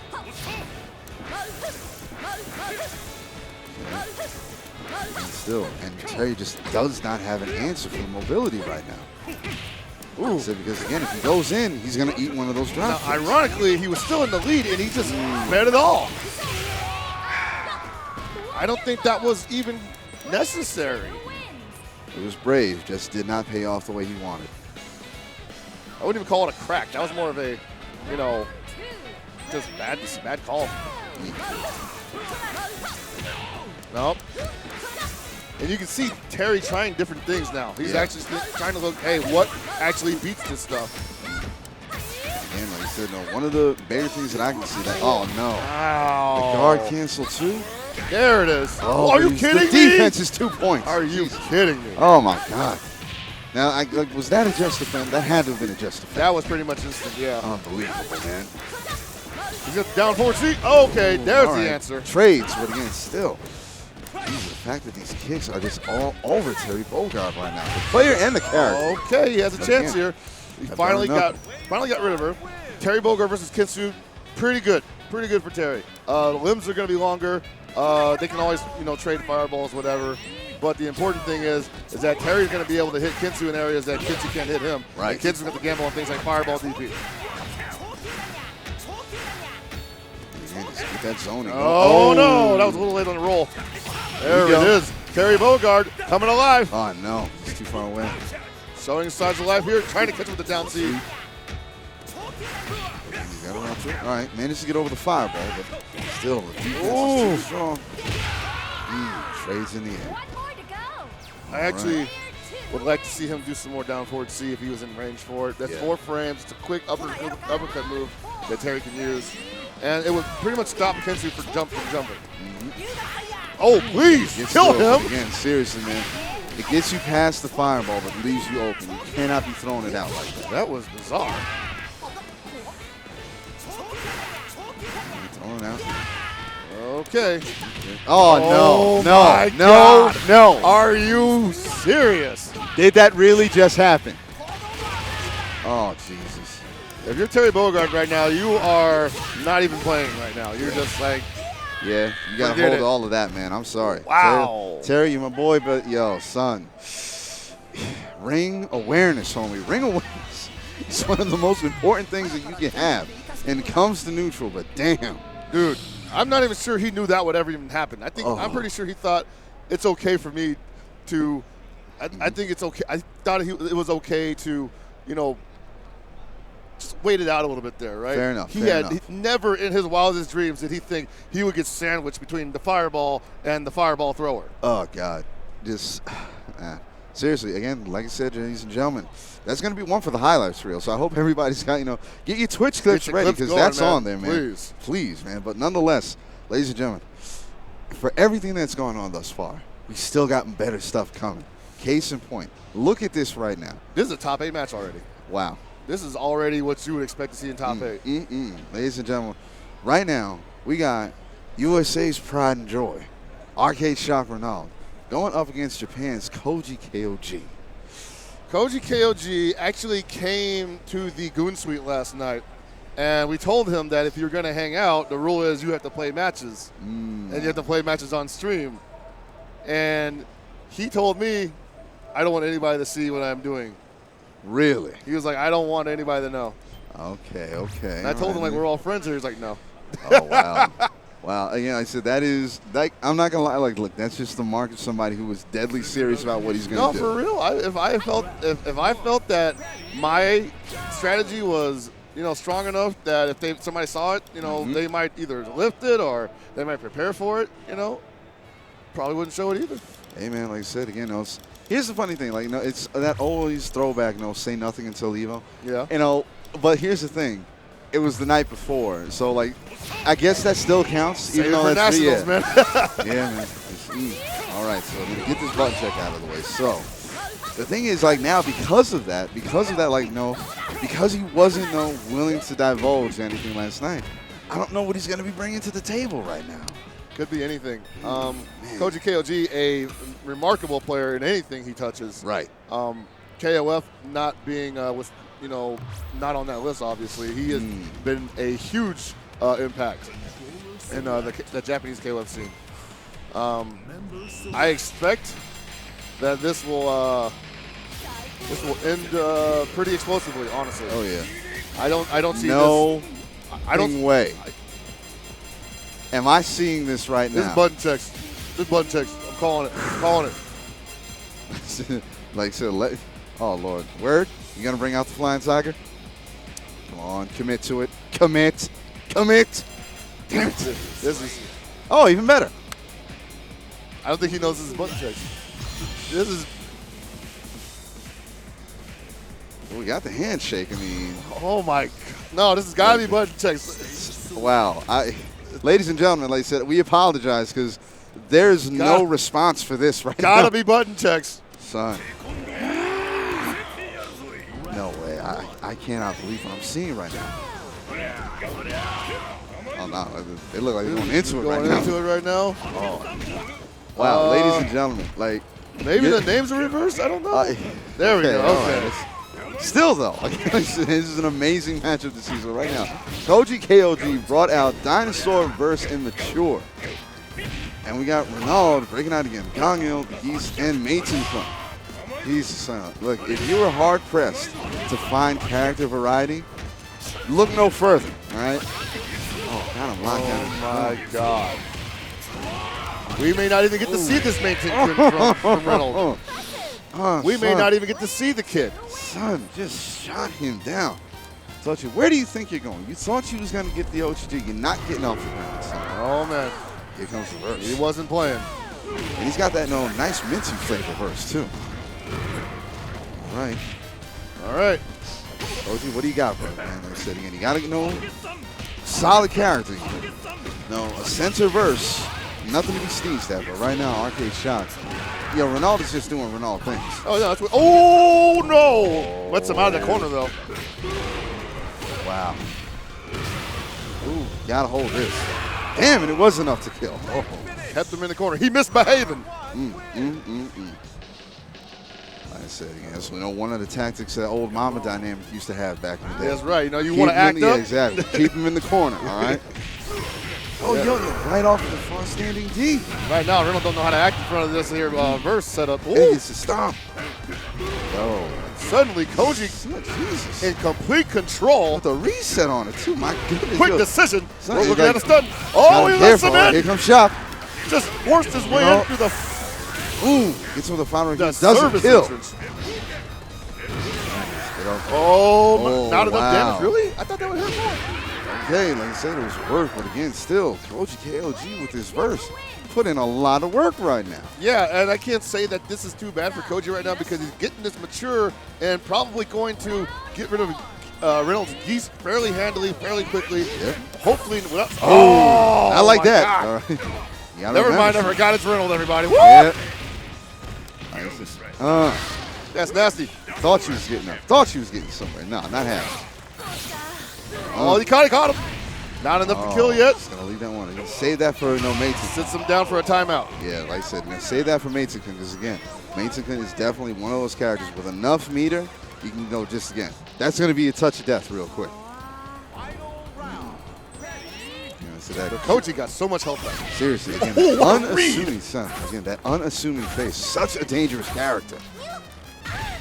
Wow. Look, see, like we were talking about earlier, that's some WWE stuff. Yes, that's a full swinging DD. That's a full swinging bulldog. Yeah, not, you kidding me? Not even having any of this. You think Oh he's my throwing some God! overhead. Get him off. Okay, good grab, good grab. Cody's got a chance to make something happen. Did he? Did he? Oh, okay.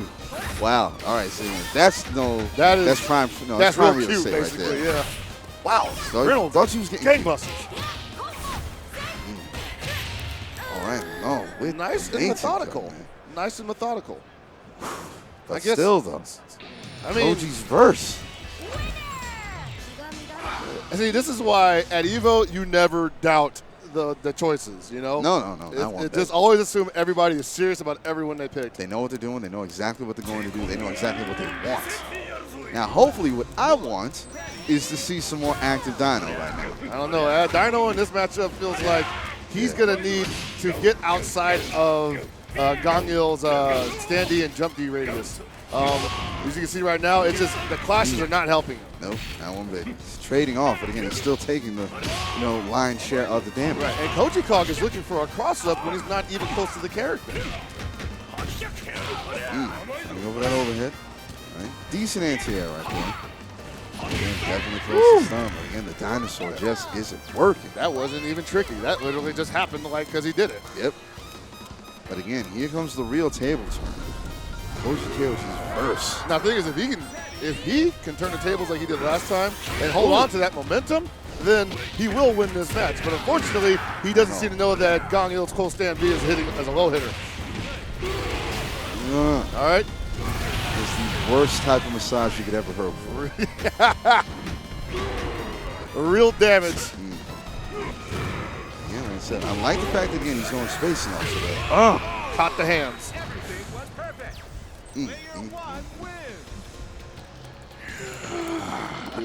Verse is such an enigma. Like, people were unsure what to think about him for the longest time, and hopefully they've learned. I still don't think anybody has. I still think a lot of people don't know what Verse does as a character, and so they aren't ever looking for it. There it is. But Riddle knows, because Riddle plays his character. Wasn't hoping he would pick up. Oh, wow. And again, shuts down the referee entirely. Thought you was crossing me up. Yeah, that ain't happening, man. And again, like I said, thanks to, again, I really got to thank Ronald right there, because that is the one thing that I've been wanting to see from more, Geese players. Break out the counters. Predictable.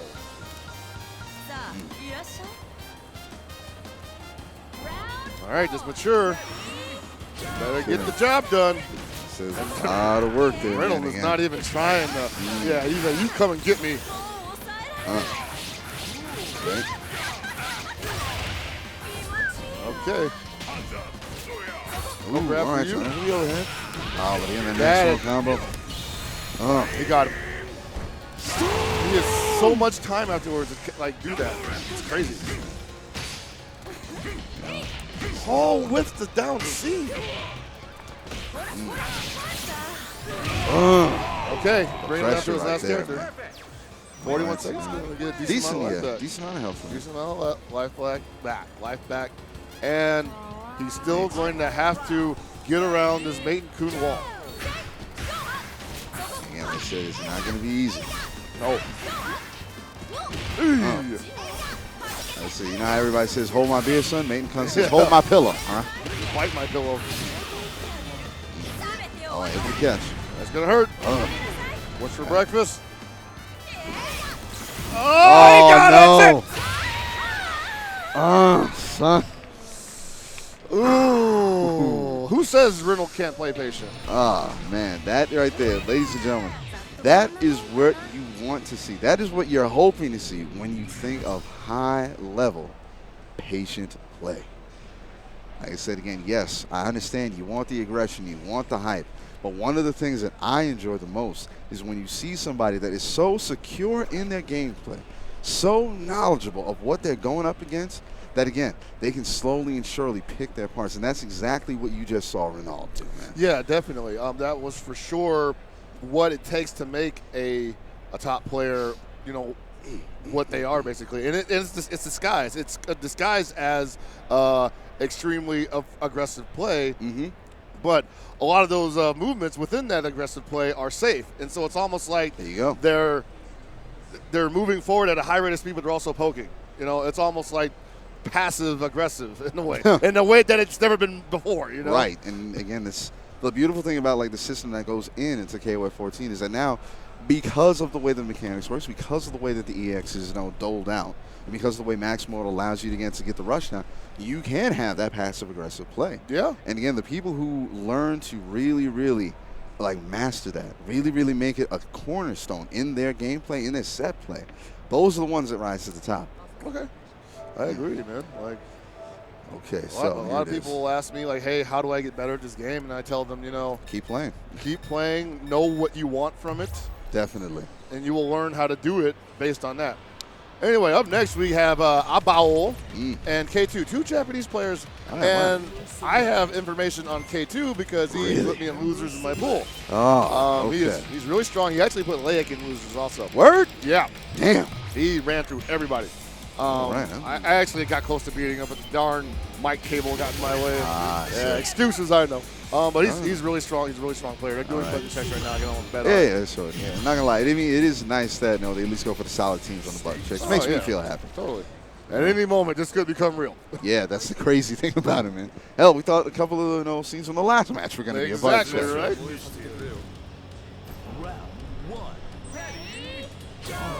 So again, like I said, he's gonna get this quickly out of the way, keep things going. And again, like I said, tale as old as time with those two. Oh, yeah. Iori and Kill. The quintessential rivalry. Oh, yeah, man.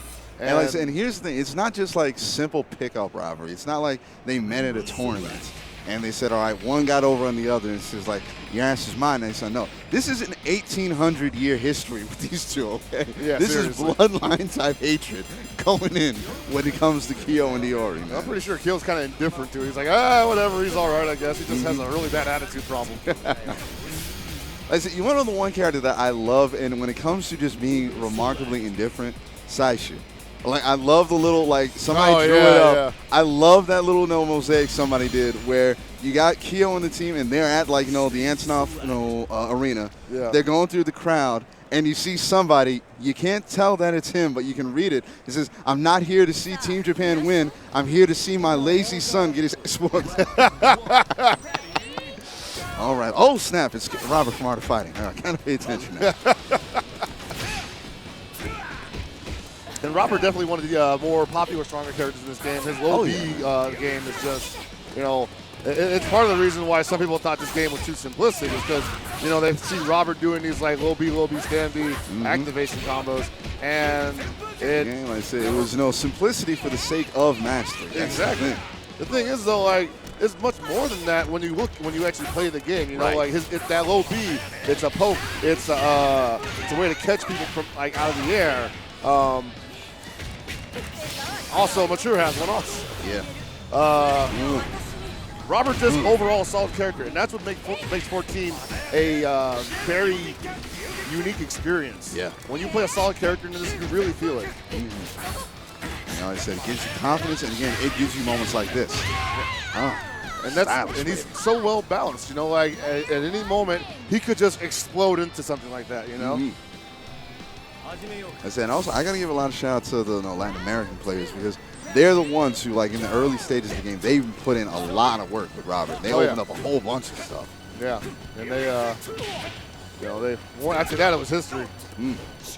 Everybody said, if you can get through short activation, you got a bad character. All right, so again, Robert, he was on the shallow end of the line fleet on that one. So yeah, moving on. But here comes Leona. Not a bad situation for either one of these players right now. Leona's probably gonna try to build meter. Yeah. I don't really. Okay, she's gonna go right in. All right, this is gonna hurt real bad. Yeah, that's right, baby. Break out that red hit. Slashed him up. Yeah, you can't do anything about any of that. Now and again, like I said, I appreciate everybody actually having the wherewithal to be on the defense. But keep in mind, I said that guard meter is not infinite, all right? It is an exhaustible resource. Yes. Okay. Let's say you want to spend about 60% of the time blocking, the rest of the time you want to be avoiding. Yep. Okay. Good close standing C on that one. Get out of Oh, why did he challenge that?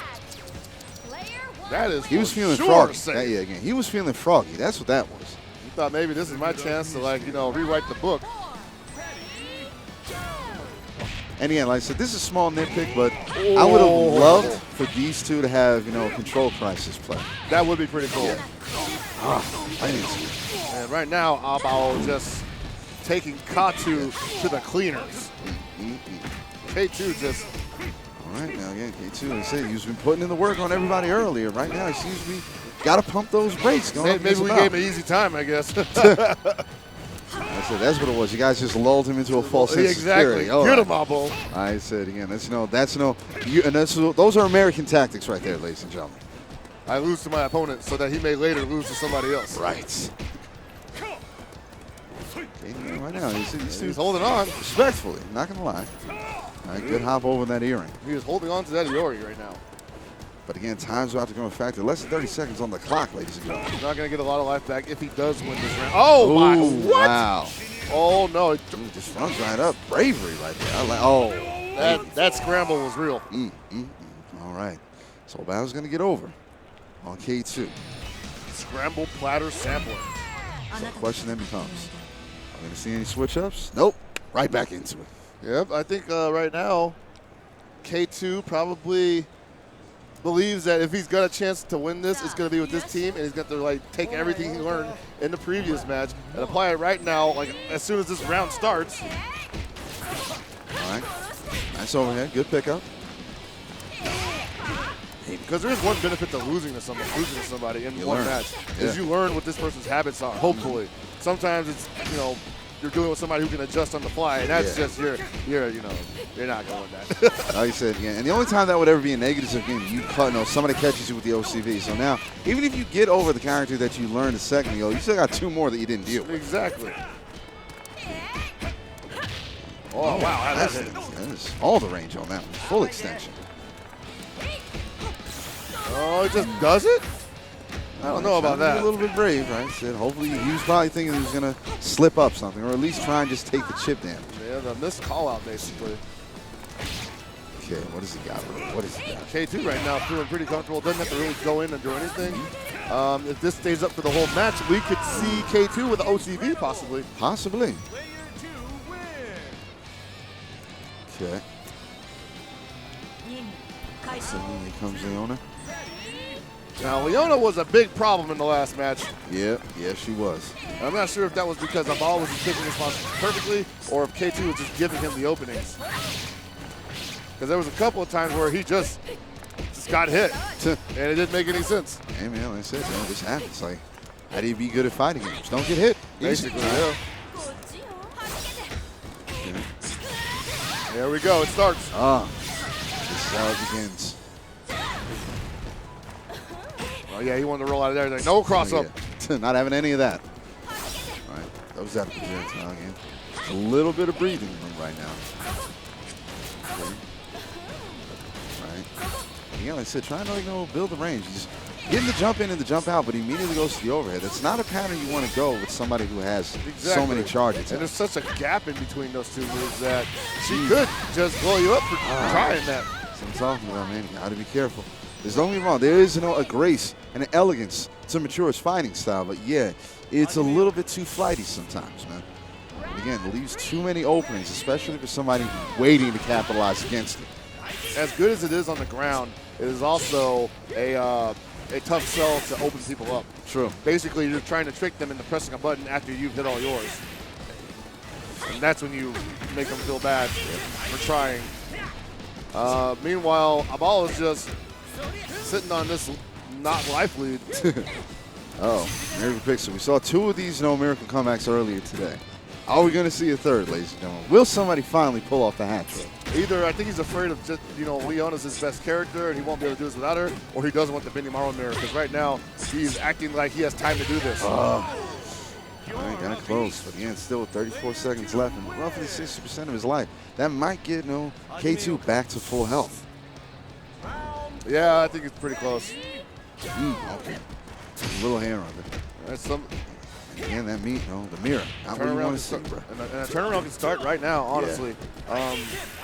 Benny Morrow known for being able to do massive amounts of damage without taking any on his own, pretty much. I said it really is all matter. He's going to get the first confirm. Again, in case he gets it, he's going to get the fight back. Good one, even it up. Goes to the collider. That's dirty. Woo! Okay. Going nowhere, baby. Right back into it. Get him in that boot. Love that suit. Oh, wow. Trying to go for the charger on that, and again, takes it right there. Now, 33 seconds left. He's on the shallow end of that yellow health right now. A ball right now. He's going up against an Iori.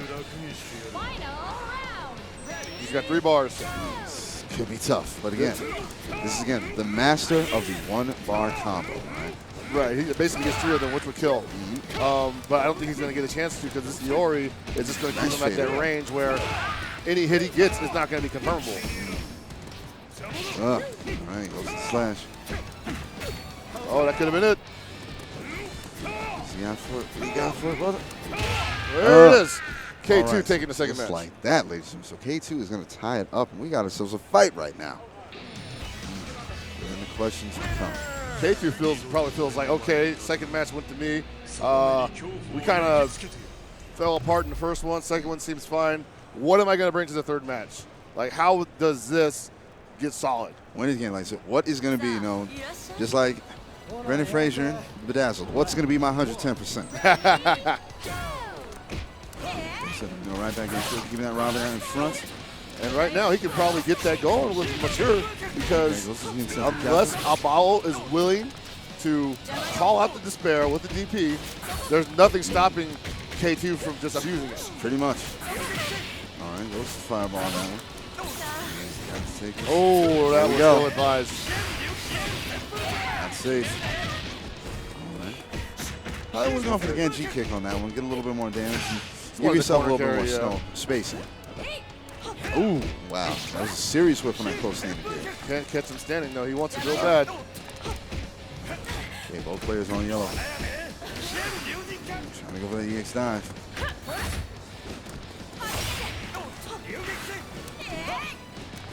Right now, you see these two again doing everything they can to call each other out from opposite sides of the screen right now.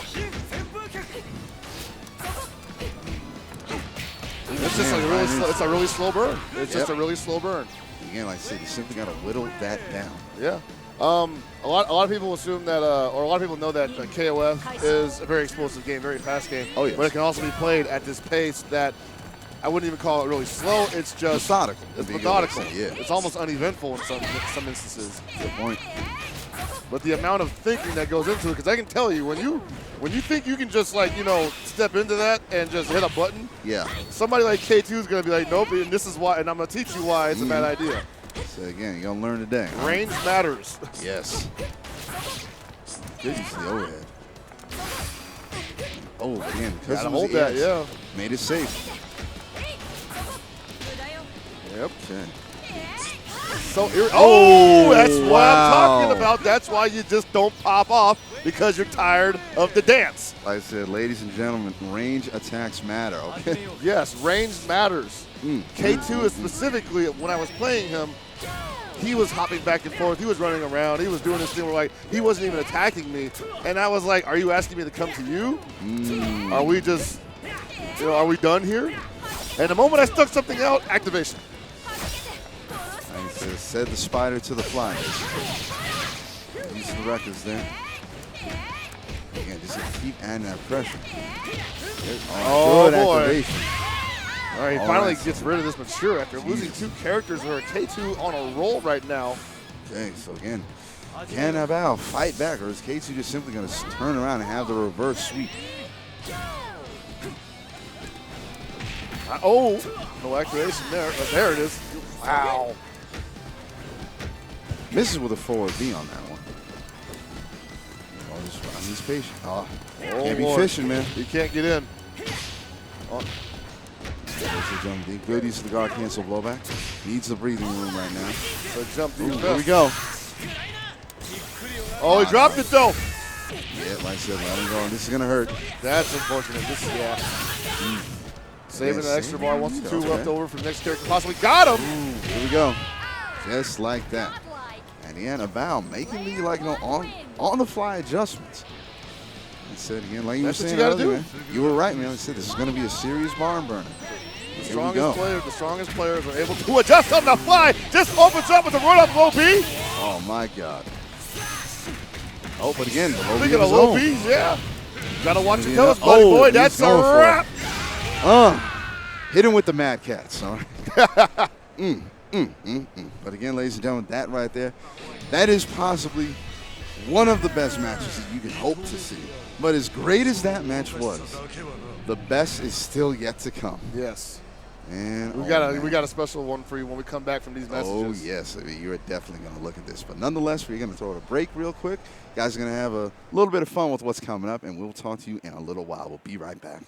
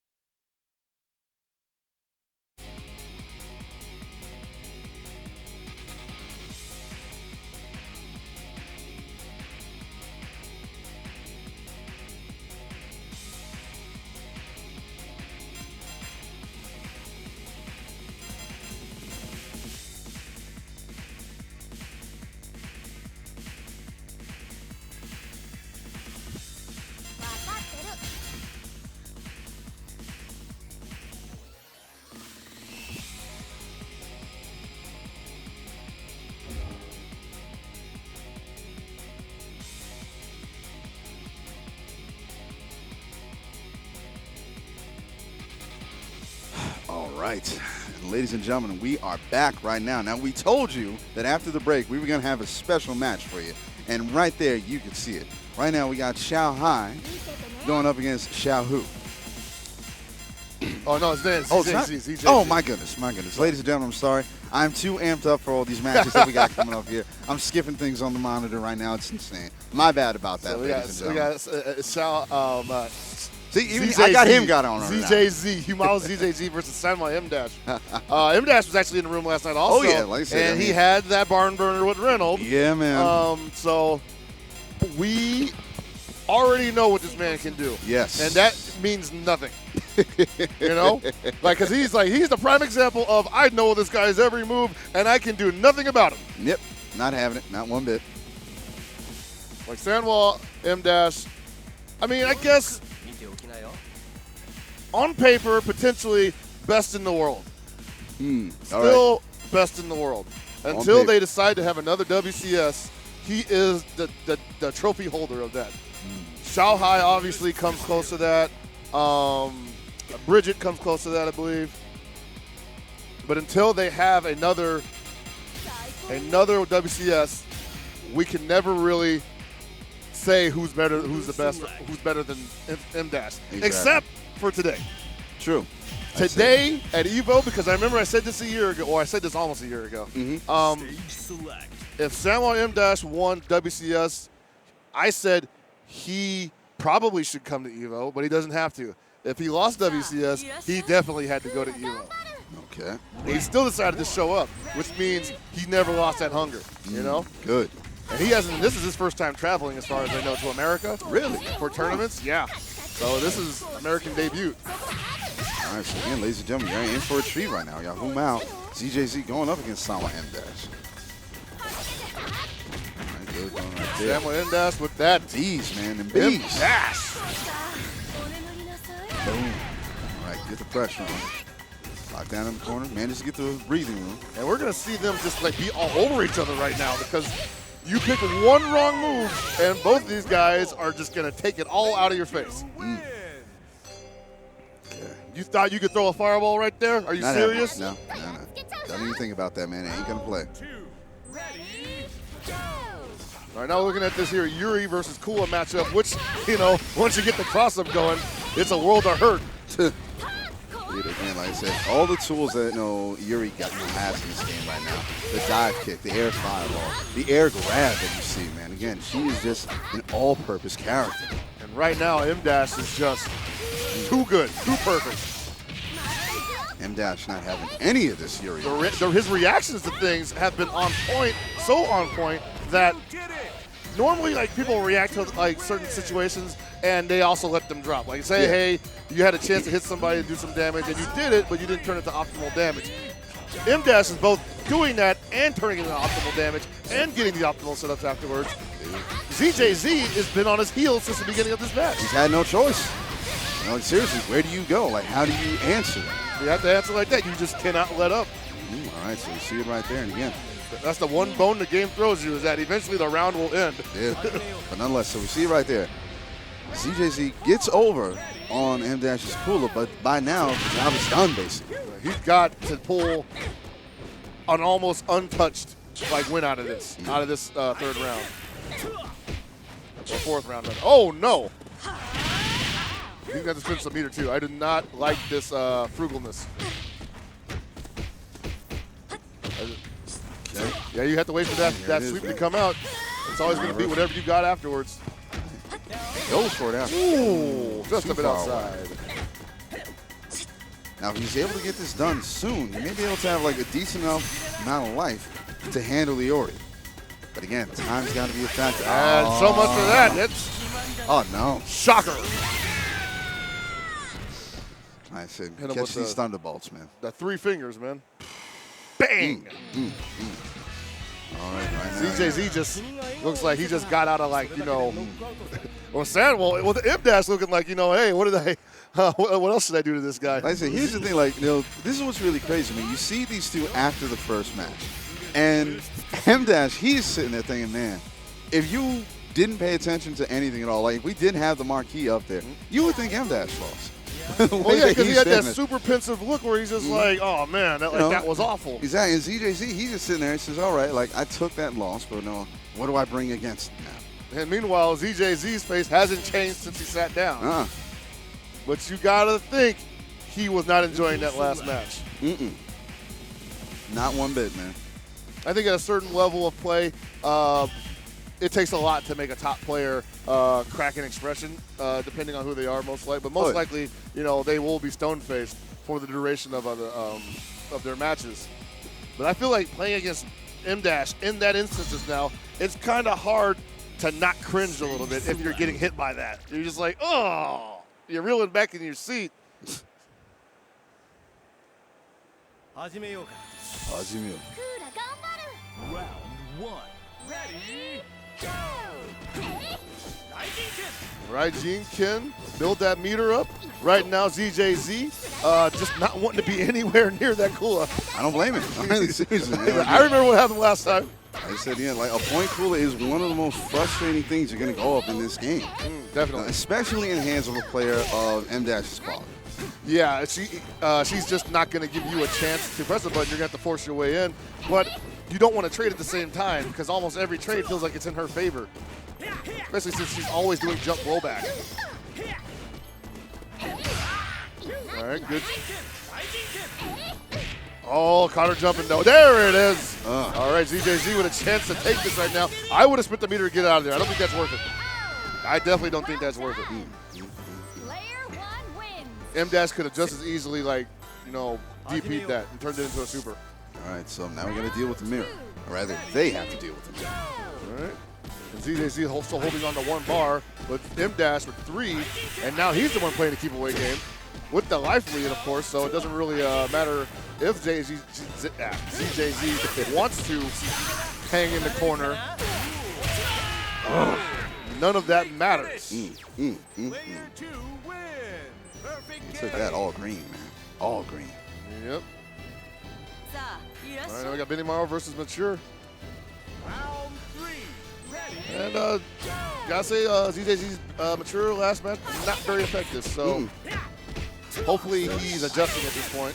I said basically it's trying to stop a rhinoceros with a mosquito. I possibly want to see more of the raw despairs from her because Benimaru, even though it's Benimaru, he's gonna have to block. Yeah. And right now, ZJZ just wants to rush down the floor. That's fine, but eventually eventually he's gonna jump in over that fireball.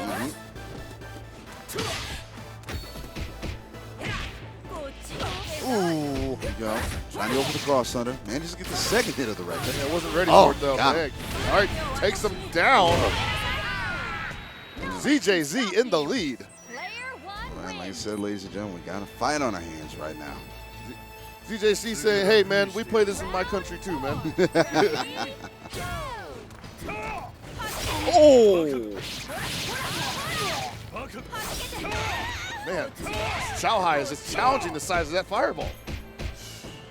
He's not having any of this stuff. Back that up. Oh, it's M-Dash. Sorry, I keep wanting to say Xiaohai. I'm all turned around now. M-Dash currently holding on to all of his meter. I spoke too soon. Get this girl out of here. Spends one bar on it. What's the setup? Oh! That was questionable at best. It's not where it needed to be. It's damn sure. I mean, maybe he thought he had a confirm coming in before that, but there was no button that came out. You want to raw activating the man's face. Like, talk about disrespect. Here's the thing. ZJZ needs to be exceptionally careful right now. Because again, there it is. That's the one thing you do not want. Got an anchor Yori with 5 bars. Yeah. He's putting about 60-70% on you if he touches you. Dude, seriously, that's all hell about to go loose once he gets to confirm. Yep. Neither one wants to commit to going in. I don't blame him, man. Yeah, did he get up? Did he get up? Yeah, it's going to hurt. He's going to go for the Mad Cats. They're going to kill. They're going to kill. Do it. That's what I'm talking about. That's it. Yep. It's a wrap. Didn't even get the full animation on it, and it still took him down. Jeez. But again, like I said, for his American debut, N-Dash putting in that work. All right, so now, ladies and gentlemen, Mino, slight faux pas, notwithstanding earlier.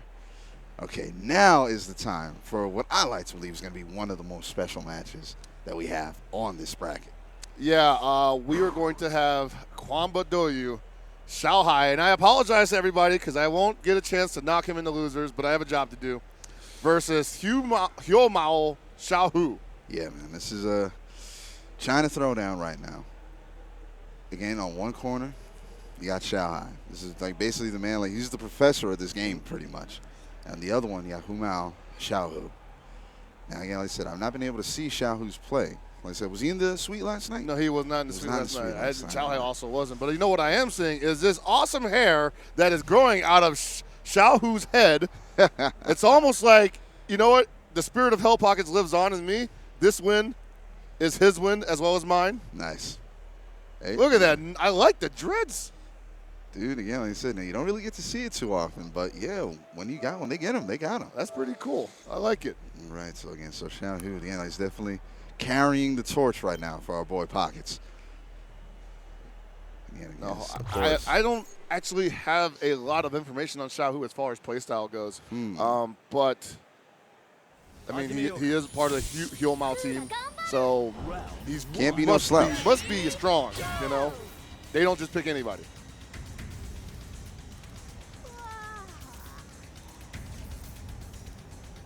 And Xiaohai, a lot of people were surprised that he stuck with KOF for as long as he did. Famously, last year at SoCal Regionals, Xiaohai said he would play KOF no matter what. You know? It didn't matter if it was popular or if it was humongous or there was a bunch of money involved. He was going to play KOF because he's a KOF player. See, now that I can respect. Oh, yeah. And again, just getting this button check out of the way. Want to make sure that there are no excuses, ladies and gentlemen. Yeah, get them done. Because again, right now, this is for all the marbles. And this is something that we actually, at least know, I have not spoken on yet, and I haven't brought it up to you yet. It's something that we really need to talk about. The fact that SNK and Atlas chose until after registration was closed to add the pot bonus. This is for the marbles right here, man. That's a tough one. Here's my thing. Like, when I first heard about it, it befuddled me. I'm not going to lie. I don't use that word very often, okay? But afterwards, I got to thinking about something.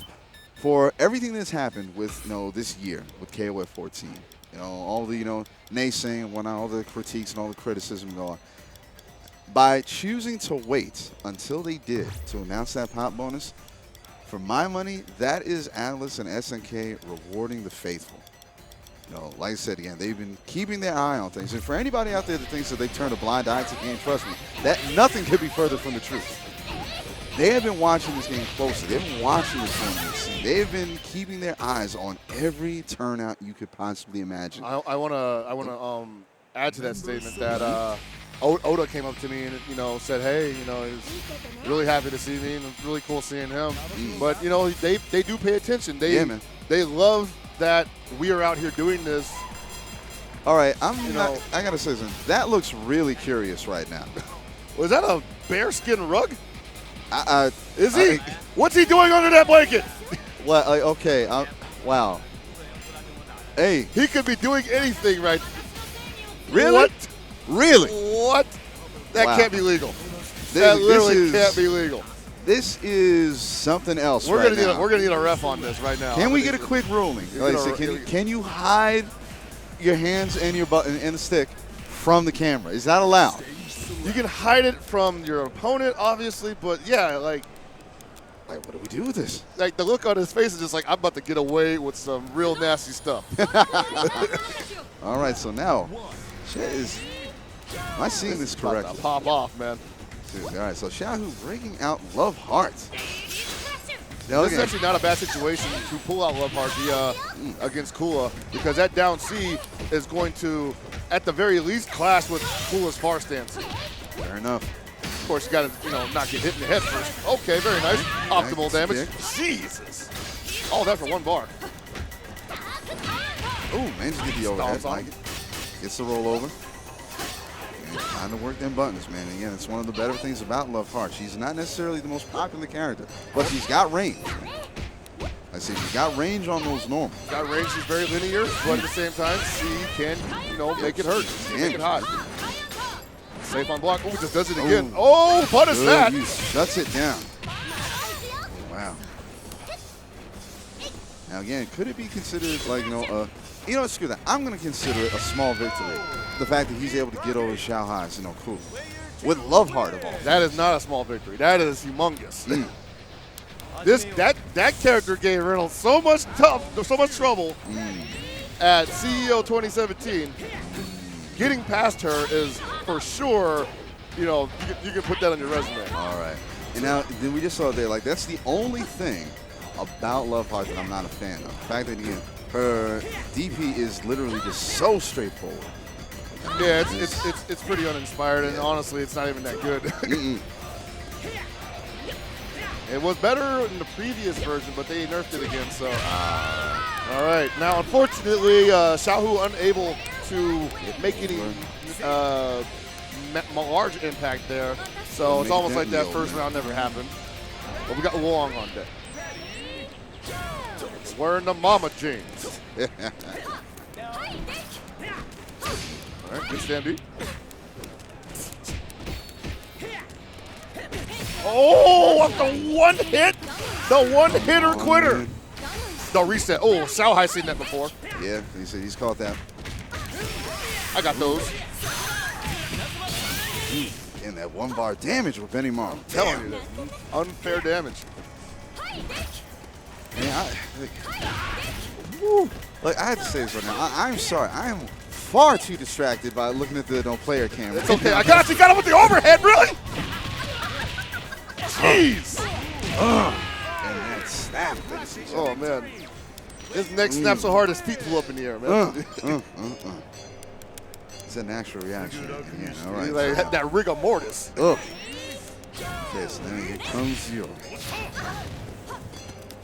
And now the crazy thing is that, Xiao Hai is on the back foot in terms of character. Yes, he is. Xiaohu currently just running the shop. And I gotta say, I'm not seeing the reactions right now that I saw from Xiao Hai back in CEO. Right now, there's a lot. Okay, here we the go. spacing is the same, but the reactions seem a little bit dull. May not matter though, because I like that. I mean, it may not matter because you got Iori on anchor, 3 bars. You're going up against Mai. Mai's gonna probably toss some fans at you. Yeah. She's not really gonna scare you that much.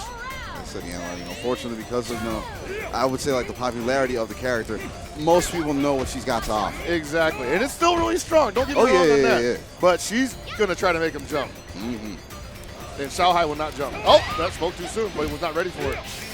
We'll just say specifically, he will not jump the fan. Honestly, this is like semifinals. Yep. If I had caught the DP that high up, I would have went for another one. All right, not bad. All right, good far standing D from you. All right, don't do it. Oh, that was the perfect opportunity. And again, here it is. That's not enough to kill. Oh, wait. The follow-up? Yeah, that's going to do it. No, Miracle Pixel. Oh, trying to go low on that. Fortunately, Xiaohu's Mai not with a lot of options here, and Xiao Hai going for the trade. What a turnaround. Dude, seriously, that Rubber is match indeed.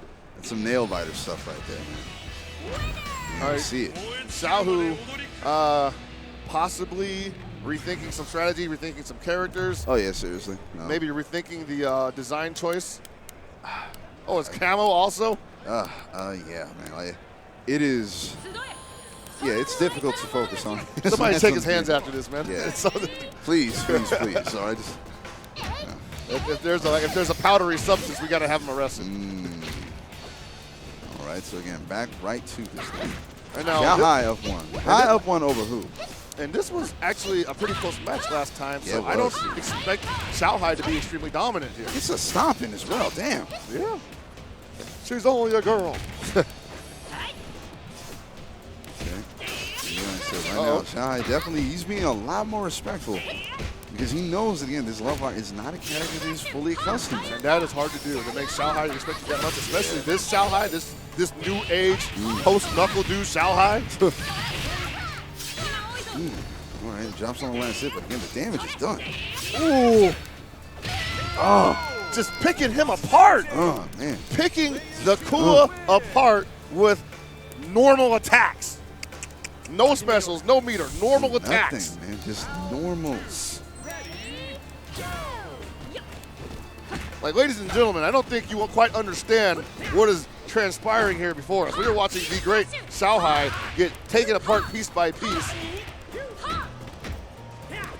by nothing special, but for the most part, there has not been any huge blow-up combos. It's just been like, oh, all right, decent trade. Bad trades, yeah. Trades, bad trades, all of them. Okay, here comes the real damage. Son, I said, no, it's stuff like this. And again, and right now, Xiao Hu's got 2 characters. Mother of God. Wow. Does anybody have any file footage of Xiaohai ever getting OCV'd? Because it might finally have one for the archive. All right, so here we go. Now he's in his he's in his wheelhouse right now. He's got his anchor Iori. Okay, Scum grab. Scum Gizzle.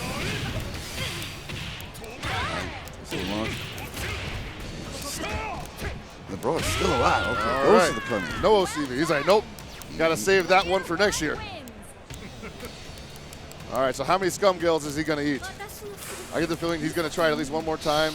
If it doesn't hit, he'll give up on it. If it hits, he's going to be doing it all night. Oh, whoa, what's going on here? A little bit of a pause of action. Ooh, no overhead for you, baby. Oh, no damage? Come on. Better get on that. Got to pick up. Like I said again, if I'm not mistaken, she's pretty much, outside of Yamazaki, she's the only character who can really, take advantage of that cancer. Oh. Are you serious? Xiao Hu? What? How did he see that? Gotta be careful. I said the EX is great, but again, you need the range for it. Oh man, can't get nothing off of that. Still got a chance to cross him up. Oh, here we go. Right into the briar patch. You got one alone? Want to go for anything? Ooh. Rock just literally holding down again. Not enough yet, but he's still got one character. Whoa! Yo. Xiao Hu running, again, he's fighting back, man. I think you weren't kidding when you said, the whole spirit of the spirit of Hell Pockets lives on within Xiao Hu. I think that blanket there is keeping his hands warm. It's hiding his buttons. It's probably soundproof also. Shoot. Says so now. He said things, ladies and gentlemen, I said we got ourselves a real fight here. Things are kind of interesting. Hey, he has forced Xiaohai's hand. Yes. Xiaohai saying, you know what? Breaking out the Robert now. I can't fight this guy with Benny Maru. He says, I cannot fight this guy with Benny Maru. Son, again, ladies and gentlemen, I don't think you guys, I'm sure a handful of you in the chat know what's going on right now. For anybody who's joining in, just taking this from a full spectator's viewpoint, you have to really appreciate the fact that Robert Garcia is on this screen right now. Not because we, just trying to constantly blow up Robert. I mean, this is the dude from Art of Fighting. But still, the reason why this is such a big thing right now is because, again, this guy, Xiaohai, he is the favorite, tapped to win this. And he just got taken down by Xiao Hu. Character that, again, we did not have Didn't even get to Xiao Hu's mind. Exactly. So now his hand has been forced. Xiaohai had to go back to character select. And he's thinking about it long and hard right now. He will not pick the order. Look, I'm sorry, like I said, not to discredit the man. Again, his credentials speak for themselves, but right now, this is looking like an on-tilt moment to me. Possibly. That's exactly what I was thinking. All right, so again, he's going to keep Robert on center. Going to keep Iori at anchor. Right now, Xiaohai looks to be up to his neck in Xiao Hu water. And the slightest budge could dunk him underneath. All right, so again, and we saw this. We've been seeing this the whole time. This matchup doesn't work too well for Xiaohai. You can't do nothing about that. Her pressure is so safe that even Kua feels a little bit afraid to approach. And all Kua can do is approach. Yeah, so you said again, and you taking the character. You're taking the function out of the character. Basically takes the function out of the character. Unreal, man. Look how tepid. Look how cautious he's become. Oh no. And that's why. That's exactly why he's become cautious. Into it. And again, we're seeing unbelievable. unbelievable. This character is ridiculous. And again, that jumpsuit. For anybody out there who's again thinking that Loveheart might be replaced in the next updated game whenever it comes out.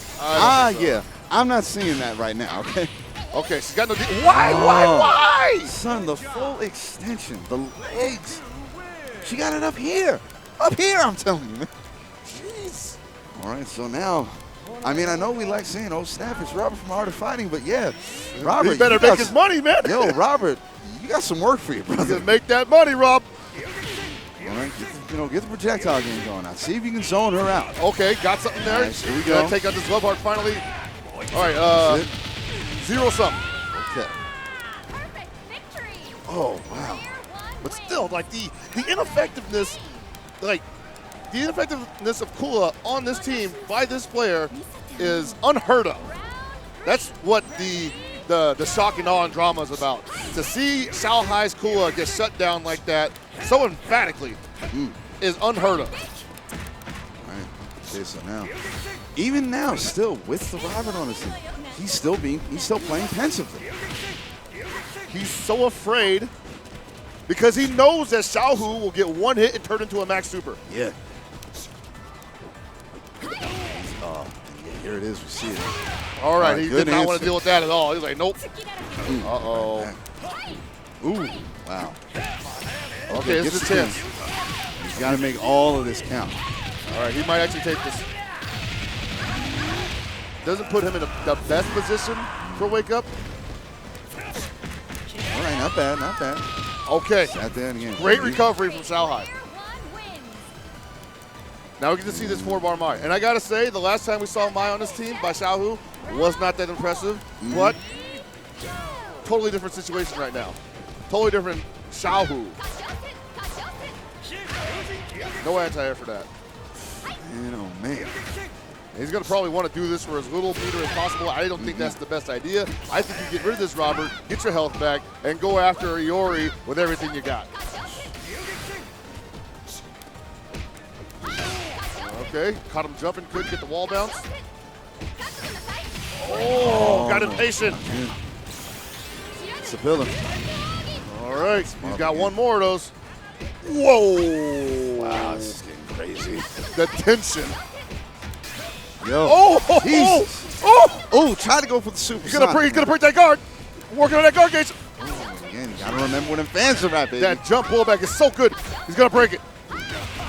Oh, Shanghai just stopped blocking. He just stopped blocking. He didn't want that. He didn't want any of that. Now here's the thing. Even with only 26 seconds left, he still has enough health. He might get at least to 95%. I think he gets a bar back. He gets 2 bars. Oh, man. He can put some serious hurt on Iori, take the life lead.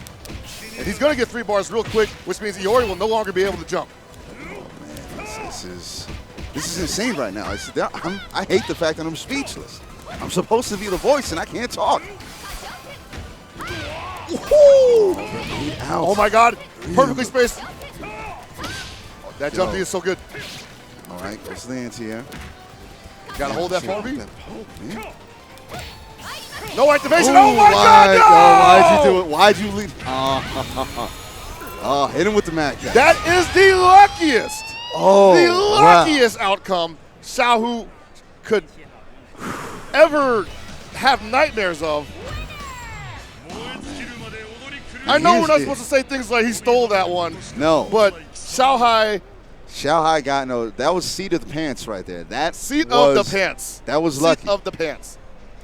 Wow. Thank God. Yo. He dropped the activation. Son, ladies and gentlemen, again, brothers and sisters, family, all. Y'all got to understand what we just witnessed right here. That was, again. That was a damn dive. That's what that was. Again, that was a damn dive. Look, again. Oh, man, but he has to pay some bills right now, ladies and gentlemen. Got to talk about people who helped make this wonderful event possible. Oh, Again, got to catch this, but I said right there, you see it, ladies and gentlemen. Controller chaos. Again, these guys have been putting in so much work behind the scenes, making these events possible, helping us get bigger and better at every step we go. Simply hit up, controllerchaos.com and get 10% off with the promo code EVO17. Use that across the board, ladies and gentlemen. Again, they have the official EVO 2017 limited edition controllers. Look at that stuff. That is beautiful, man.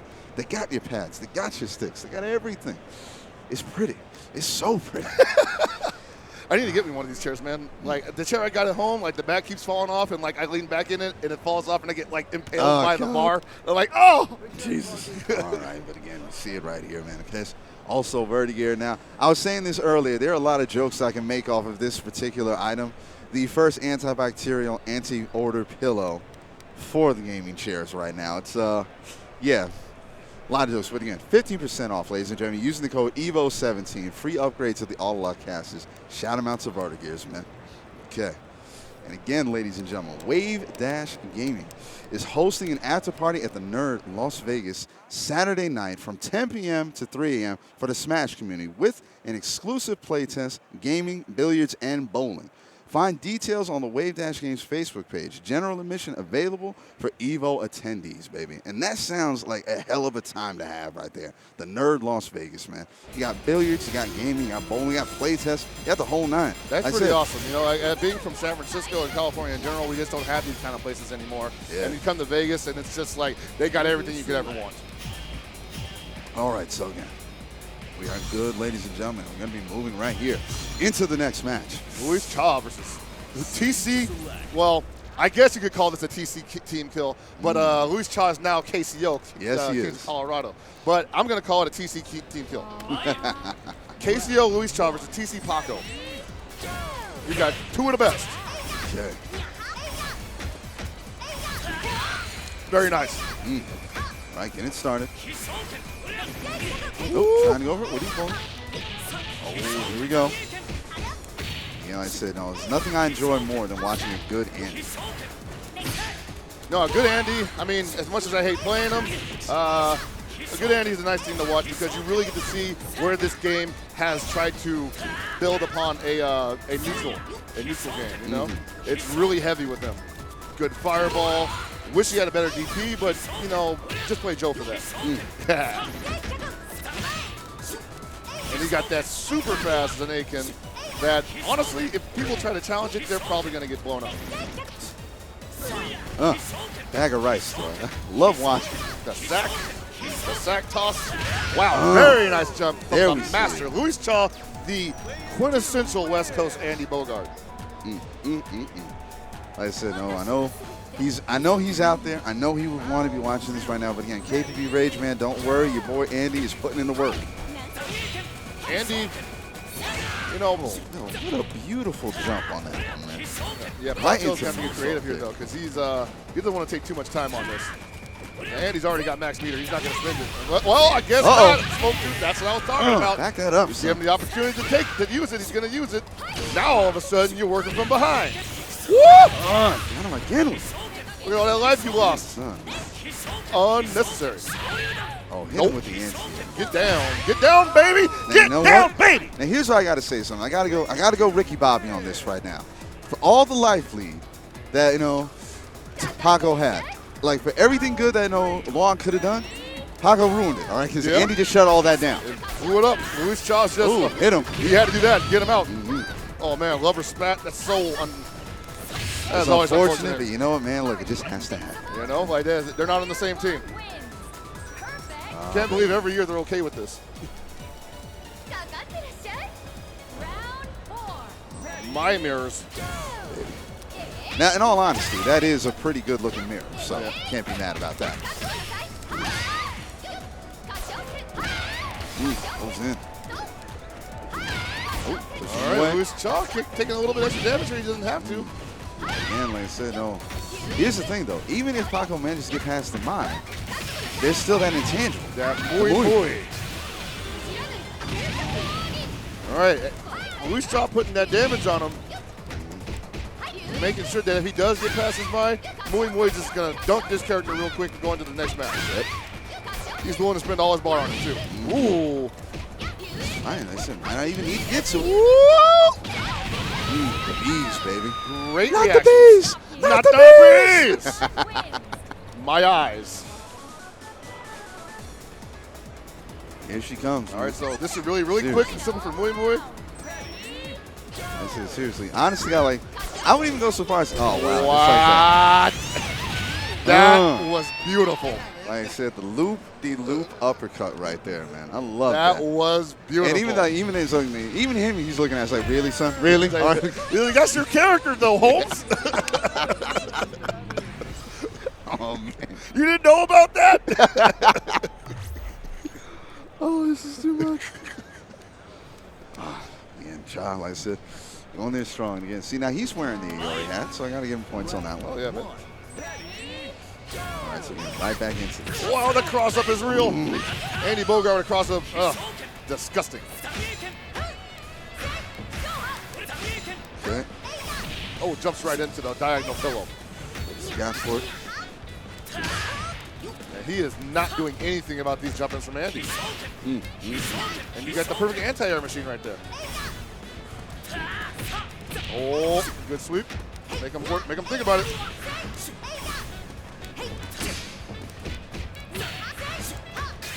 Back into the corner with it. Oh, man, Louis Cha. Oh, my God. And the cancel on, so it gets the EXD. Gets the DP on. And again, that throw. Here's the thing, like when you catch that throw in the corner and it is the last attack, again, because of the sound effects, it almost sounds like he's throwing him into something that can break. It's like I throw him into a barrel or something. Exactly. Like, basically, you know what it is? It's the Rage of the Dragons breakable in the background. That's what it sounds like to me. Oh, that's dirty. Lift him up. All the ES attacks. Give him that Get him. beat down. Man, look how his legs just fly up and she cracks the neck. That's gotta, ugh.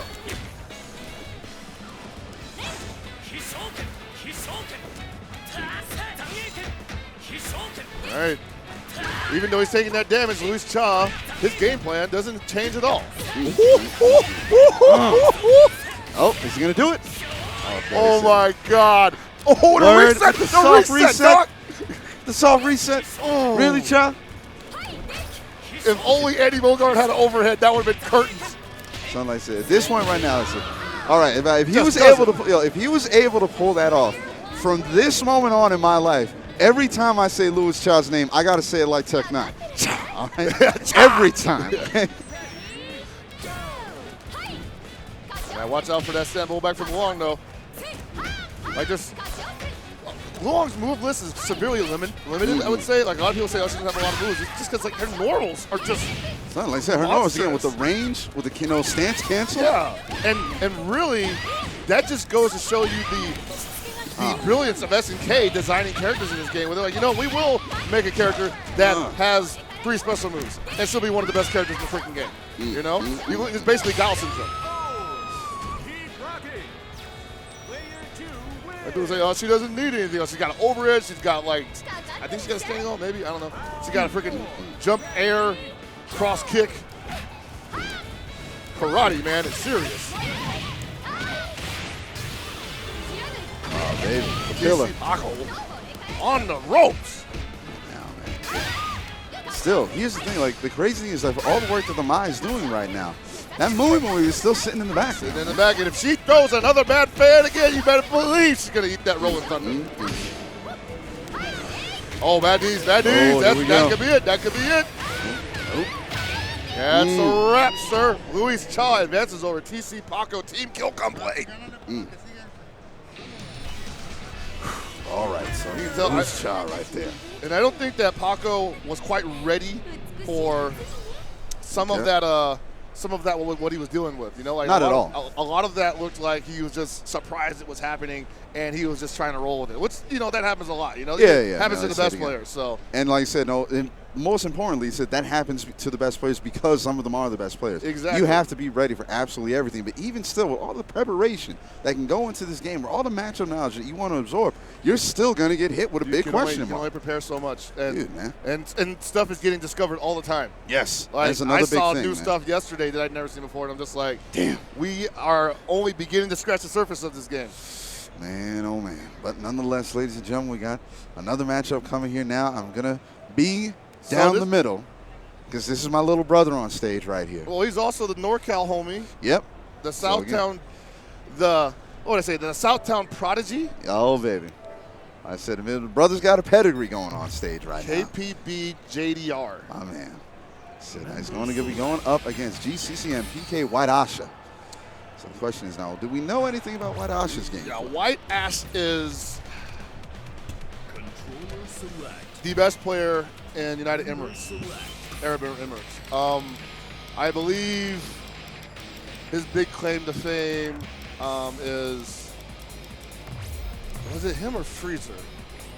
I remember one of those guys had this completely knockdown, drag-out battle with Lassad at a Arab tournament, and they pulled it out. They pulled it off, and I think that was White Ash. But White Ash in his own right is an amazing player. Okay.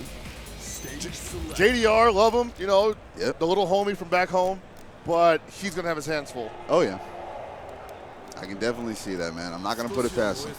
And, of course, why not finish out on this stage? I heard that, right? King of fighters!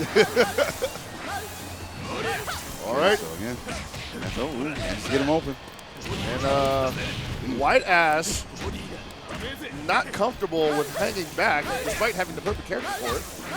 Okay. And takes a lot of damage from JDR right now, who... Again, he's playing it safe, playing it calm, which is definitely what he's going to need to do, going up against a character like this. Oh, totally. Oh, man, just go to the RAD kick. Good cross up. Oh, man, JDR, put in the work. And this is a problem for Mien because he cannot get up from this. He's going to roll. There we go. You have to get out. Oh! Not having any of this. Get that out of my face. He says again, where do you think you're going right now? That is literally Riddle 2013. Ooh, baby, right there. And again, like I said, all right, goes to the chest. Oh, man. Get super in. That might have scared White Ash. He was like, oh, crap. Like I said, he's got to, again, like he's got to cash out right there. Okay. Play it safe. Oh, man, that could have been punished. All right, not decent trade. JDR with the dub on that one. I'm sorry, I'm just like, it's again like the hop back in the corner down C to blow up the horizontal dive kick. Sitting there, where do you think you're going? Just, sit your thing of beauty. Mwah. All right. How can she slap? Oh, good cross up. Nice cross. That was ambiguous. That's hard to block. And the up, no double. The double. I said, you don't get to see that too often, but again, I can appreciate it. I haven't seen that move in years.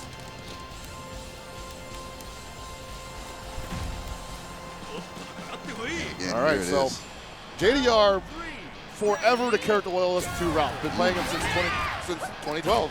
Yeah, 13. Those are the hits. And wow, some people have given up on his character. JDR stuck with him this entire time. And it's been paying dividends. You've been paying dividends, but at the same time, you can still see these shortcomings in the character. The amazing thing about that is JDR works with it. Yep. He's aware of the shortcomings. And you're like, you know what? I will use what works. And I won't worry about what doesn't work. Those are the body. Catches him that time. Give me that lunch money. Those are the dive bomber. But again, Ash doesn't actually pick up on that. White Ash is currently taking a lot of damage, didn't have to. Ooh, that would have been. Oh, did he press the button? He caught him. Got him with the Stairmaster. All right, goes to the dive. White Ash got 2 more bars. If JDR sticks something out that ain't safe, he's going to do it again. Ooh, there it is. Found him. And the double. Once again, the double.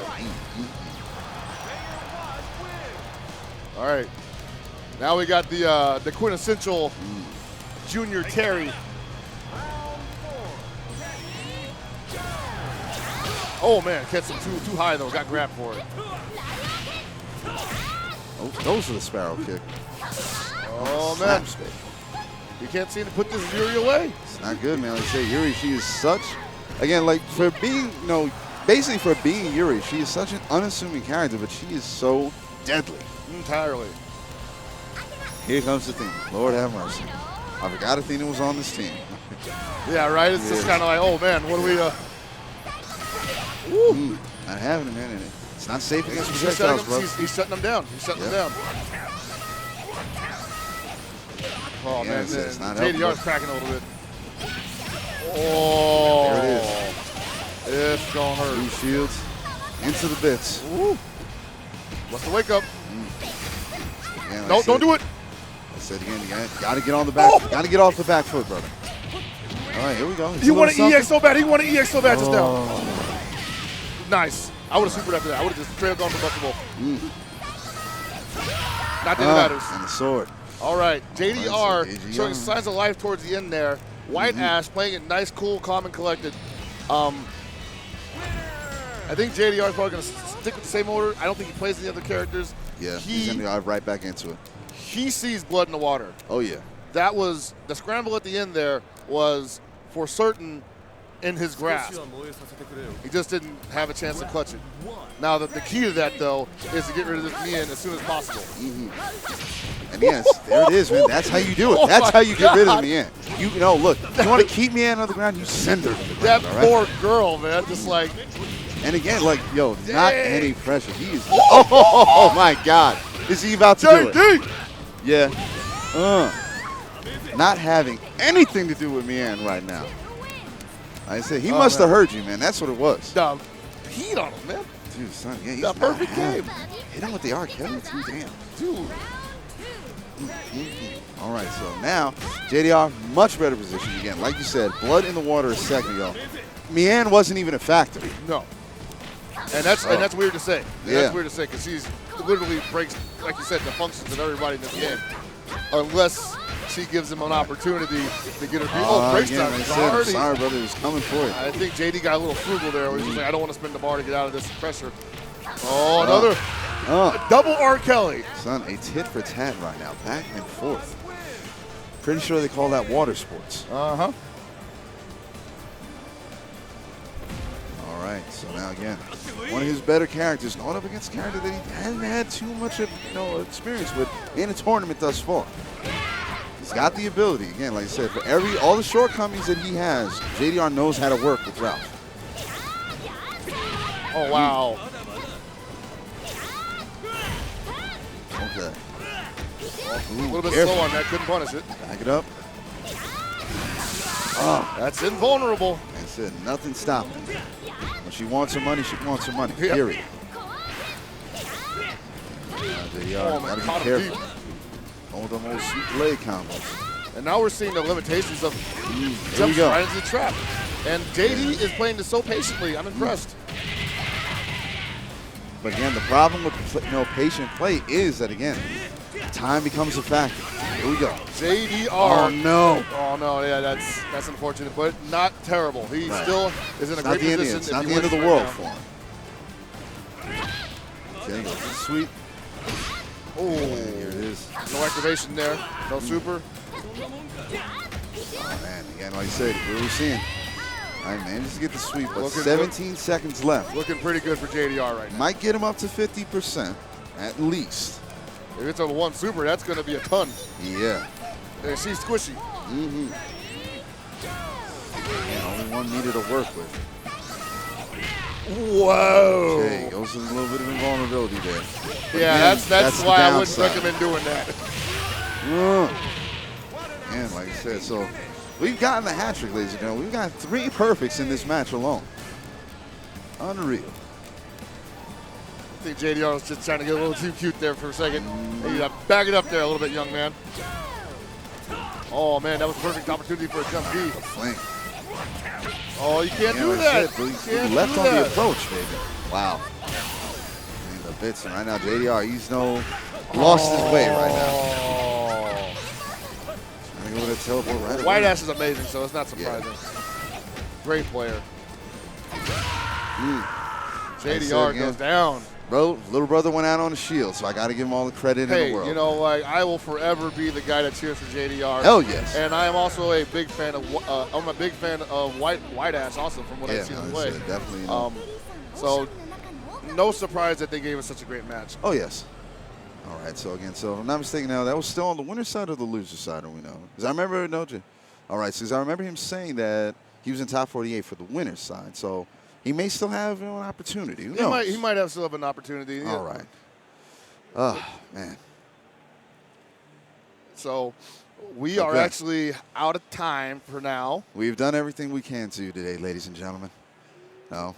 Now, like I said, I got to I gotta do the whole Emmy list thing. So you go first. Okay. I gotta get emotional in a second. Oh, you're gonna get them. Oh, I am. shoot, I'm not man. gonna lie. Well, I just want to let everybody know, like, they can see the top 8 at what was it? Twitch.tv/EVO 4. Just Evo. Just Evo. We're on the prime stage. All right. Twitch.evo, Main stage, baby. boys. We got main stage coming up man. at 8 o'clock. Yes, sir. And it'll be myself will be returning, and Metaphysics will be commentating that.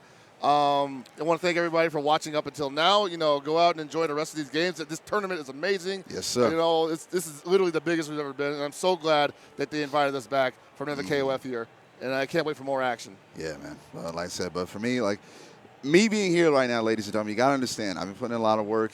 You know, Hell Pockets, he's been a huge proponent to get me here, to keep me on the mic, to keep me getting out there, constantly making all the moves, going to as many events as possible. Like I said, I got to thank, you know, Hell Pockets. I got to thank Gibby. I got to thank Chris Segley. I got to thank Reiki. I got to thank, you know, Ringe. I got to thank Meta. I got to thank all the game rooms. I got to thank Big E. I got to thank, you know, Shin Blanca. I got to thank Bifu for giving me the opportunities that he has, man. I got to thank, you know, Cha-Cha for letting me come. East Coast, man. I have to, right, man? Because, again, look, seriously, I've been saying this all weekend on Twitter. Look, the only reason that I'm sitting in this chair at all is because all of you have been supporting me right now, man.